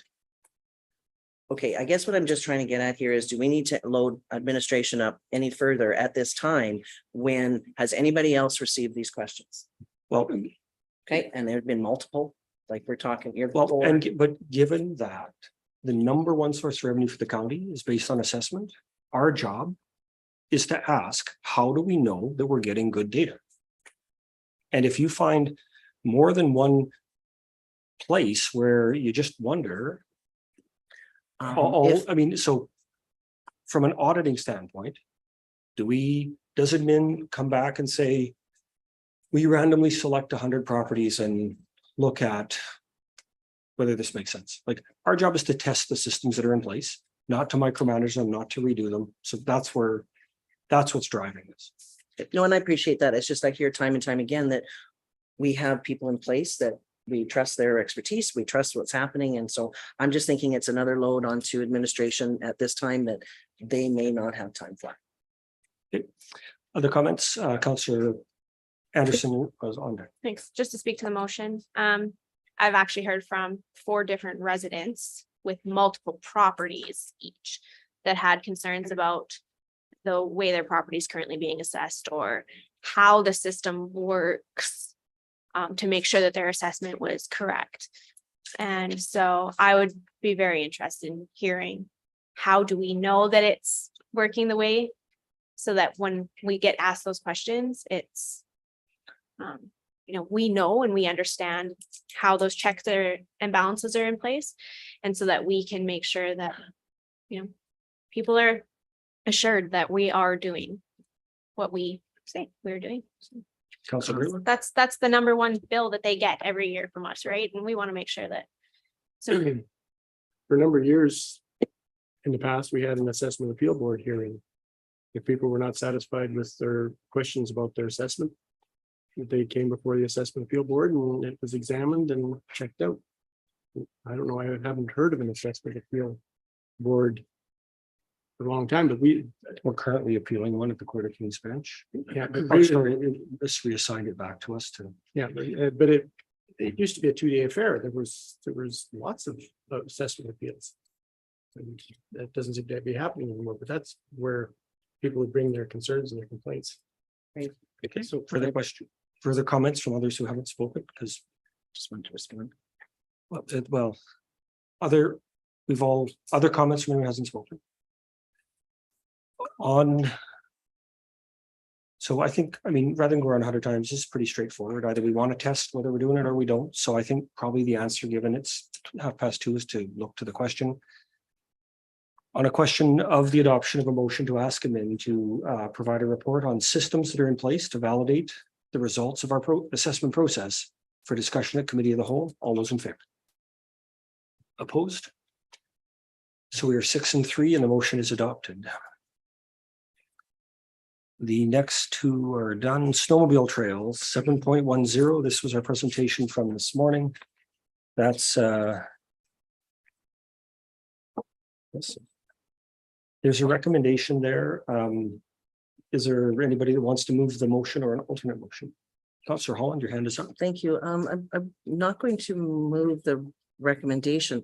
I would actually like to table this, of course, as we're going to have a discussion at Tri-Council, and also to then further bring that back to the November Committee of the Whole. So before, if we have a November Committee of the Whole meeting. So before you move the tabling motion, do you want to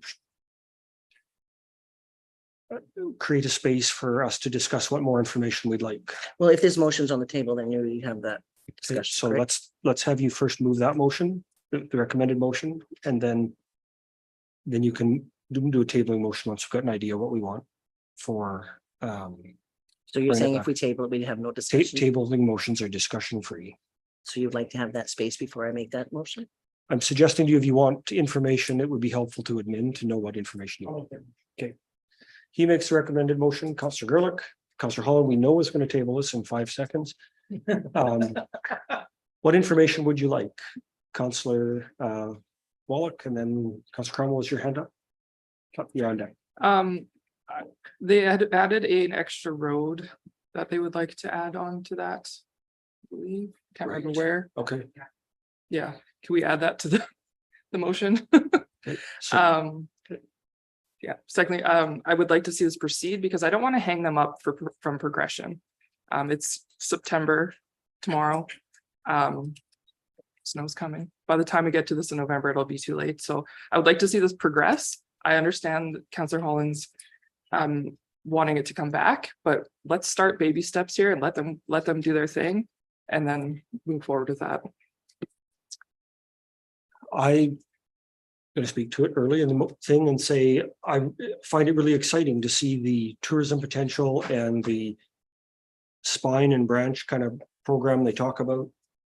But I'd like to, a little bit more information personally to feel comfortable with it, both on the Alberta transportation rules, because I had a different impression from a conversation I had with someone at AT.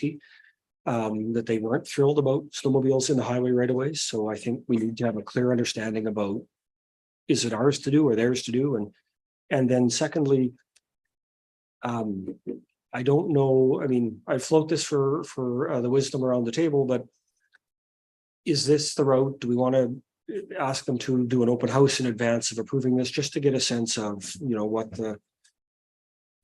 the general feeling for this route is amongst people whose places it will go by, recognizing you're always going to get, I'd rather it went by your house than my house, but and the fact that, you know, snowmobilers will drive in the ditches anyway, so it's not exactly something we can completely prevent probably. But I still, to me, the idea that there's a bit of an open house and discussion might be meaningful. And so those are the 2 pieces of information that I'd like, as much as I'd like to see it progress and them develop, you know, a much broader network of, what would you call them, spikes? I think I just said you were on deck and I jumped in front of you. Councillor Cromwell, my apologies, the floor is yours. That's your privilege as chair. Well, no, I shouldn't have, I just forgot. You know, you brought up public consultation, and that was on my list here, that we have a duty to those people to get their opinion what's going to happen. I also want to know more about the approaches, who owns them and how will that be handled if we have 22 sleds going over approach number 3 today. So I Approaches need a little owned by bit more the information about county. that. Yeah, I think we're probably the consensus would be you don't own your approach, the county owns your approach. Right, so that gets. We have an elderly person that pays for snow plowing, and the next day they groom and you have 20 sleds coming over. Now half their driveway is covered in snow again. That is what I'm getting at. We need information on how that's going to be handled. Councillor, I saw Capitanic and then Mims. I'd like to move ahead with this now. I absolutely 100% believe that without groomed trails, you will have just as many snowmobilers. You have snowmobilers going over approaches all the time. It very rarely does it do too much unless there's like a lot of fresh snow. But if they're grooming, they're going to make sure that the approaches are cleaned. And that's what I think we're missing here, is that putting someone in charge gives people more of a path to be on, will actually make things nicer for the people that are along the route. I'm all for doing a survey, but I wouldn't support the expense of an open house. You can Well, I think that's do a mail out. probably there, just to direct, it might be their job to do, not us. Okay, I'm just saying, if we were going to, you know, that's not something I would even expect. But I'm fairly certain that this isn't going to just bring a whole bunch of ruffian sledders into our community. If anything, the people that use these trails and groom them promote, The snow angels. they promote economic environmental responsibility, staying on the trails and not busting through fields and other people's property. There's just a lot, so many good things about having a place to go. If you didn't have a road to drive on, how would you get to work? You'd find a way, right? So if the road's there, you're more likely to use it. And Would, trying to, so Councillor Mins and then Chamzak are on deck. Harley Davidson doesn't make a skidoo yet. So. Yeah. With my extensive experience with the trail system out west, they do an amazing job on approaches. They do actually watch. They would make it more safe for a sled to travel from, let's say, Athabasca to Boyle. It may bring in all of a sudden, maybe myself might decide, hey, why don't we go to Boyle today? A lot of people, all of a sudden, they decide, hey, why don't we go over to Flatbush and hit the hit the the gas station there, and they'll fly over there with there's machines and come back on the Skidoo Trail, and it's a great experience. The approaches, they do an amazing job. They'll push across, or they'll pull ahead and backblade, bring it on. I've never seen them really leave any amount of a windrow, like a little edge maybe across, but nothing that you couldn't step over. And they do an amazing job. The odd time, you get the odd person might get a little cranky with the wing something over on top of the trail, but hopefully it doesn't happen all the time. It's they do a great job in the western part of the county, and they do make the trail safer. Councillor Anderson. Oh, sorry, you're next, Councillor Anderson. I've got a dot beside your name, Councillor Chamzak. When I hear that, that's wonderful to know. And I've heard many accolades, and I love the idea of multi-generation recreation coming out. And I also, our landowners do play a big part within our county, and I do have a firm belief that I think it would be a benefit for the public consultation component of it coming first, just to have that public support behind it and see where this has the potential to grow. And then, maybe they'll get that feedback with their open house to see if other communities are open and wanting that as well. Councillor Anderson, Councillor Holland, I've got you afterwards. Thank you. While I'm in support of consulting the landowners that the trail would run adjacent to, I wouldn't be in support of trying to force a local group to do a public open house or a large scale public consultation of that sort for something that it's built of snow. It's only going to be there for a little while. There's the opportunity to move the signage up, for the next year if something doesn't work out. But I really do think that their reputation in our community for the group and how well they care for their trails that they currently have, and the respect for property along those trails makes me more willing to approve it today and to give them the opportunity to build on that network and build more members in our community and provide a great recreational opportunity for so many people in our community. So I'm in favor of the motion. And I think that the club undertaking it, since it's an established club with such a great reputation, really bears a lot of weight to me. So Councillor Holland, in terms of the process, and would there be a more reasonable balance or a compromise in the middle? Because there is some of that information that people want around AT's right of way and other things to table it only to the next council meeting. And that gives us a little bit of time to gather that information. And then, I mean, if you're gonna propose a tabling motion, you know, that might have a better chance of passing. And the other thing that I think, you know, I mean, I would add, because I can, I guess, trying to learn from things we've messed up in the past, or not messed up, trying to learn from decisions we've made in the past that maybe we might have done a little bit differently. I would wonder if it would make sense to council, once we actually do go to an approval, to do it on both a trial basis. So it kind of singles, we're gonna just test it. It's temporary, trial basis for 1 year, and then and to not hold it up for an actual full-on public consultation, but to look at what happens during the year and listen to people as we go. You know, it may be apparent in one of our other open houses. If we do an open house, we can have a little corner to talk about that, or we may just be able to test what's going on via the feedback we get from the people who are impacted. So it kind of balances not obstructing something that sounds really good, but also creating an out if it's not working. We've got a 1 year trial basis to see it. Anyway, the floor is yours. No, and I appreciate that. But I want to say, because once you say you want to table it, then I got to call a question. I hear you. I love the idea of the Great Canadian Snowmobile Trail. Absolutely adore it. I think it's just an amazing venture to take, and an amazing asset that we would have in our community. I'm struggling for a couple of different reasons. Public engagement on this is huge. I can guarantee you there will be opposition along that route.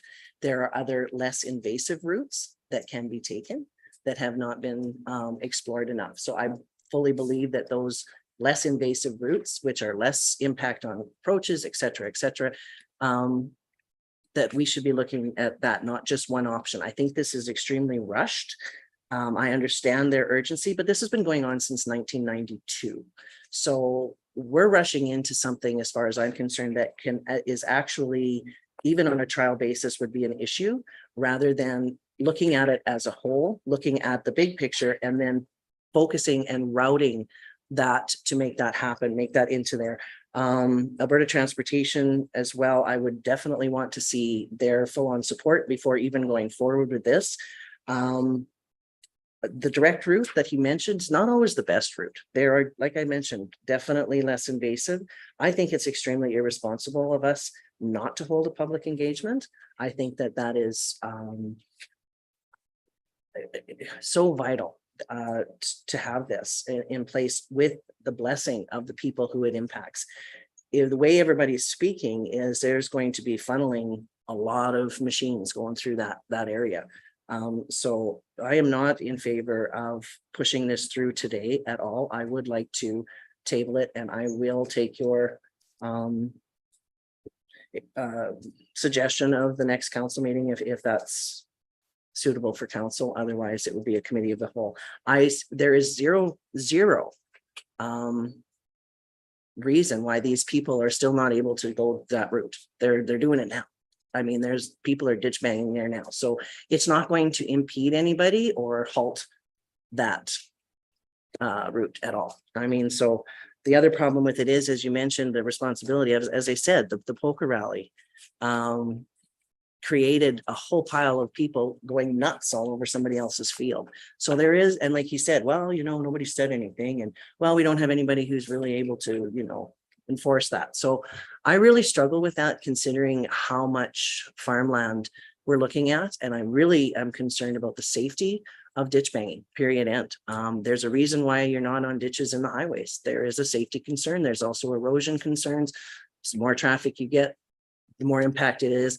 And what does that now do for our budget that we're now having to repair? So I think we have to discuss this at a bigger level and the bigger picture, rather than just slam this through because it's an easy peasy answer, which to me is the wrong answer. So I would like to table this, please.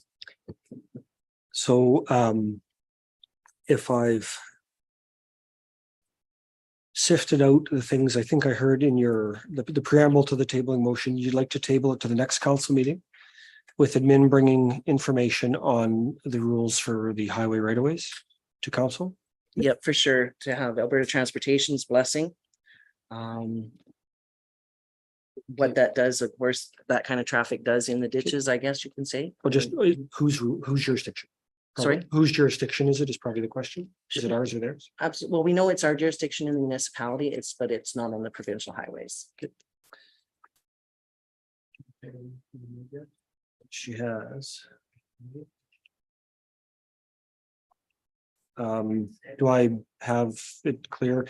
So Councillor Holland has moved to table to the next council meeting with admin to bring information on the Alberta Transportation right of ways. Specifically, I'm not sure. I think I was thinking something different than you, but Whether, yeah, if it's legal and from my understanding through the Traffic Act, you can cross those right of ways. it's not crossing, can you drive down them? Right. You just cross. Right, yeah, crossing they're allowed to. Yeah. Okay, so council has made a motion to table to the next council meeting with admin bringing information about Alberta transportation right of ways. It's a non-debatable motion, but to approve the tabling motion kills the discussion, moves it on, and we can pick it up at that time on September the 12th. All those in favor? Opposed? So it is 6 and 3, and the motion to table to the next council meeting is adopted.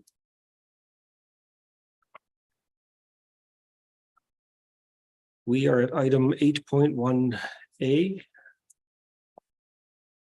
And then we'll take another break close to 3, but hopefully by then we're mostly through this. Councillor Holland, I think you added this to the agenda. Yes. Do you want to Oh, make a you're motion? A. Yeah. So first. Yeah. So on the correspondence, first of all, is there a motion to accept them as information? I'll make that motion, accept the information. So Councillor Mins has moved. We accept 8.1A as information. Councillor Holland, did you have a comment you wanted to make on the letter? That was me. Oh, it was you, sorry. That's what. You mentioned not a problem. I was just wondering why this letter came out was, what was the reason for the letter? Does anybody know? Like it's not a new thing. No, I don't, I have no idea. This is the first time I personally saw it in the agenda package, but the way I read it, it's just that continuous reminder that the positioning that these are the things we're doing, don't forget to make use of them at every opportunity possible, whether it's local physicians or local nurses or. Yeah, just a friendly reminder. I was just wondering what. Because people change at HS and you know, he's been in the role for a while, but Mr. Burton has, you know, probably didn't receive the original letter because it would have been Miss Schmelze. Yeah. Okay, nope, that's the only reason I was wondering why this came over. Thank you. Any further discussion on that letter? On the question of the adoption of the motion to accept it for information, all those in favor? That's carried 9-0. Councillor Holland, you're willing to move a motion to accept the letter under, or is someone going to move a motion on 8.1B to accept for information? I can do that. Thank you. And then discussion? May I? Yep. Yeah, I was just, I'm really liking the idea, of course, regionalizing discussions and our municipal partners getting together and working together in such an important topic. I really appreciate that. My question basically is I do see, you know, in addition to support to provide local healthcare professional recruitment organizations, we're lobbying for more doctors, healthcare professionals, collaborating with AHS on a plan to formalize regionalizing our healthcare resources to improve community health outcomes. Regionalizing our healthcare resources, can I get a bit more of a definition on what that means, please? The discussions that occurred around it that I was part of are just that idea of talking and making sure we're looking at supporting each other and recognizing that the doctors in the Athabasca region and the Boyle region understand the services that are available in Lac La Biche. So it not like it's just that. It's about being able to say, you need a CT scan, you can go to Lac La Biche or West, not just, oh, you can do it in West Lawn. And really, some of this was driven around getting the opportunity to sit down with our MLAs to make sure they're aware of the challenges in the region and you know, the work that's together, and to show the support of all the local municipalities are doing the same things. We're all kind of doing it together. Like we're all kind of doing it on our own, but also we have each other's back while we're doing it. Lac La Biche needs some doctors. Actually, they need quite a few, but they've got an anesthetist coming, making sure that, you know, everybody's aware of that, and that some of the AHS internal roadblocks are not creating more problems. Okay. So that's do we, I guess my understanding is that AHS has the information on what every healthcare center can provide. So is this just to update them on what's, because I'm making sure that- assuming they've already got that information and then they're filtering it out so that I- all other physicians can send I somebody to know Mont Mayor or send somebody Jericho somewhere is else. wanting to make sure that the Lac La Biche Hospital doesn't get forgotten. It's got a fairly new surgical suite there. And and to the extent possible to work with the AHS folks in this area to say, like, don't forget us, you can come here too. And in order to have their surgical facility and obstetrics be successful, they need to maintain, some kind of volume. And then, comments that were made by Mayor Durko would relate to the idea that, maybe there are opportunities for the doctors who are coming to Boyle to do some crossover work in Lac La Biche based on different scopes of practice to help make the areas more attractive and to just make sure that, it's a rural area, we're not being forgotten and we're not left to just, they can just go to the city. No, and I appreciate that. No, thank you for that And so, clarity. like, these are, these are challenging discussions because it's very narrow. Got to think very carefully about what council's been talking about and where we are in terms of our position and stay in the lines of council's been advocating for this. And we, but also being able to say to our regional partners, we have your back and we support you because we're fighting the same fight and Understood. and the chance to sit down with those two guys. No, I appreciate that. I was just concerned that AHS was behind in some information. It wasn't being filtered out. Because generally, like I say, they are the ones who send out those lists on And where to go. AHS has, the way they on a different heading in a different day or over coffee, there's some, if you talk about helipads, I think some of that, tri-council, there'll be some good information about the helipad stuff that just makes you wonder a little bit about some of the internal decision-making around that AHS would bring up. And I don't want to muddy this discussion with that, but I think sometimes we need to continue to advocate for our region and squeaky wheel. So there's a motion on the table to accept that letter for information. Any further discussion? Councilor Minns? I'll just rebut on that. I remember at the open house there in Boyle, when they were discussing the hospital there and trying to keep it open and everything, and all of a sudden, I think this is a good thing in a way, because all of a sudden, it was amazing how the MLA was just shocked that it was costing AHS so much money to keep these locum nurses or out of province nurses around and that, and he couldn't believe it. So more information given out to our MLAs.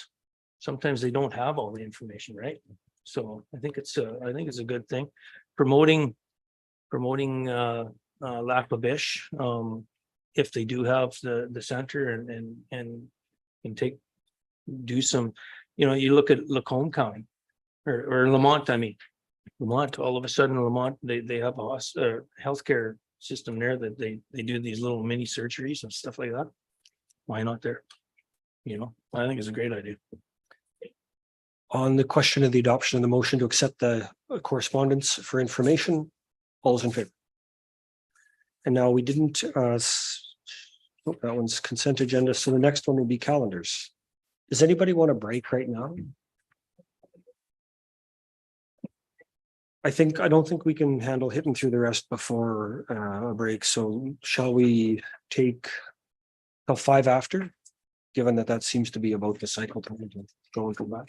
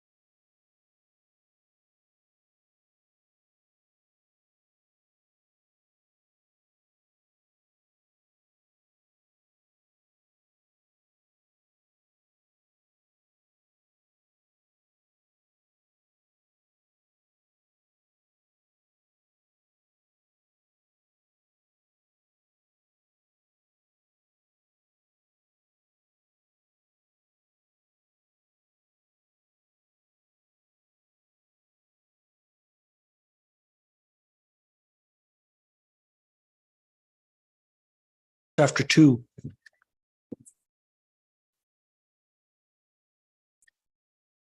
It's 5 after 2, and I'd like to reconvene the August 31st regular county council meeting for Athabasca County.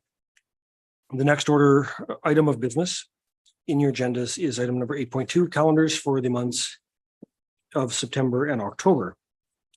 The items that I know up front we can add are Wednesday, the 13th of September, a Mayor's and Reeves breakfast put on by the Chamber of Commerce. That's the 13th of September at 7 in the morning.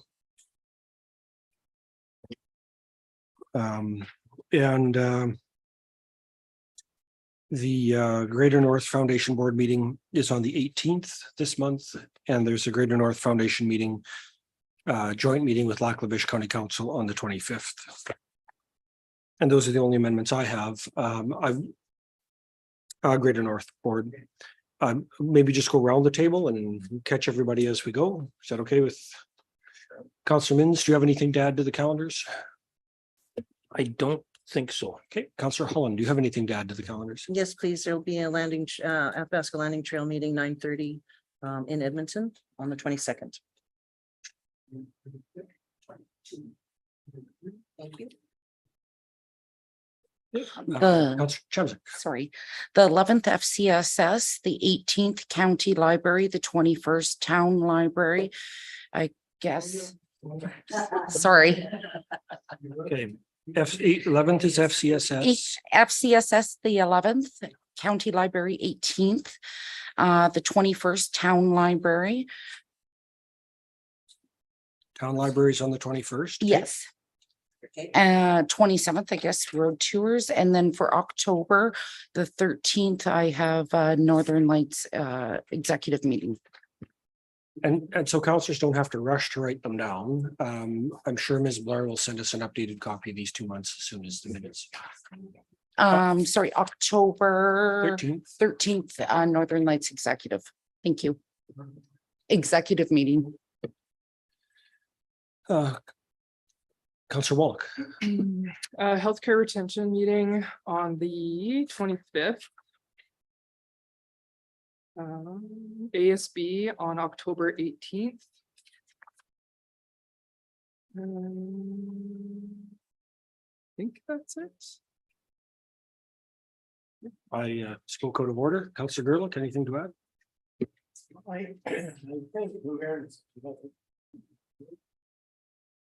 Of October or September? Okay.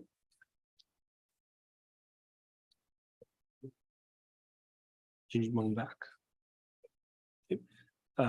Anything else, Councillor Gerlich? Councillor Anderson. Thank you. I'd like to call a committee of the whole meeting for September 19th at 9:30 a.m. I'd also like to schedule one. So that's committee of the whole September October- 19th for September 19th. Sorry, September 9:30. 19th. 9:30 a.m. I'd also like to schedule one for October 17th at 9:30 a.m. so that we have those dates well in advance. Councillor Kapitanek. Just to confirm with Councillor Wallach, did you attend meetings? 21. Sorry. September 21st. Sorry, ARTED. ARED. A red meeting for September 21st. I don't know if I've ever been able to change that. Do we have dates of budget meetings for September, October?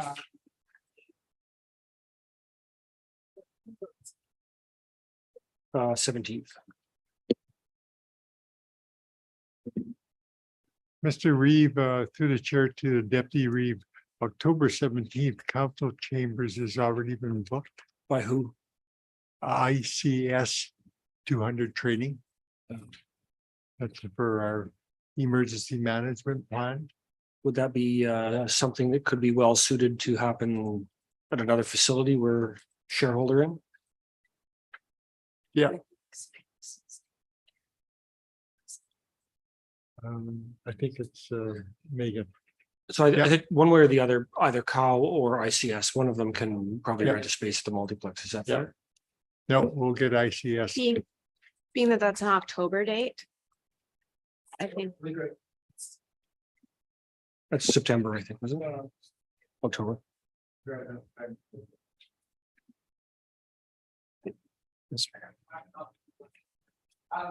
Yeah, with respect to administration, would it be pleasing to have a budget and finance meeting on the 26th of September after MPC?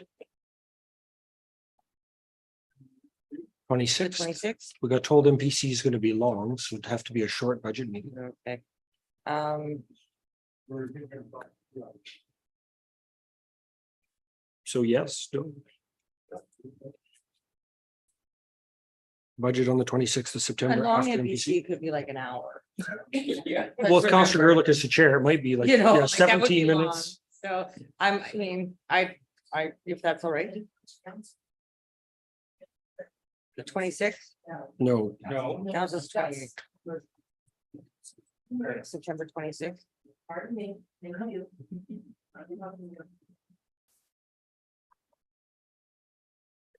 October.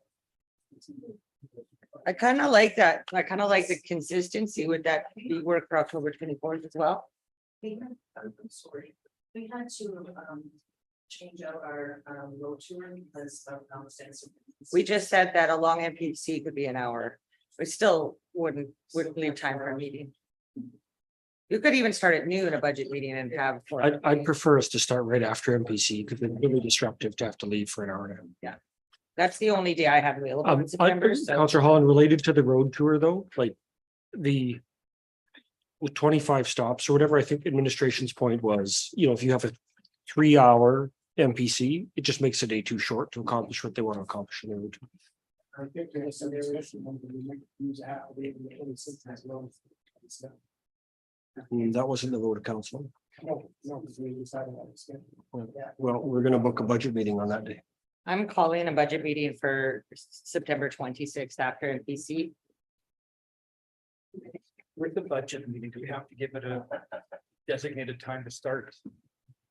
I thought it was gonna be booked. Say for 10 o'clock. I'll say, 10:30? you know what, with a break. I'll say 11. Okay. I'll say 11 AM budget and finance. If we start late, it's because of MPC. Okay. Is that all right? Administration. Well, I'm sure they can. The CEO said, yeah, we could. Yep. We'll see. Okay, so let's get back to one conversation. Are we good on Tuesday, the 26th? We've got MPC at 9:30 and budget at 11, road tour on the 27th at 7 AM or 6:30 AM or wherever you guys are And starting. if you wanted me to do October, like I said, I would be willing to schedule budget and finance on the same 24th. After Okay. MPC. If that works.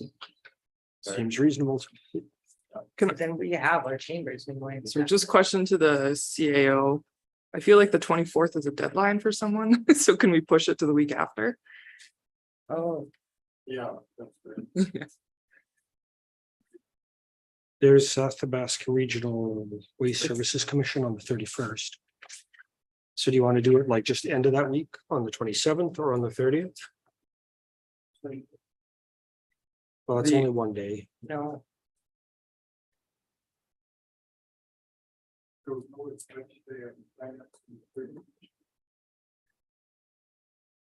Looks for me.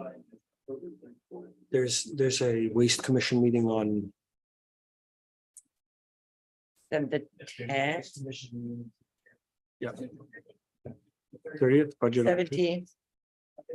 Monday, the 30th for budget and finance. Yeah,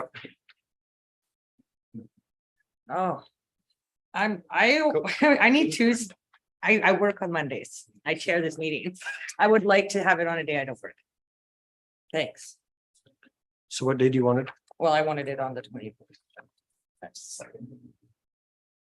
So ultimately, though, the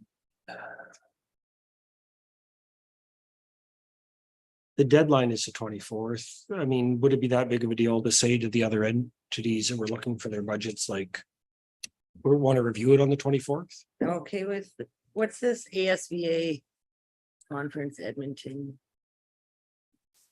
What's That's the ASVA? Alberta Summer Village Association. Okay, because I'm fine with the Thursday, the 19th. I'm fine with the 12th, like Thursday, the 12th.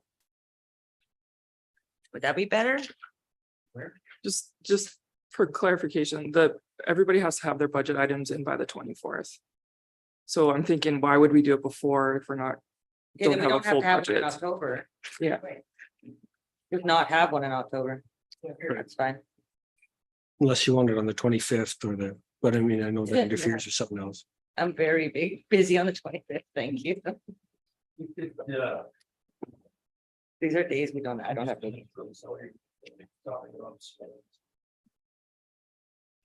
I think that's too I much. think what I they're think it's, saying is they want to have it after. I think it's too everybody much gets for us their to budget ask stuff. all the other municipalities to move because there's 14 or 8 municipalities or something. So we'll have one more in September.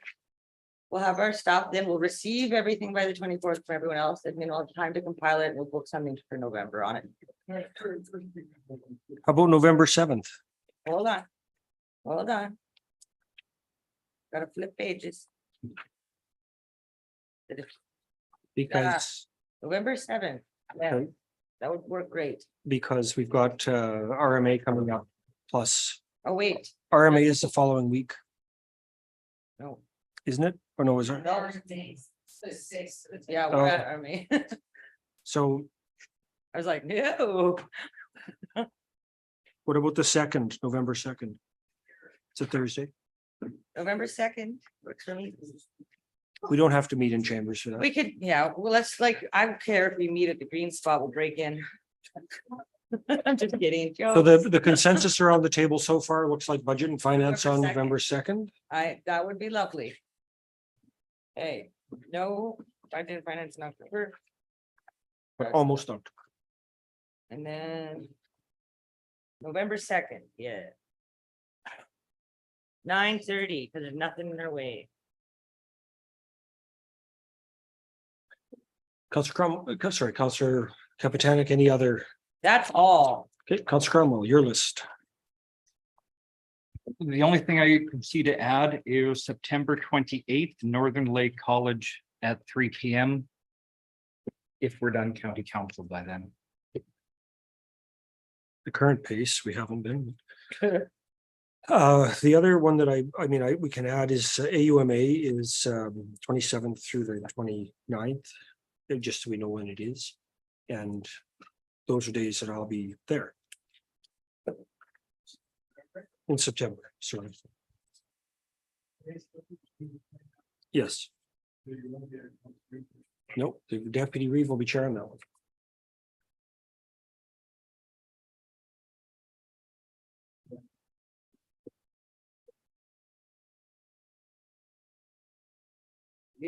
So you have to change the public hearing script. No.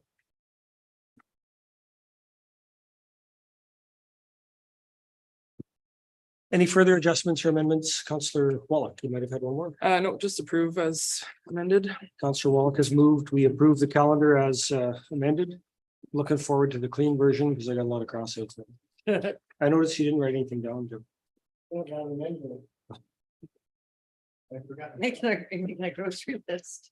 So there's lots of those. On It's fine. the question of the adoption of the motion to approve the calendars as amended, all those in favor?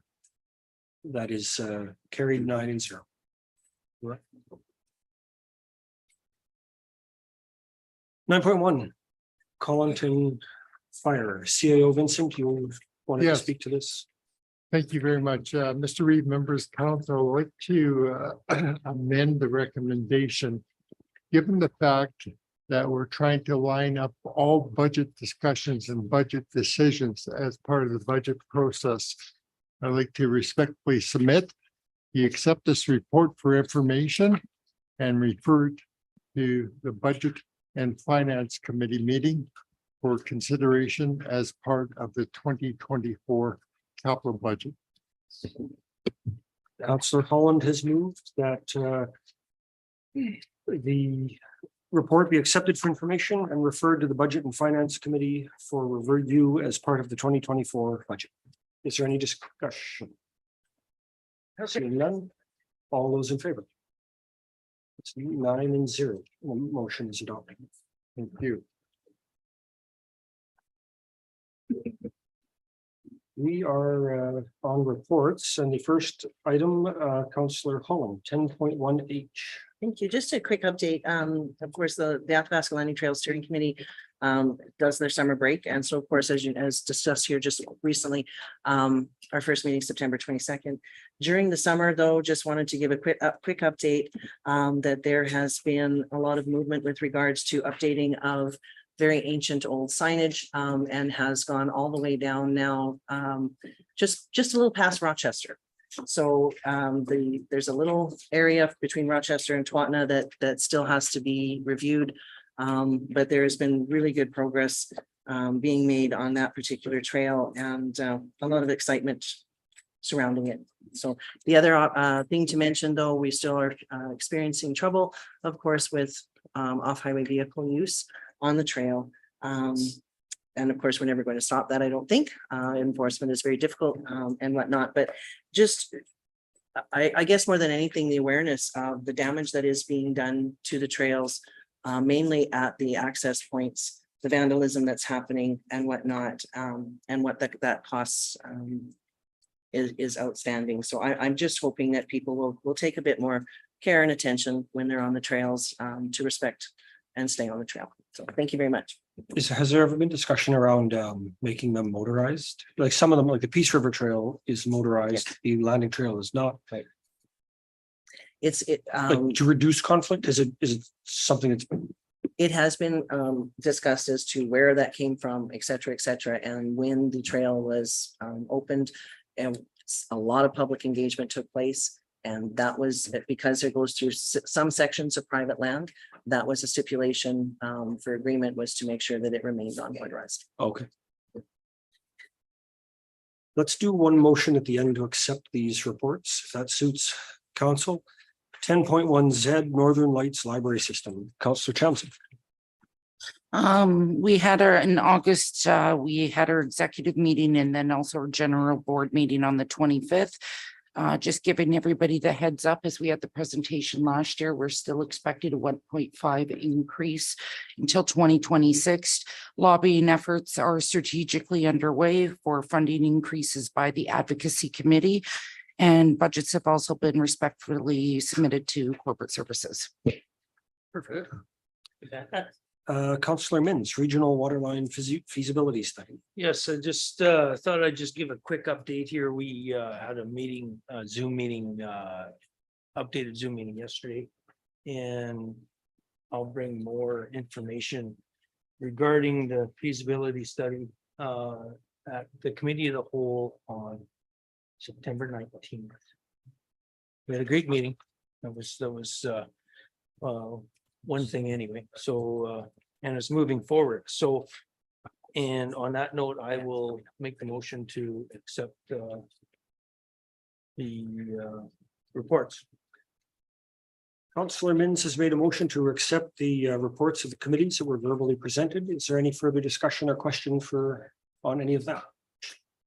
Seeing none, on the question of the adoption of the motion to accept the reports. All those in favor?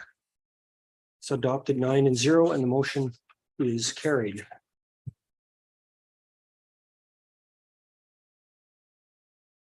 We are getting to number 11. Well, before you do, just based on, we've got two items in closed session. It seems reasonable to me and maybe kind of appropriate probably that before we go into closed session, we council consider a motion to strike a subcommittee to consider the recommendations of the investigators report that's in 11.2. And that the subcommittee be comprised of those members of council who are not subject to the complaint, and that the subcommittee make a recommendation to council on what, if any, sanctions are appropriate. Now, I float that to you to see if anybody's willing to make a motion to have the subcommittee be able to discuss that again once we get there. Councillor Wallach has moved. I'll read it again. That council strike a subcommittee to consider the recommendation of the investigators report in 11.2 And that the subcommittee be comprised of those members of council who are not subject to the code complaint. And that the subcommittee make recommendations to council on what, if any, sanctions or outcomes are appropriate. Discussion? Councillor Holland. Thank you. In my opinion, I believe the investigation was thorough and complete. I am in. We've been given the recommendations. They're solid recommendations. I believe we've spent enough time, effort, money, etc. on this topic and do not feel that dragging it out any further is necessary. Any further discussion? Seeing none on the adoption of the motion to strike the subcommittee as proposed in the motion, all those in favor? Opposed? Sorry, get your hands up so I count. Opposed? So we got 3, so 6 and 3 and the motion is adopted. It's in order to take a motion to enter closed session. Councillor Minns has moved. All those in favor of entering closed session for the purpose of discussing section number 11.1, 11.2 under sections 23 and 16 of the 45. That is adopted 9-0 and the motion is carried. We'll break for 30 seconds while we shut off the recording and call department.